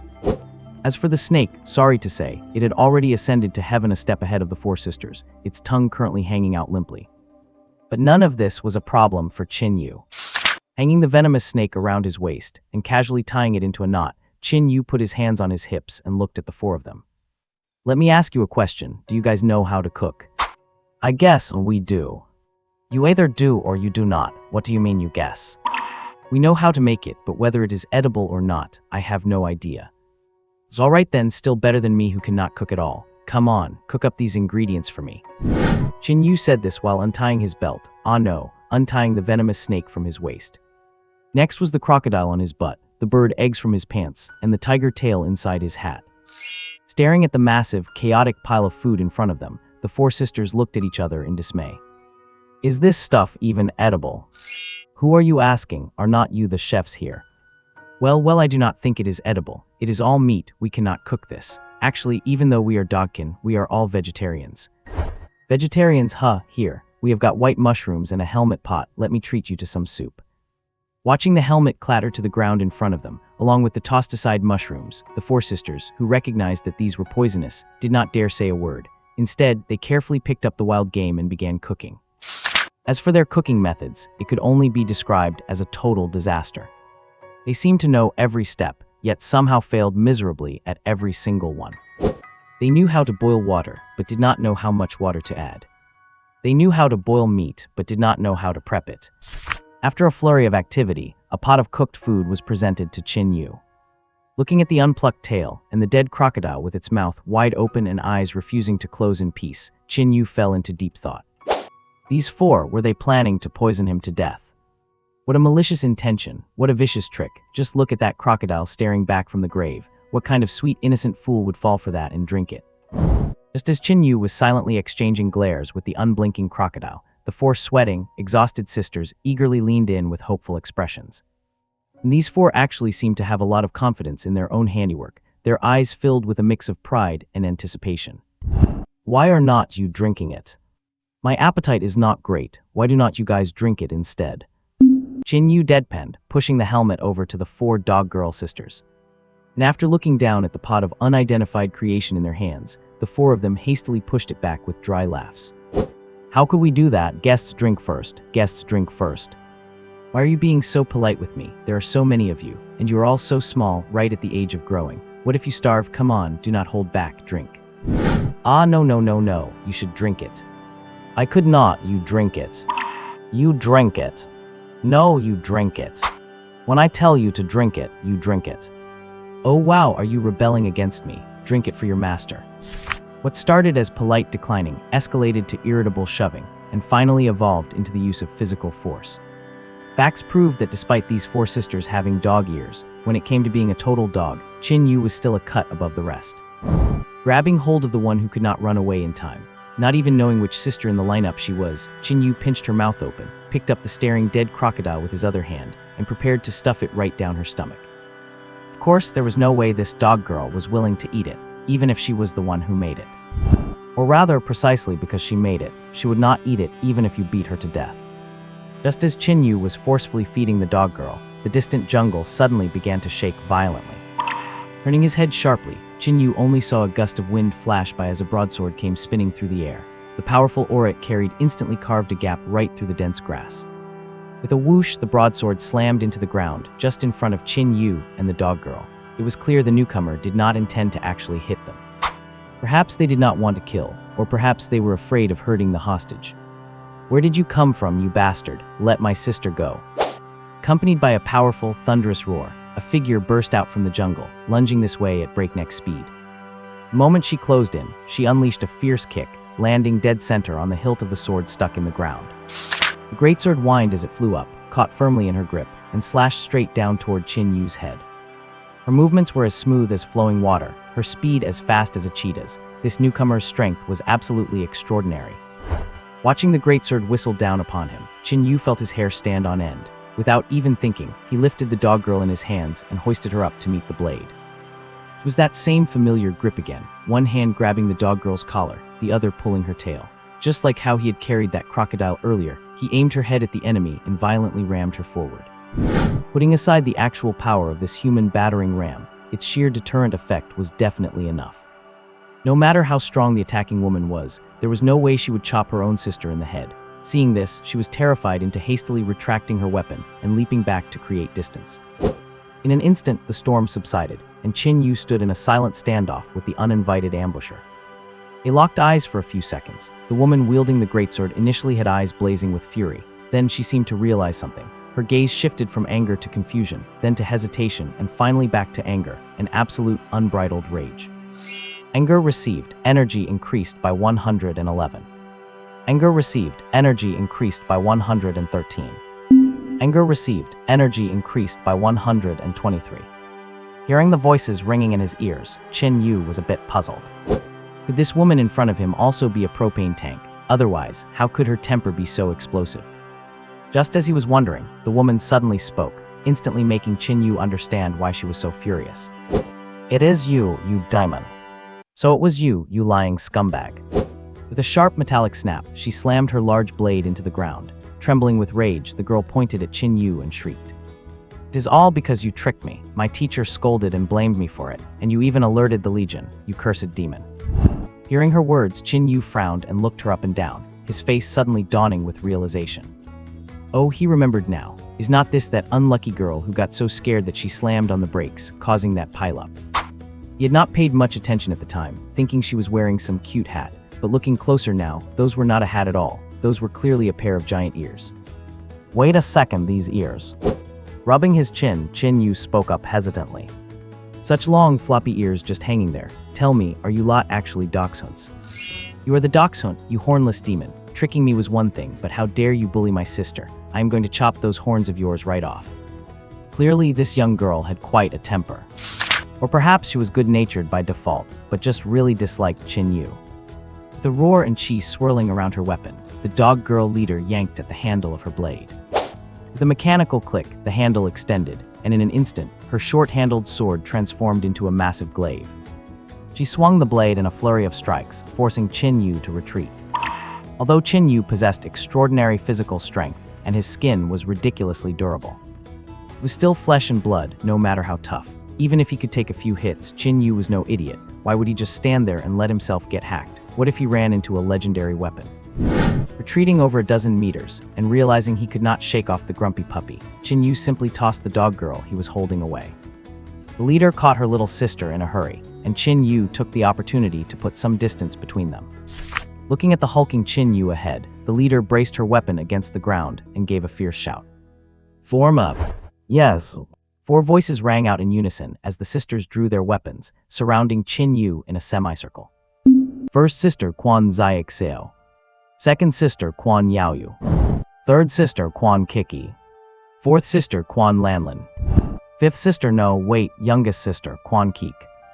5 dogs god-slaying formation. Once they had taken their positions, the 5 of them glared daggers at Qin Yu. Seeing the glint of their weapons, Qin Yu searched the area in a hurry, but found nothing suitable to use as a weapon. Finally, he slammed his fist into a tree trunk, snapping it in a few strikes. With a roar, Qin Yu jammed his hands into the trunk and hoisted the 3-meter-long log into the air. "Come on, let us hurt each other." Such an overbearing display startled the girls who had been about to charge. Having witnessed the terrifying force of Qin Yu's raw strength, the 4 sisters were too intimidated to advance. Only the eldest, Quan Xiaoxiao, was brave enough to charge forward, brandishing her blade. The tree trunk was heavy, but it was not a proper weapon. No matter how much cotton you have, it cannot beat iron. Quan Xiaoxiao, with her blade wreathed in qi, was undoubtedly that piece of iron. With several snapping sounds, after a few exchanges, the log was chipped away in several places. Clearly, its hardness was not up to the task. Qin Yu naturally realized this. He was no fool. He would not just stand there and let Quan Xiaoxiao use him to sharpen her pencil. Changing tactics suddenly, Qin Yu grabbed the log horizontally and, like a charging knight, rammed it straight at Quan Xiaoxiao. Such a heavy and powerful strike was no laughing matter, and dodging would have been the wisest choice. Unfortunately, Quan Xiaoxiao was not being wise. Confident in her own strength, she met the attack head-on without hesitation. The second they collided, her expression changed. With a crunch, her blade sank half a meter into the log, and all its momentum vanished. Not only did she fail to split the log, but her blade was now stuck inside, unable to be pulled out. What was even worse was that the moment they collided, Quan Xiaoxiao finally understood why this kid was able to beat her 4 younger sisters. What kind of monstrous strength is this? Boom! As the wind howled and the trees groaned, Quan Xiaoxiao was lifted off her feet by the log, hanging onto the broken wood, only coming to a stop after smashing through 6 large trees. With her mouth slightly agape, a spurt of blood erupted uncontrollably from her. Caught between 2 trees, her legs were left completely straightened by the impact. "You little runt trying to outmuscle me. I will not just pull up weeping willows, I will even rip telephone poles right out of the ground for you." Having landed the hit, Qin Yu did not intend to stop there. Qin Yu was well versed in the principle of beating a dog while it was down. He swung the log like a war hammer, aiming it at Quan Xiaoxiao as she slid down the tree. If this blow actually landed, she would definitely be out of the fight. Boom! Amidst the thunderous sound, dust clouds erupted. Qin Yu's eyes widened, and he scrambled back, not even bothering to keep the log in his hands. In front of him, an earthen wall had risen from nowhere, absorbing the full force of the log's strike. The audience watching the live stream gasped in shock. It is an external martial technique. That is definitely an external martial technique. Is not it supposed to be impossible to cast external techniques as easily as internal ones? No one below level 3 should be able to master it. Exactly, external techniques cannot be learned unless you are level 3. That is why anyone below level 3 is considered an apprentice. The difference in power between someone who can use an external technique and one who cannot is heaven and earth. That means, oh my god, a level 3 martial artist, she's a level 3. Revelation sent shockwaves through the crowd. While it was not impossible to reach level 3 in high school, those who did were absolute prodigies among men. A relatively unknown student turns out to be a level 3 martial artist who had mastered an external technique. That definitely earns the title of a peerless genius. Qin Yu, who had backpedaled over a dozen meters, frowned deeply. He clenched his fists instinctively, his eyes fixed on the earthen wall ahead. Martial artists at levels 1 and 2 are just apprentices, and apprentices are considered low tier. When level 1 and 2 martial artists fight, it is mostly a test of physical strength. But once you reach level 3, the methods and power involved are in an entirely different league. Controlling the energy of heaven and earth, destructive power increased 100 to 1,000-fold. If a level 1 martial artist might have a chance to kill a level 2, 100 level 2 fighters would struggle to beat a single level 3, unless they had not yet mastered the power of external techniques. The thick dust ahead slowly dissipated, but the earthen wall stood firm and immovable. Before the dust could even settle, a roar erupted from behind the wall. External technique, earth flow. Boom! With a shoulder check, soil churned up. and the entire wall shattered into countless fragments. These fragments rapidly shifted in midair, morphing into a barrage of cone-shaped earthen spikes that shot forward. The hail of earthen spikes was astonishingly fast, carrying the power of a shotgun blast. With nowhere to run, Qin Yu hurriedly raised his arms, crossing them to shield his face.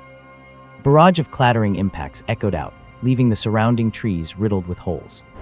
The earthen spikes either lodged themselves deep into the trunks or pierced right through them.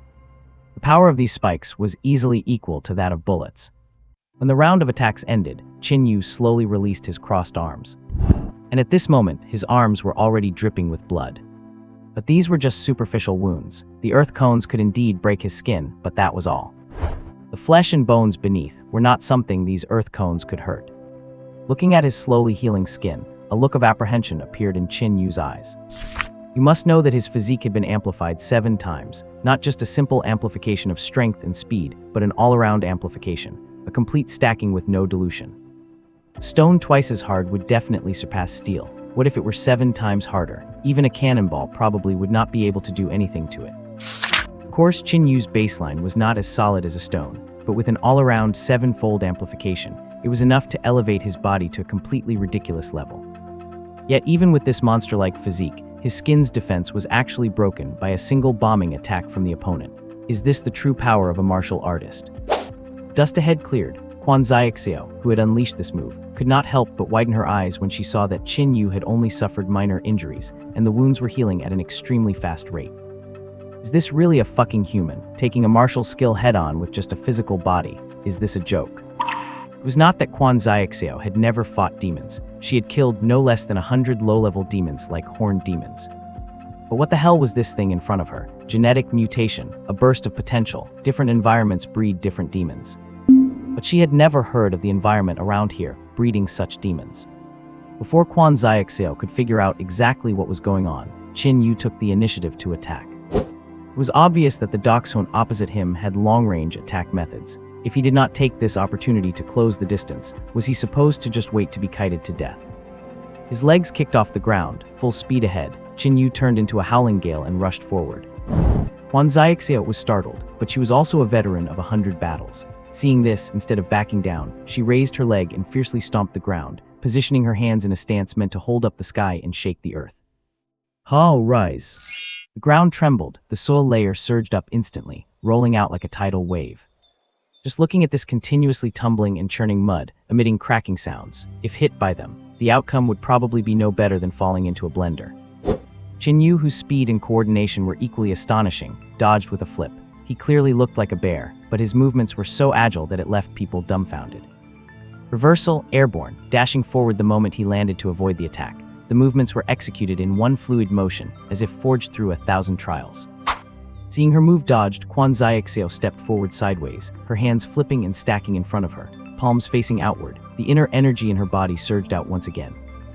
A rumbling sound echoed. The soil layers on both sides of Quan Xiaoxiao surged out like bamboo shoots, turning into countless stone cones over a meter high, surging towards Qin Yu.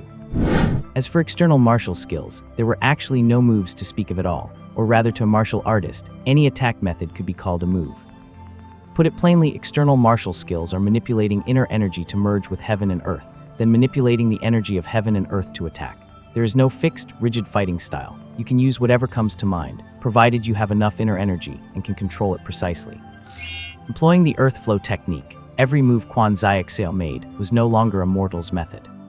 Looking at the wall of earth cones surging up on both sides, Qin Yu abruptly turned sideways and smashed a fist into a nearby tree trunk. With a crack, the tree trunk, over half a meter thick, was mostly shattered by his single punch. Then before it could even fall, Qin Yu snapped it off using brute force, swinging it wildly in a full arc forward. A tree trunk over 5 meters long flew out of his hands carrying tremendous force, turning into a storm as it spun, shattering the surging stone cones one after another. Seeing this scene, Quan Xiaoxiao's expression changed. Her hands, which were channeling energy, changed moves and clapped together in front of her with a smack. Crash! The whistling tree trunk split into 2 and flew past, narrowly grazing Quan Xiaoxiao. And directly in front of Quan Xiaoxiao, an upright, sharp stone cone blade glinted coldly in the sunlight. Since an area of effect strike is ineffective, then change moves. With a fierce gleam in her eyes, Quan Xiaoxiao slapped her palm onto the stone cone blade, causing the entire large stone cone sword to shatter into pieces, with the fragments shooting fiercely towards Qin Yu. That was not all. Quan Xiaoxiao stepped forward. Every step she took caused the dirt on the ground to fly up, condensing into one earth ball after another. These earth balls would then be smacked by Quan Xiaoxiao in the very next second, shattering and turning into earth bullets shooting at Qin Yu. Dense and precise firepower coverage unfolded. Relying on his amazing coordination and terrifying speed, Qin Yu flipped and dodged all the way, forcefully pulling off gymnastics moves with his burly physique. Some of the movements were so absurd that even a yoga master would probably curse upon seeing them. Flipping midair to dodge over a dozen earth cones, the moment he landed upside down, he thrust 2 fingers into the ground, forcefully supporting his own body with just 2 fingers.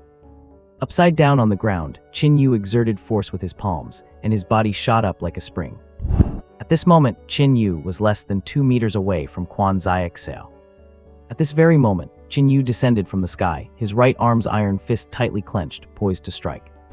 Below, Quan Xiaoxiao spread her arms wide, and the dirt on both sides rose. Earth flow merge.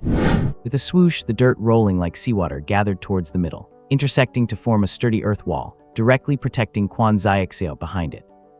Descending from the sky, Qin Yu smashed a punch onto the earth wall. The wall was instantly covered in cracks all over. Qin Yu's fist pierced directly through the earth wall, but then came to an abrupt halt. Lock. Having accurately calculated the distance of Qin Yu's arm, Quan Xiaoxiao could not help but reveal a hint of a smile in her eyes as she watched the fist stop right in front of her face, unable to advance an inch. As her hands formed claws and closed together, the dirt on the earth wall tumbled, encasing Qin Yu's entire arm within it. Just as Quan Xiaoxiao planned to use this opportunity to completely subdue Qin Yu, unexpectedly, another loud bang came from the earth wall ahead. Qin Yu's other arm broke through the dirt and punched right onto his own right arm. Cracking sounds echoed as the crazily hardening earth and stone were shattered. Free from his bindings, Qin Yu exerted force with both arms, crashing directly through the earth wall and rushing in front of Quan Xiaoxiao. Looking at the behemoth that instantly enveloped her in its shadow, Quan Xiaoxiao still tried to resist. With a wave of her hand, the dirt turned into a spear, thrusting towards Qin Yu along with her arm. But unexpectedly, Qin Yu was even faster. Before the earth spear could hit his body, he beat her to it and landed a punch right on Quan Xiaoxiao's face. A booming sound rang out. Quan Xiaoxiao was hit so hard her legs left the ground. Her body smashed heavily onto the floor, only to bounce back up in the next second from the immense force.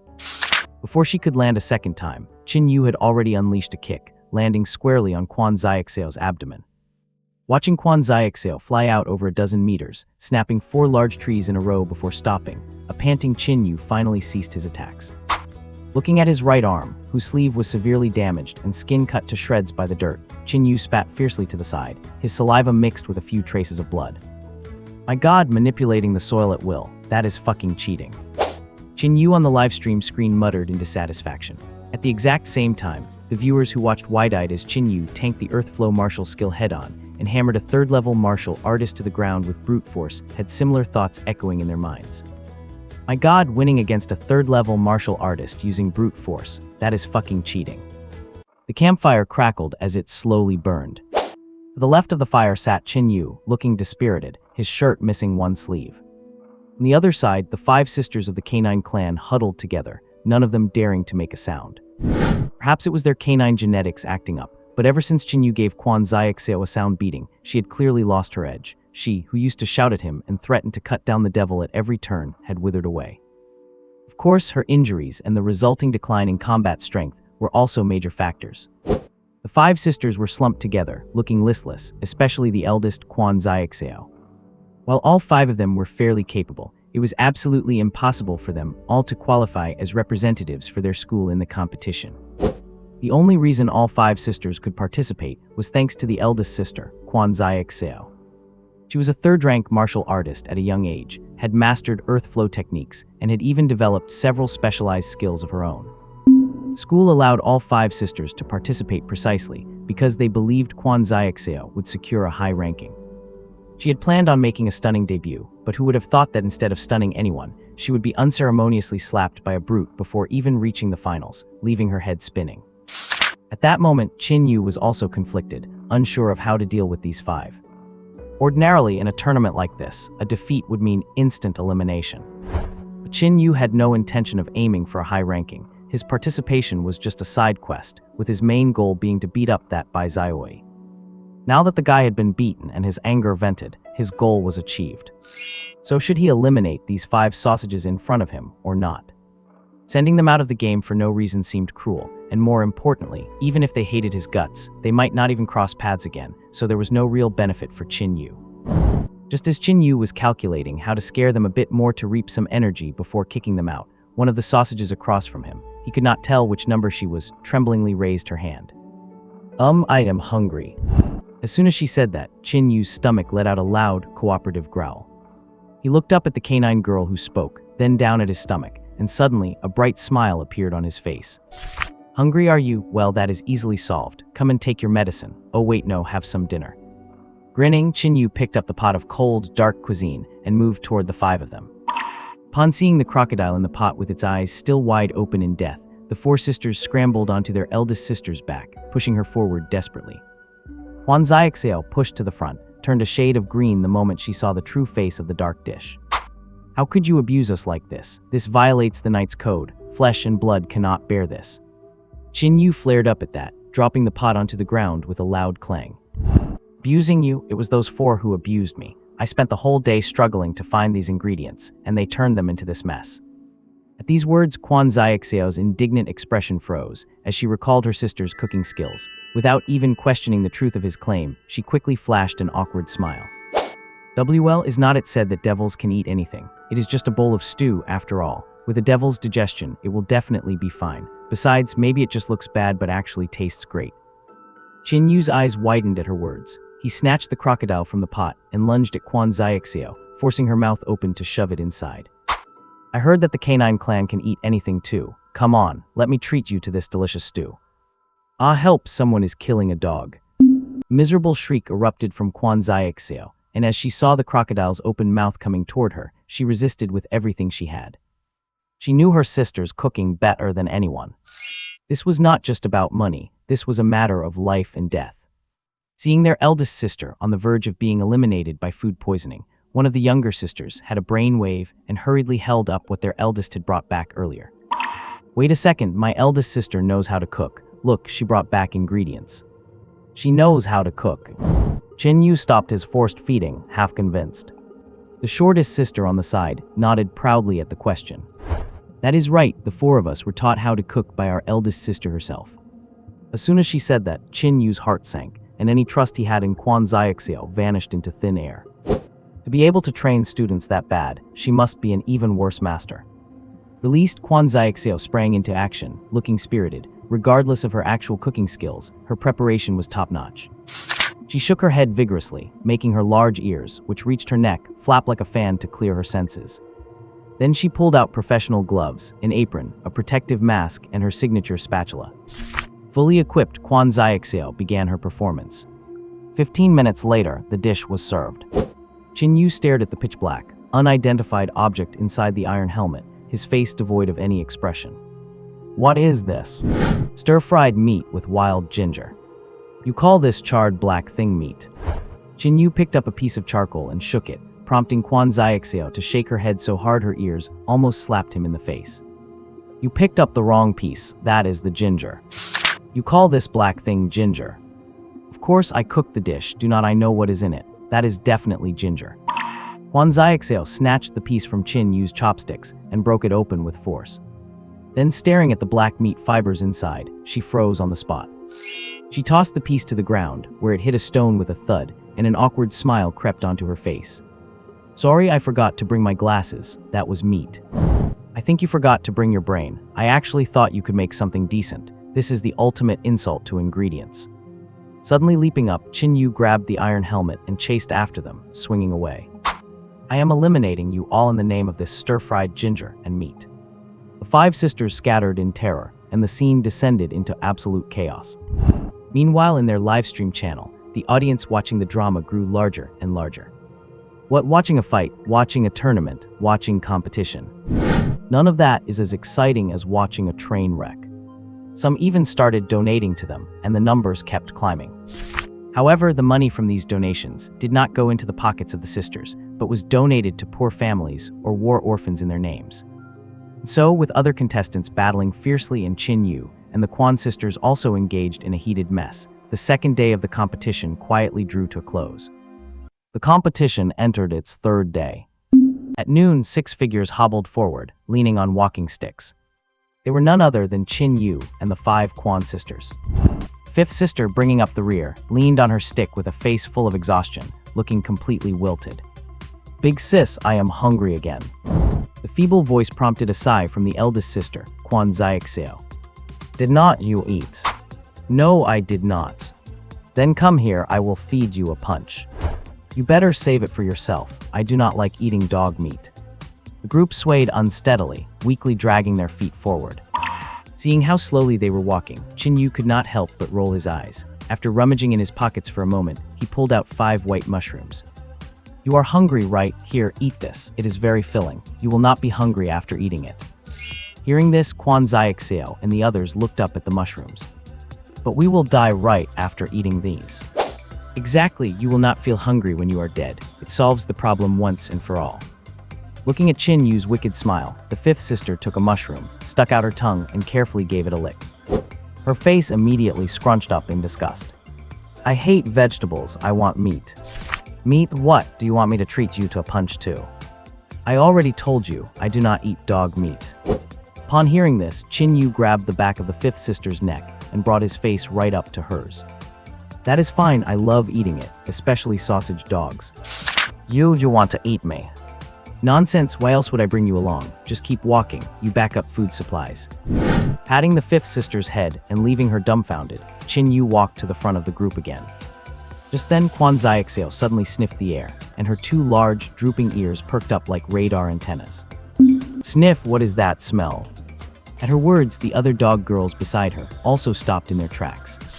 Their noses twitched and their ears flicked. Their eyes grew brighter and brighter. After exchanging glances, one of them suddenly cried out in surprise. "It is roast, mate." With a sudden rush, almost without any hesitation, the 5 of them ran directly towards the source of the aroma, which left Qin Yu, who was sniffing around but smelled nothing, staring in bewilderment. Holy crap, they really do have dog noses. Are they that effective? Meanwhile, next to a large transport aircraft, several men and women in matching uniforms were having a barbecue. Piled up beside them was a large amount of supplies, mostly food and water. Watching the skewers of meat sizzling on the grill, one of them propped up his face and sighed. "Seriously, we were supposed to head back the same day, but it got suddenly delayed until tonight. What on earth do you think happened?" The companion next to him rolled his eyes. Did not the higher-ups already tell us? There was a massive brawl on the plane, resulting in less than a tenth of the people making it to the supply point on the first day. We could not possibly just leave without distributing the food, right?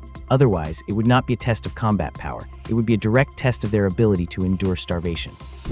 Tossing a few pieces of charcoal into the fire, the man shook his head and sighed. "So we had to delay the food distribution. Some higher-ups are even planning to lift the food restrictions altogether. What a mess this has become." A woman nearby, who had been focused on grilling, picked up the skewers and raised her hand to distribute them to the group. "The skewers are ready, let us eat first. They will not taste good if they get cold." Just as everyone raised their hands to take them, a loud rumbling sound suddenly came from the distance. Hearing the noise, their faces changed, and they quickly stood up to look in that direction. It was not just contestants roaming this forest. There were also magical beasts from the magic gates, vicious beasts from the demon gates, and killing machines from the mechanical gates. Before seeing the newcomer, no one could be sure what was approaching. Under their vigilant gazes, the thing rushing out from the woods finally revealed its true form. It was a burly man, a muscular man nearly 2 meters tall with bulging muscles all over his body. Seeing that it was a human, the group instantly breathed a sigh of relief. The woman even raised the meat skewers in her hand. "Hey there, little brother, you came at just the right time. Want a bite?" Qin Yu, charging at breakneck speed, did not slow down at all. The moment he sprinted up to them, he violently swung a hook punch. "You still dare to eat meat? Eat my punch first." Crack! An arm thicker than the woman's leg struck her right in the neck, carrying the howling sound of the wind. The woman, completely unprepared for this, had no time to react. Her head whipped back from the sweeping arm, sending her spinning in midair for a full rotation. With a heavy thud, she crashed to the ground, passing out instantly. Following Qin Yu's lead in taking down the first person, the 5 Quan sisters, who rushed out right behind him, also launched their attacks. The eldest sister attacked the man on the left, while the second and third sisters attacked the man on the right. As for the fourth and fifth sisters, they charged toward the meat skewers without hesitation.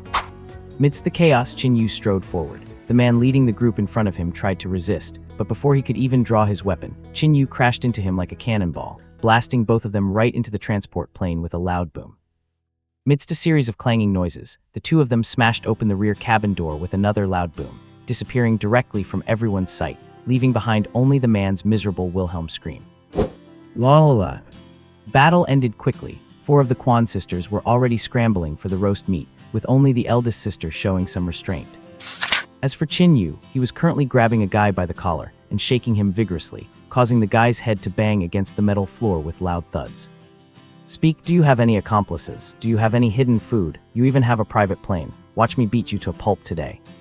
While Qin Yu was thoroughly torturing the poor bastard in his hands, Quan Xiaoxiao looked at the guy's face and suddenly frowned. Wait a minute, he does not look like a student. Qin Yu did not even look up at her words. Bullshit, if he is not a student, what is he doing here? But how could there be a 40-something-year-old guy among high schoolers?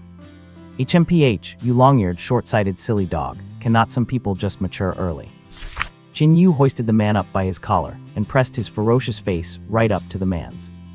Speak, why did you mature so early? Hearing this, the man choked up for a long time. Eyes erg. Rolling his eyes back, the guy successfully passed out. Just then, the fourth sister, who was sitting on one of the poor victims gnawing on a meat skewer, suddenly picked something up from the ground. After a careful look, her face changed. Big sis, come take a look at this. Quan Xiaoxiao quickly walked over, picked up the ID badge, and her face changed as well. On the ID badge, a line of large text was clearly written. Third Group Supply Distribution Staff, Ga Laosan.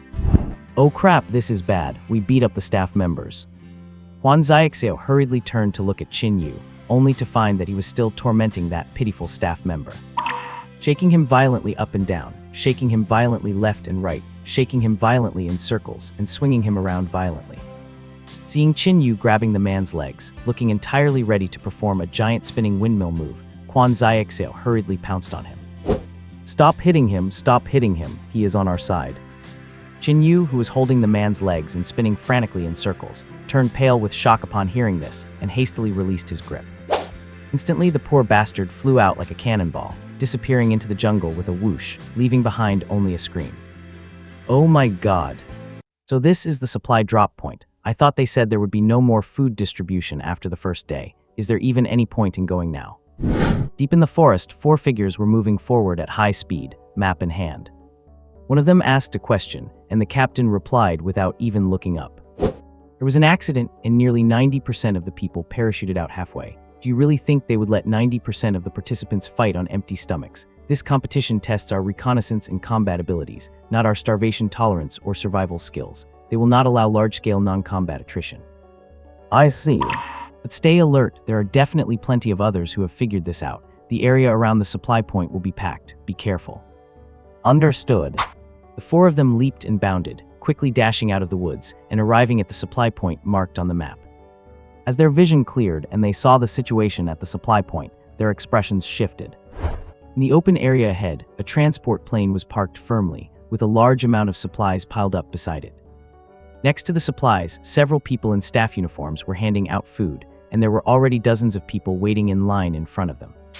It seems the captain was right. There really are a lot of people here because they guessed that the supply drop would be delayed. For some reason, the 4 of them noticed that the people who had received their supplies did not look happy. In fact, they looked terrible, even worse than they did before getting food. At a table beside the supplies, Qin Yu and the 5 sisters of the dog clan were handing out food and water to everyone. The 5 sisters were responsible for hauling, and Qin Yu was responsible for handing it out. They took on this job mainly because the sisters were afraid their previous savage behavior had left a bad impression on the judges, leaving them with no schools willing to recruit them, so they wanted to make amends. After all, beating up the staff blindly upon arrival was indeed a bit too barbaric. As for why Qin Yu joined in on the distribution, it was, of course, for the sake of his hatred system. Since it is so rare for this many contestants to gather in one place, if he did not take the opportunity to farm some hatred, would he still be the same sharp-tongued prince? As for why those who received food looked so livid, it was because Qin Yu's method of distribution was a little bit unique. Come on, everyone gets an equal share. No grabbing. One for you, one for me. One for him, one for me. One for her, one for me. Using this very fair distribution method, the pile of food kept for himself grew larger and larger, while the expressions of those receiving food grew increasingly sour. The capitalist distribution method is one thing, but look at what he was actually giving them. He takes a loaf of bread, but gives himself a bar of chocolate. He takes a bottle of water, but gives himself a bottle of wahaha. Staring at the food in their hands that was not even enough for one meal, the contestants who received their shares looked like they had seen a ghost. Looking up at Qin Yu and confirming he was not joking, someone suddenly crushed the so-called share in their hand, a single quail egg. Do you think you are feeding a cat, you jerk? Is this all we get? Qin Yu, currently handing out food, paused. He looked at the cat girl in front of him who was holding out her paws waiting for food, then looked at the hippopotamus man who had just spoken, and suddenly shook his head. You are wrong, that was not cat food, this is. As he spoke, Qin Yu pulled out a can of sardines, making the cat girl's eyes light up. Then, to the cat girl's excitement, Qin Yu opened the can, plucked out a single sardine with some tweezers, and placed it in her little paws. There you go, that is your breakfast, lunch, and dinner for the day. Staring at the fish in her hand, which was not even as long as her finger, the excited smile on the cat girl's face froze, and her ears and tail drooped instantly. Enough, I cannot take it anymore. You are not distributing food at all, you are just mocking us. Where there is oppression, there is resistance. Someone had finally reached their limit and exploded. He actually had a decent amount of food, a whole can of dog meat. But the problem was, he was a dog man, and his two companions were both dog men too. If this is not deliberate provocation, then what is? Throwing the can on the ground with a thud, the three angry dogs glared at Qin Yu, who startled them by slamming his hand on the table. Standing up with his hands on the table, Qin Yu put his hand on his hip, striking a pose like a shrew ready to start a street fight. What are you doing, trying to rebel, are you? Let me tell you, even the landlord's household has run out of extra grain. This stuff is not even enough for us. You are lucky to get any at all. There are only 6 of you, and you are eating that huge pile. Were you pigs in your past life? Looking at the pile of food as tall as a person next to Qin Yu, a goat man spoke up indignantly. His companion nodded instinctively, but then suddenly felt that something was wrong. Touching his own pig nose, he looked at his companion with a strange expression. Was this idiot just insulting him? What do you care how much we eat? It is not like we are eating your rice. This is food issued to us by the authorities. Bullshit, once it reaches me, it is mine. I am going to report you. Report me all you want. My name is Gao Laosin, and I am not afraid to show my face. Standing beside the supplies with one hand on his hip, Qin Yu was in high spirits, much like Zhuge Liang arguing with the scholars of old. And every word he said, designed to infuriate them, made everyone's blood boil. Hearing the delightful notification sounds ringing incessantly in his ears, the punchable smile on Qin Yu's face became even brighter. And seeing that smile, everyone got even angrier. Just as the shouting was at its peak, the wardrobe standing to the side suddenly let out a loud thud. Then, with a crash, several men in nothing but their underwear, tightly bound and gagged with tape, fell out of it. In an instant, the scene fell silent. Looking at the guys writhing on the ground, the contestants looked at each other in bewilderment. Some even instinctively dropped the food they were holding to the floor. Seriously, how is there a shady scam running at a supply point? Qin Yu reacted lightning fast, rushing to the guys in 2 steps, and while stuffing them back into the wardrobe, he explained. See, that is the consequence for not following the rules and trying to snatch food by force. Anyone who does not want to end up stripped and locked away, just collect your food and get out. Once these words were out, the contestants' expressions slumped, and they started lining up again while muttering under their breath. However, just as the situation was finally stabilized, one of the men on Qin Yu's shoulder suddenly stretched out his tongue and licked hard. With the advantage of being a snake man, he used his long tongue to force the tape off his face and let out a roar. You've been tricked, he's not a staff member. They are all just a bunch of con artists. The scene fell into silence once again. All the contestants looked up, their expressions shifting from bewilderment to shock, and finally to pure fury. Received anger, energy plus 103. Received anger, energy plus 109. Received anger, energy plus 133. Feeling the angry glares of the crowd and listening to the notifications ringing wildly, Qin Yu dropped the man and shook his head with a smile. He clapped his hands together and gave a slight shrug. Oh my, the jig is up. Kill them. It was unclear who suddenly let out a furious roar, but the surrounding contestants completely exploded in chaos, with dozens of them swarming towards this direction. Seeing this scene, the 5 dog sisters were so frightened that their ears perked up, and they turned around and fled. Qin Yu, on the other hand, remained calm in the face of danger, even having the leisure to straighten his clothes. Tossing the staff member on his shoulder onto the ground, Qin Yu turned around and suddenly raised his hand. "Hold on a second, everyone, I have something to say." Whoosh! Although the surrounding contestants were furious, they did not just blindly rush up to hack at him. After all, this was a live broadcast. It would not be good to leave behind the reputation of a brute. Therefore, even though everyone was angry, they quickly stopped in their tracks, wanting to see what else this kid in front of them had to say in his defense.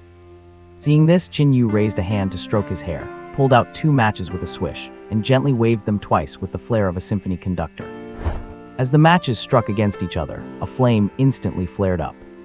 Wearing the gentle smile commonly seen on magicians, Qin Yu turned, struck a pose, and bent his arms to flick the 2 matches into the pile of food, infusing a little soul. Snap! Matches hit the ground, instantly igniting the open liquor that had already been placed underneath. With a whoosh, a massive fire directly engulfed all the ingredients. After doing all this, Qin Yu turned and gave a slight bow to the dumbfounded expressions of the contestants, and then Hadiwam, looking at Qin Yu, who turned and ran away, and then looking at the blazing food. Dozens of contestants looked at each other, standing frozen in place for several seconds.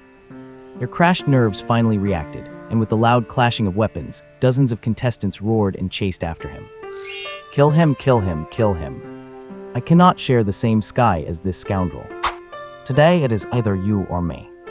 Woof, woof, woof, woof, woofs. Everyone chased after him, leaving behind a beautiful scenery on the competition island. However, if they wanted to catch up to Qin Yu, their foot speed simply was not enough. Perhaps a few of them could catch him in a short burst of speed, but when it came to long-distance running, as long as you had not reached the 4th tier, Qin Yu was not afraid of anyone. But just because he could outrun them did not mean the 5 dog sisters could too.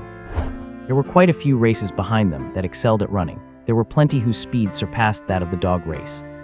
Seeing that the girls were about to be caught, Qin Yu eagerly trotted back, tucked 2 under his arms, hung 2 on his elbows, turned around, and started sprinting into the distance again. Eldest sister Quan Xiaoxiao, who was still running on her own, saw that Qin Yu had left her behind. She could not help but roll her eyes and sigh, then sped up a few steps, dashed from behind, and directly hung onto Qin Yu's back.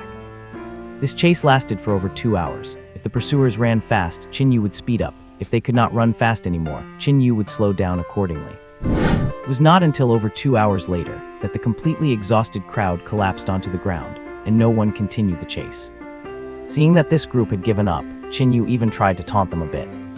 Unfortunately, even when he got close, he only provoked a barrage of angry curses, and not a single person had any intention of making a move. Obviously, they were truly exhausted. Seeing that he could not collect any more energy, Qin Yu could only choose to give up. Carrying the 5 girls, he passed right through the middle of the crowd and happily disappeared from their line of sight. This triggered another outburst of angry curses on the spot. After running madly for over 2 hours, Qin Yu was actually quite exhausted himself. After all, he was carrying 5 people. If it were not for his stamina of over 30 points, which had long surpassed the limits of a normal human, it would be absolutely impossible for him to still be so lively. Even though he was half dead from exhaustion, the harvest was also quite bountiful. More than 70 people who had been repeatedly toyed with were burning with anger, providing him with a substantial amount of energy over those 2 hours. These people were all the proud talents of their respective academies, and the characteristic of geniuses is that they have quite a temper. After all, they are arrogant and haughty. Energy remaining, 31,237. This was Qin Yu's remaining energy at this moment, enough to increase his stamina by another 10 points. What did this mean? This was equivalent to him achieving a physique 9 times that of an ordinary human. And these so-called ordinary humans were the enhanced versions in this world, the kind that could shatter a brick with a single punch. With this physique, Qin Yu would even dare to tear apart a tank barehanded. Just as Qin Yu was joyfully checking his gains, a rustling sound suddenly echoed in his ears. This sound was not harsh. In fact, it could even be considered very faint. Unfortunately, the people present were either dog beastmen with incredible hearing or a cheater with a body beyond ordinary humans. Almost at the exact same time the sound occurred, the 6 of them had abruptly raised their heads. Who is there? With an angry shout, the surrounding sounds came to a sudden halt. However, they knew that this did not mean the other party had disappeared. On the contrary, it only meant that the other party had hidden themselves. Just as the six were on high alert, a cold gleam flashed. Weeds flew from the bushes as a long spear, fast as lightning, was thrown towards them. Wherever it passed, the grass and leaves were instantly torn into shreds by the fierce wind. Qin Yu reacted the fastest. Relying on his powerful physical functions, he stepped forward and struck out with his elbow. At the instant his elbow dodged the spear tip, it collided with the spear shaft, sending the entire long spear spinning away. With a smack, the long spear was steadily caught by someone and thrust into the ground. A figure nimbly spiraled up it, resting their entire body weight on the long spear. Yo, little bro, nice martial arts skills. You actually managed to react to that. The one who spoke was a woman with slender eyes and a curvaceous figure. Her full head of black hair hung down to her waist, looking very smooth, and was currently being swept to her front and gently stroked by her. And behind her, a flexible tail covered in fine scales could be seen gently swishing. Snake person race. Peering alongside the woman were two others. One figure dropped from a tree, landing silently. With her face covered by a green hooded sweatshirt, only the lower half of her face was exposed. Her slender arms were uncovered by the sleeveless hoodie, and two short swords hung at her waist. Beside this slender woman, however, was an existence completely opposite to her. She was tall, standing over 1.9 meters, and covered in armor. Her exposed face exuded a mature charm, but she wore a pair of wraparound sunglasses that connected to her helmet. Most importantly, on her forehead, a silver-white horn was exceptionally prominent, even gleaming under the sunlight. Looking at the three who had appeared, Quan Xiaoxiao stepped up to Qin Yu and carefully gave a reminder. Be careful, snake people are best at grappling, making close combat very difficult. That burly one should be a rhino person. Those guys possess immense strength and are born warriors for siege warfare. Hearing this, Qin Yu locked his gaze on the slender woman on the left.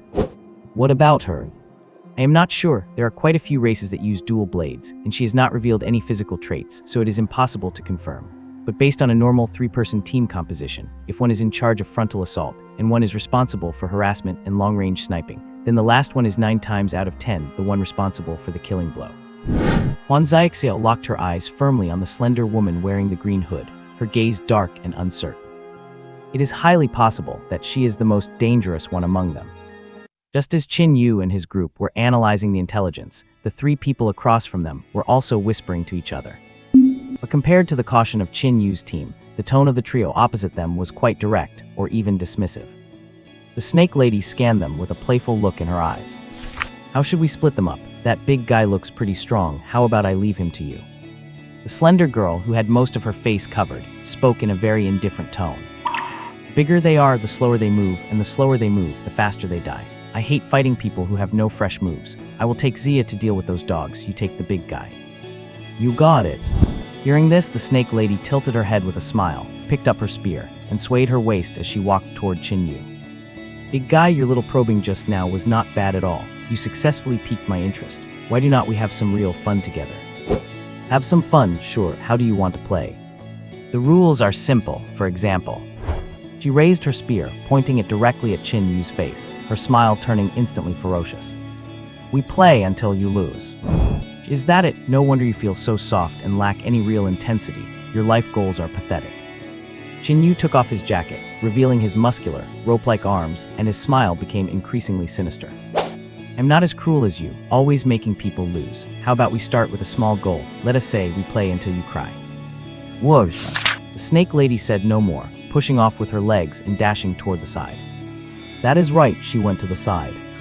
Her first reaction was not to charge directly, but to proactively put distance between herself and the others. It was clear she intended to split up the battlefield.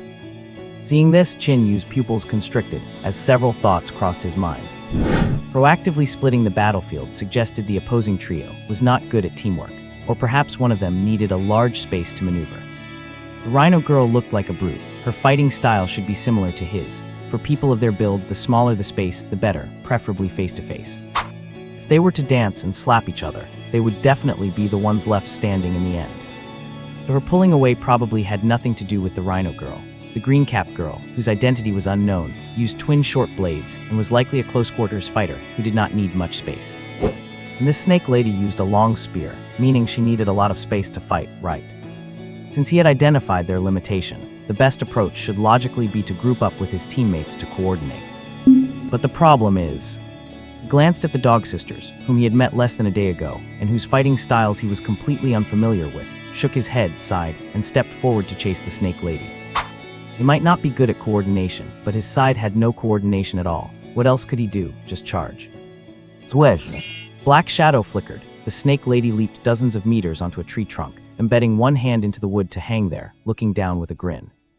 However, that one look caused her expression to change drastically. Qin Lin came charging at her regardless of anything, and as he closed in, he slammed into the tree like a tank. Wood chips flew as he punched half the tree into splinters, then followed up by snapping the trunk in half with a powerful shoulder check. As the tree fell, the snake lady sprang out, pushed off another trunk, and pounced. Fast as lightning, thrust. Cold Gleam arrived in an instant. Relying on his amazing insight, Qin Yu not only accurately tracked the spear, but even clearly saw the snake lady's wicked grin. Boom! He struck second but landed first. A punch exploded outward. Two figures crossed. The moment the snake lady landed on the ground, she sprang up, rotated in midair, and landed steadily, sliding back to distance herself from Qin Yu. Qin Yu, still in his striking stance, pulled his fist back and frowned hard as he looked at the cut on his arm. He was not shocked by the injury, but by the sensation from just a moment ago. Slippery, unexpectedly slippery. Even though he had used his speed to land a hit on the snake lady's midsection, his fist felt like it hit an airbag. The impact was absorbed, and his fist just slid off her skin. That was exactly why she was able to graze his arm with her spear and cut him. He turned his head to look at the snake lady, who was wobbling as she stood up, his brows knit so tightly they almost touched. Did you rub oil all over yourself before you left the house? Hahaha, what are you saying? Is not that something only bodybuilders do? Then why are you so slippery? Are you sure you are a snake and not a loach? Of course I am a snake. As for why I am so slippery, do not you know women are made of water? Being a little slippery is quite normal. Holding the spear with both hands and leaning her entire weight onto it, the snake lady leaned toward Qin Yu, her smile growing even brighter. I thought you were just a sandbag, but you are surprisingly fast. It seems Tang Lion misjudged you. You are definitely not easy to deal with, but it is a pity that your speed is useless against me. Setting her spear, she braced her hand on the ground and got into a push-up position, her body nearly parallel to the earth, a cruel glint in her eyes. Have you thought of a way to crack my moves yet? If not, then it is time to say sayonara. Whoosh! Limbs pushing off, the snake lady charges. The cold gleam rises again. The two engage in close quarters. Qin Yu threw a fierce punch. Power several times greater than an ordinary person's exploded with devastating force. The moment the punch was thrown, it even created a shrill whistling sound in the air. Unsurprisingly, this punch hit the target, and just as unsurprisingly, it slid right off her weird skin. Two crossed paths. Qin Yu suffered another cut on his leg from her weapon, though because his muscular defense was so strong, the spear only broke the skin. The snake lady, sliding along the ground for several meters, turned abruptly and charged again without a second's pause. Qin Yu, getting smarter, turned and swept his leg out in a wide arc. A jab might be dodged, but surely a massive sweep could not be slipped off. Qin Yu's guess was correct. Such a large-scale attack could not be avoided by skin alone. But do not forget what her species was. She is a snake. With a backward bend, the snake lady dropped into a kneeling position, arching her body back, and slid under Qin Yu's legs without losing any speed. As she slid under, she even tried to strike Qin Yu's vitals, but luckily he reacted quickly and slammed his arm into the ground to block the blow. But his desperate block only energized the snake lady further. She abandoned attacking anywhere else, and with a wicked smile, began focusing her onslaught on Qin Yu's lower body. Thrust, sweep, stab, flick, slash. The two were in a flurry of offense and defense. Qin Yu was scrambling to block the attacks. Even though he was faster, had better reflexes, and had landed over a dozen counterattacks in their dozens of exchanges, every hit landed on her. But her weird body, which could slide off any attack, always caused his efforts to be in vain. With a clatter, Qin Yu punched the sweeping spear, knocking the snake lady back several meters. Looking at the snake lady, who was once again leaning on her spear, Qin Yu frowned, staring at his scarred arms, took a deep breath, and suddenly turned to rain several thunderous punches into a large tree. A 10-meter-tall tree crashed down. Seeing this, the snake lady laughed until she doubled over. Angry, do not be. If you are this mad already, you will be devastated if I actually hit your vitals later, and I would feel so bad for you. Amidst the snake lady's smiling expression, Qin Yu kept a stony face, plunged his fists into the tree trunk, and with a sudden burst of strength, hauled the 10-meter-long trunk up. Looking at the giant siege hammer in Qin Yu's hands, the snake lady's laughter came to an abrupt halt. Rumble! Deafening sound rang out as a wooden stake several meters long swept out, kicking up a massive gust of wind while smashing and snapping all the debris in its path.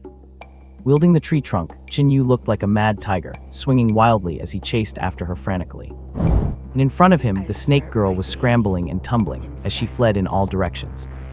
Dodge are not you so good at dodging. Let us see you dodge this if you can, you noob. Another swing of the trunk, forcibly snapping 3 large trees. The snake girl, who had just jumped onto a tree, hurriedly got up and leaped toward other trunks. But before she could land on it, a thick tree trunk came whistling through the air, smashing her target into pieces with a loud bang. Having missed her footing, the snake girl rolled onto the ground. Before her limbs could even steady themselves, the sky had already turned dark. Looking up abruptly, she saw that Qin Yu had grabbed another broken tree trunk and was cleaving it straight down at her. Another loud boom, the dirt on the ground was blown up over half a meter high. Unfortunately, it failed to hit the target. In the nick of time, the snake girl, whose legs had not even steadied yet, abandoned her spear entirely and darted out using only her hands to push off the ground. This woman's core strength was terrifying, or rather, every inch of her muscles possessed considerable explosive power. Rising into a near handstand, she ran over 3 meters in a single second using just her hands. After successfully avoiding the bombardment of the tree trunk, she was sent flying directly by the shockwave. Sliding to the ground in a sorry state, the snake girl no longer had her previous calmness. Covered in turf and debris, her face was also covered in dust. She looked as wretched as could be. Yes, her skin could indeed deflect attacks, but while you have seen people deflect swords and spears, have you ever seen anyone deflect a battering ram? Deflecting 1,000 pounds with 4 ounces only works when you are deflecting fists. Who in their right mind tries to deflect a locomotive? With one swing of the trunk, her entire body was enveloped underneath it. How could she possibly deflect that? Looking up ahead, she saw the big guy raise the tree trunk again and smash it toward her without a second thought. The snake girl's tail trembled in fear as she ran for her life, waving her hands as she fled. I quit, switch. Just as her voice fell, Tang Lion, the hooded girl who was standing leisurely in place, dodging the attacks of the 4 dog sisters without even drawing her weapons, rolled her eyes helplessly. Pushing off with her legs, her body shot backward, successfully avoiding the blades sweeping in from the left and right. Maintaining a backward running posture, Tang Lion arrived beside the snake girl in a few bounds and flashed past her. Swoosh! Wind howled as the 10-meter thick tree trunk swept over, but unexpectedly, Tang Lion vaulted and rolled into the air, leaping straight over the trunk and landing on Qin Yu's head with a smack. Still without drawing her swords, still keeping her hands behind her back, Tang Lion stood straight and steady like an antenna. Her weight was so light that Qin Yu almost did not react. Feeling the weight on his head, Qin Yu's expression changed. This woman probably weighs less than 40 kilograms. Throwing away the tree trunk, Qin Yu threw a punch, only for his opponent to dodge it by jumping up. After pursuing her with several consecutive strikes, seeing that the opponent could always perfectly evade in the nick of time, Qin Yu lunged forward and threw a jab, using all his strength. Howling wind entered their ears, and this punch finally caused a slight change on the calm girl's face. With the corner of her mouth turning up, a hint of a smile actually appeared on the exposed lower half of Tang Lion's face. Swoosh! The howling wind stopped, Qin Yu froze in his punching posture. And on the fist he had thrown, a green figure knelt on one knee, stopping steadily on top of it. Leaning her head forward, Tang Lion's face was extremely close to Qin Yu's right now. She wore a hint of an excited smile, though unfortunately, the smile was a bit twisted. And her 2 hands, which had been kept behind her back the whole time, finally touched the hilts of her swords at this moment. You are so fast, how can such a massive body move so quickly? Could it be that your muscles maintain perfect explosive power while being full of strength? How on earth did you train for this? With their faces so close, Qin Yu finally got a clear look at the true appearance of this lightning-fast girl. Like her figure, the girl's cheeks were also very thin, but her eyes were very large with pitch-black pupils. There were also 2 vertical green lines on the skin below her eyes, though it was unknown whether they were tattoos or natural marks. Looking at the girl's currently twisted, yet excited smile, the corner of Qin Yu's mouth twitched, and he suddenly thrust his head forward. Moi! His mouth planted a loud kiss right on the girl's forehead. Seeing the smile on the girl's face instantly freeze, and hearing the system notification sound in his ear, Qin Yu nodded in satisfaction. That is right, this burning rage is exactly what a fight should look like. Wanna learn? I will teach you. Swish! What answered Qin Yu was not a reply, but two cold gleams of light slashing toward him at extreme speed. These two slashes were as fast as lightning. Even with Qin Yu's physique, which was several times the limit of an ordinary person, he almost did not react in time. Jerking his head backward, Qin Yu broke out in a cold sweat as he watched the two flashes of light slice past from above. No longer daring to mess around, Qin Yu hastily threw a sweeping punch. But unexpectedly, just as he threw his punch, the girl before him had already vanished from her spot. A sharp pain in his waist, a bloody gash appeared. Qin Yu turned his head to look behind him, a hint of astonishment revealing itself in his eyes. And several meters behind him, the girl was kneeling on one knee, her twin blades swept out to the left and right like a white crane spreading its wings. Most importantly, behind her, a pair of green, translucent thin wings was trembling slightly. That slash just now, Qin Yu had not been able to react at all. Slowly standing up, the girl turned her head to look at Qin Yu, who was clutching his wound. She pointed her blade straight at him, showing an expression as if she had just eaten a fly. "Big guy, you have pissed me off. I am going to rip your intestines out and use them to strangle you to death." Greenbacked mantis tribe, Tang lion. Mantises, the professional killers among insects, renowned worldwide for their speed and explosive power. Known for striking without a shadow, subduing enemies in an instant, and boasting an extremely high hunting success rate. Their innate combat instincts were outstanding even among insects. And the mantis men among the demi-humans of this world had likewise inherited all the advantages of the mantis. They were born as qualified killers, butchers, and weapons of war, possessing terrifying combat abilities even without any training. As for the green-backed mantis tribe, they were the absolute best among the mantis men, renowned worldwide for their speed. Especially that pair of wings, with their wings fully spread, the speed of these guys would surge by over 50% again, enough to crush opponents of the same level and even kill those above their level. Not giving Qin Yu any chance to react at all, the mantis girl before him vanished in an instant, only kicking up a little dust in her wake. Cold gleam flashed past. Qin Yu, who hurriedly brought his hands up to protect his face, only felt a sharp pain in his arm as a bloody gash was instantly sliced into his hand. Before he could even wince, the flashing cold gleam returned. It rapidly passed by him once again, leaving another wound on his waist. The light shuttled back and forth around Qin Yu. One wound after another gradually appeared. Qin Yu, who could only vainly protect his vital spots, could not even catch a trace of his opponent, let alone fight back. The opponent's speed, it was far above his. Deep in the woods, the battle was completely one-sided. Qin Yu hunched over, guarding his head, letting the cold blades slice into him at will. This should have been a fight without any suspense, and even the live stream audience had already guessed the outcome. But now the audience was deathly silent, all wearing expressions as if they had just seen a ghost. It was not because Qin Yu had come up with some brilliant strategy. It was because even though he was the one getting beaten, his attitude was incredibly arrogant. It looked more like he was the one doing the crushing. Swish, swish, swish. Cold flashes flickered, leaving several bloody gashes on Qin Yu. At the same time, Qin Yu's voice rang out. "Ouch, ouch, ouch, that tickles, that tickles. Do not stab me in the soft spots. Come on, little lady, you're not cutting it. Your swings have no power at all, and you call yourself a warrior." Swish, swish, swish, swish. Hearing this, the cold flashes sped up even more. Several more bloody gashes appeared. "Stop the scraping. How about we try a different spot, master? If you are really struggling, why do not you swap those blades for a pair of hammers and give me a massage instead?" Whoosh, whoosh, whoosh. Cold flashes paused for a brief moment before they started circling Qin Yu. They even created a visible current of air around him. And the wounds on Qin Yu's body were increasing at a speed visible to the naked eye. "Tell me your name, little lady. I will give you a 5-star review. I will definitely pick you for my next scraping session." Despite being stuck on the receiving end of a beating, Qin Yu's mouth did not stop for a second. He was saying the most venomous, insulting things possible, making the girl's explosive rage escalate even faster. System notifications kept ringing in Qin Yu's ears. Rage received, energy plus 34. Rage received, energy plus 35. Rage received, energy plus 37. Listening to the notifications, Qin Yu was truly suffering, yet having a great time. In just a few minutes, his body was covered in dense, bloody gashes. Although her weapons could only slice the skin and could not cause any real, deep damage. But it still hurt like hell. Getting slashed hundreds of times in a few minutes, it would be weird if he did not feel any pain. But he had to endure it, and his mouth could not stop either. It was not because Qin Yu was greedy for this little bit of energy gain. She was just one person. Even if he irritated her until she got high blood pressure, how much energy could she really give him? Qin Yu was doing this mainly to stir up the girl's emotions. It was true that her speed skyrocketed due to her blind rage, but the problem was she was clearly a burst speed type fighter. With such wild acceleration, she was bound to hit a wall of exhaustion eventually. And when that happened, it would be his time to counterattack.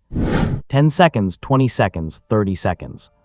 The storm of cold flashes around him was still ongoing, but there was not as much dust and smoke being kicked up as before. Clearly, Tang Lion was starting to slow down. Even though Qin Yu kept provoking her, and her rage was still climbing, her speed was undeniably dropping. This woman, she is running out of steam. A cold light flashed in his eyes. Red light instantly burst from his pupils. Without a second thought, Qin Yu poured all the energy he had accumulated during this time into his constitution. His physical stats exploded, instantly boosting from 35 to 45. Physique 9 times that of an average person. Boom! From stillness to motion, in an instant he dropped his defense and threw a punch. Relying on his soaring speed and strength, this punch of Qin Yu's was at least 30% faster than his previous bursts. And the massive boost to his insight helped him precisely track the girl's movement patterns. Feeling the gust of wind rushing toward her, and having developed an attack instinct, Tang Lion, who never expected him to keep up with her speed, had her face change drastically. She panicked, flapping her wings to escape. If this had happened earlier, relying on her terrifying burst strength, she definitely would have avoided this strike easily. But the problem was, under Qin Yu's verbal provocation, she had already used up all her explosive power. In other words, she had nowhere to run. Her mind had reacted, but her body had faltered for a split second. And it was in that very second that the victory was decided. Boom! Punch delivered like a cannonball, slammed right into the girl's abdomen. The girl, who quickly tried to block with her dual blades, saw them shattered into pieces by the single blow. Her slender frame was left hanging off his fist. She opened her mouth and a spurt of blood shot out. The girl's eyes widened in shock and disbelief. She never expected that even though he could keep up with her normal speed, he chose to endure hundreds of her slashes, playing the pig to eat the tiger. Enduring the attacks, feigning weakness, using words to provoke, and then launching a counterkill at the exact moment, she developed an attack instinct and her body relaxed its vigilance. This guy is no brute at all. The girl finally realized it, but it was already too late. Having landed his first successful blow, how could Qin Yu give her a chance to retaliate? Before she could even be sent flying by the shockwave, Qin Yu grabbed her leg and swung her behind him as if she were a sack of potatoes. With a loud crash, dust filled the air. The girl, weighing only tens of kilograms, felt all the bones in her body screaming, and blood gushed from her nose and mouth. Before she could even recover from the sharp pain, the sky above her suddenly darkened. Opening her eyes wide in shock, the girl saw a hulking figure descending upon her like a cannonball, with his elbow raised high to strike her squarely in the face. Finishing move, the people's elbow. Boom! Qin Yu, who had launched himself into the air, did not manage to finish the final blow because, before he could land, a gust of wind blew past his face. Familiar tree trunk swung across, striking Qin Yu in midair and knocking him away. He rolled on the ground, stood up steadily, and slid back several meters. Looking up, he saw a woman in armor had tossed aside the tree trunk and was now standing between him and the mantis girl. The last member of the trio, the heavy hitter, the rhino girl. Turning to look at her sister twitching on the ground in such a miserable state, the rhino girl roared, strode toward Qin Yu, and unleashed a straight punch aimed directly at his head. Tang Lion, struggling to climb back up from the ground, saw this and her expression changed, letting out a sharp scream. "Sia, do not go head-to-head with him." Tang Lion's warning came a beat too late. Just as her words faded, the rhino girl, Sia, landed her punch. Qin Yu, having been hammered in the head, merely shook his head slightly. He did not even take a step back. Looking at the expressionless big guy in front of her, Sia's eyes went wide. She did not seem to believe her full-force blow had zero effect, so she swung another punch immediately. With a thud, Qin Yu's head tilted slightly again. Then a third punch, fourth, fifth. Sia attacked with both hands. She opened up with a barrage of combo punches. But after 6 full hits, let alone severely injuring Qin Yu, she had not even made his expression change in the slightest. Stubbornly, Sia let out an angry roar and threw a jab at Qin Yu's nose, but he simply raised his hand and caught her fist. With a squeeze, Sia's gauntlet creaked and groaned. The plates distorted and warped under the unbearable pressure. As Qin Yu exerted force with his wrist, Sia cried out in pain. Her entire arm was forcibly twisted, forcing her to kneel on one leg. Looking at the rhino girl, who was now pinned down and using her other fist to strike his arm frantically, trying to make him let go, Qin Yu slowly shook his head, looking expressionless. Little girl, you should have listened to your teammate. We are a terrible matchup. You just ran into a steel plate. With that, Qin Yu unleashed an uppercut, landing square on the breastplate of Sia's armor and causing the heavy plating to buckle significantly. Then came a left hook, a right hook, a rising elbow strike, a side swing punch. He did not give her any chance to reflect or counterattack. Qin Yu tore through her with a series of combos, finally hoisting her heavy frame high into the air before slamming her down into the ground with all his might. Fighting technique, depth charge. With a loud crash, Xia slammed into the ground. Her armor severely deformed. She pushed hard against the ground with both hands but just could not manage to get back up. Just as Qin Yu was about to step forward and deliver a finishing kick, a gleam of cold light suddenly shot over from a distance. Qin Yu sharply jerked his head to the side, dodging the flying spear. Almost at the exact same time, the mantis girl Tang Lion swiftly dashed over, grabbing Xia's body and dragging her away. The snake girl descended from above. The trio grouped up once again, but this time all three of them were injured, and the injuries were quite severe. Watching the three of them pull away to a safe distance, Qin Yu let out a sigh of frustration. To think he had not managed to take out one or two of them during that opening. The biggest issue was that the incredibly troublesome mantis girl, whose pace he might not even match at full power, had not been eliminated. The next time they met, he probably would not have the chance to use psychological warfare and sneak attacks again. If they were to truly go all out, with her fully on guard, his current physical condition could at most keep up with her normal movement speed. This was going to be a tough fight. At this time, the 5 Dog Clan sisters also ran over, forming a flanking maneuver from behind. Judging by the wounds and the battered state of the snake girl, it was obvious she had not gained any upper hand against Quan Xiaoxiao. As for the other 4 sisters, sorry, but this level of combat was no longer something they could get involved in. The role they played here was virtually non-existent. I will remember you, big guy. The fight between us is not over yet. Mantis girl Tang Lion let one arm hang loose. The arm was severely twisted, clearly showing that the attack just now had completely crippled her combat capability. Giving Qin Yu a long, deep look, Tang Lion and the other 2 turned around and left. Seeing this, Qin Yu did not give chase. Even though all of them were injured, in a true 1 versus 3 fight, Qin Yu honestly could not say he would win for sure. Quan Xiaoxiao's strength was not bad. If the 2 joined forces, it would not be hard to finish off the injured trio. But the problem was that she specialized in earth flow martial arts. This martial art excelled at defense, using defense as a form of offense. To put it bluntly, it was a turtle shell fighting style. She was top tier in positional warfare, but when it came to a pursuit, she would severely drag them down. Sai letting a tiger return to the mountain is just breeding a future disaster. Shaking his head with a sigh, Qin Yu looked down at the wounds on his body that were slowly healing, his expression growing even more helpless. Compared to Qin Yu's battered state covered in wounds, Quan Xiaoxiao was in much better shape and could even be considered completely unharmed. Facing the turtle shell of the earth flow, even the combined efforts of the snake girl and rhino girl could not break through her defenses earlier. Finding a spot to sit down, the group began to rest and recover. Qin Yu looked at the wounds on his body that had quickly finished healing, unable to stop himself from falling into deep thought. Actually, he had noticed that his healing speed was not quite normal. If you set a self-healing ability, several times that of an ordinary person could cure superficial wounds in a day, Qin Yu could understand that. But to heal injuries in just a few short minutes, that was no longer something that could be described as merely having strong physical fitness.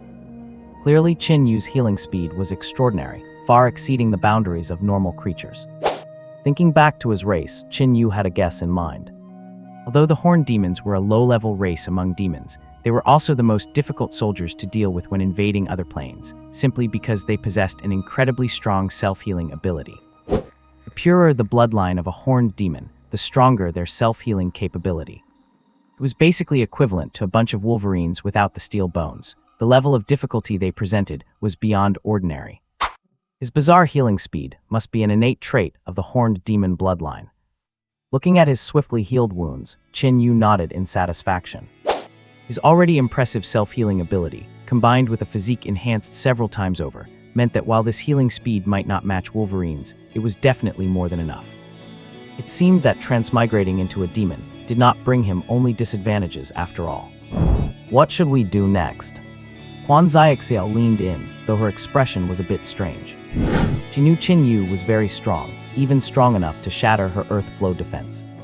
But she never could have expected that this big lug's strength would actually reach the point of being able to pin down and beat a rhino man. Were not rhino men supposed to be born with infinite strength, capable of tearing apart horned demons with their bare hands on the battlefield? Judging by today's situation, it looked far more like this horned demon in front of her was tearing apart the rhino man. Could it be that he was not a horned demon at all? Was he a legendary high-level beheading demon, or perhaps a Balrog disguised in humanoid form? Qin Yu paid no attention to Quan Xiaoxiao's suspicious expression. He had now fully tasted the sweet benefits of accumulating energy. If he had not harvested a wave of energy from those favored geniuses earlier, allowing him to pull off a sudden burst of power at a critical moment, there would have been no turning defeat into victory. He probably would have been sliced into horned demon sashimi on the spot by the furious mantis girl. Since this group of proud and arrogant geniuses was so helpful, would not he be doing a disservice to all this energy if he did not go have a nice, long chat with them about life and ideals? Do you know where the most people are gathered? Not exactly sure, but I would guess it is the central area. The closer you get to the center, the higher the level of the magic beasts drop there. To fight for rankings, they will definitely gather towards the middle. Alright then, we are heading to the middle too. The group stood up and began walking towards the very center of the island. Seeing this scene, the audience instantly erupted into a heated discussion. Even the Legion members showed looks of keen interest on their faces. Qin Yu's nominal adoptive sister, Yuli, clenched her fists in tension even more tightly. It was no wonder they showed such expressions, because right now, a major event was unfolding at the core area of the island. The organizers had prepared a generous grand prize for everyone there this time, a whole pack of vicious beasts from the Demon Gate. At the core area, a 5-person squad was currently resting. One of them casually tossed aside the mechanical rifle connected to a device in his hand, shaking his head with a smile. These toys from the tech gate are actually pretty interesting. The fire rate is incredibly fast. It is just a pity that the power is a bit weak. A slightly injured companion next to him rolled his eyes upon hearing this. Big brother, not everyone carries a shell like you. Just because you are not afraid of being sprayed with bullets does not mean we are not. Getting hit by these things can cost you your life. Then hurry up and improve your strength. Once you become a 5th-tier martial artist, you can unleash your martial true avatar. By then, these toys will not even be able to harm a hair on your body. I am a damn lizardman, where would I get hair? It is a metaphor. How come you do not have a single ounce of a sense of humor? Oh, so only you have a sense of humor. If you have the free time to joke around, you might as well boil a pot of water and soak yourself in it for a bit. Make some soup so we can get some nourishment. Screw you. Hearing this, the Turtle Clan youth flew into a rage on the spot, jumping up ready to start a brawl with the companion beside him. Right at that moment, the werewolf captain who was resting suddenly raised his hand to signal them. Hold it, there is movement. As soon as these words came out, the previously chaotic scene instantly fell dead silent. Everyone turned to look at him, and no one made another sound. As time ticked by minute, the werewolf captain's ears twitched slightly. After listening carefully for a moment, his expression suddenly changed. Not good underneath us. As soon as his voice fell, the ground beneath their feet collapsed with a loud crash. A pair of red glowing eyes the size of lanterns lit up. At a supply point outside the core zone, a large number of contestants were gathered. They looked solemn, even though they were supposed to be eliminating each other. They were currently staying together in peace. This is because in just yesterday alone, 7 strong teams had already been eliminated. Not through interpersonal combat, but by losing their eligibility after entering the core zone. It is clear that extremely powerful monsters inhabit the core zone, and even elite students from various schools cannot face them alone as a single team. Therefore, someone proposed a joint operation, which was quickly approved unanimously. Everyone prepared to deal with that unstable factor first. However, among these gathered contestants, there was one group that seemed like outcasts. A group of 30 or 40 of them were huddled together, clutching weapons and looking around fiercely, as if searching for some enemy. But after searching for a long time, they found no target. What is going on? Did they not show up? But they have been eliminated. That kid is so annoying. He might have already been crushed into a ditch by someone by now. Forget it, keep looking. If we find him, I'm going to make sure he ends up in a cesspit. Yeah, let us bury him in a cesspit. The group shouted and hollered as they disappeared down the road, heading toward another gathering point. Only after they were far away did a few heads peek out from behind a Minotaur squad. These people were the 5 dog sisters and Qin Yu. Watching the crowd move away, Qin Yu touched his forehead and exhaled in lingering fear.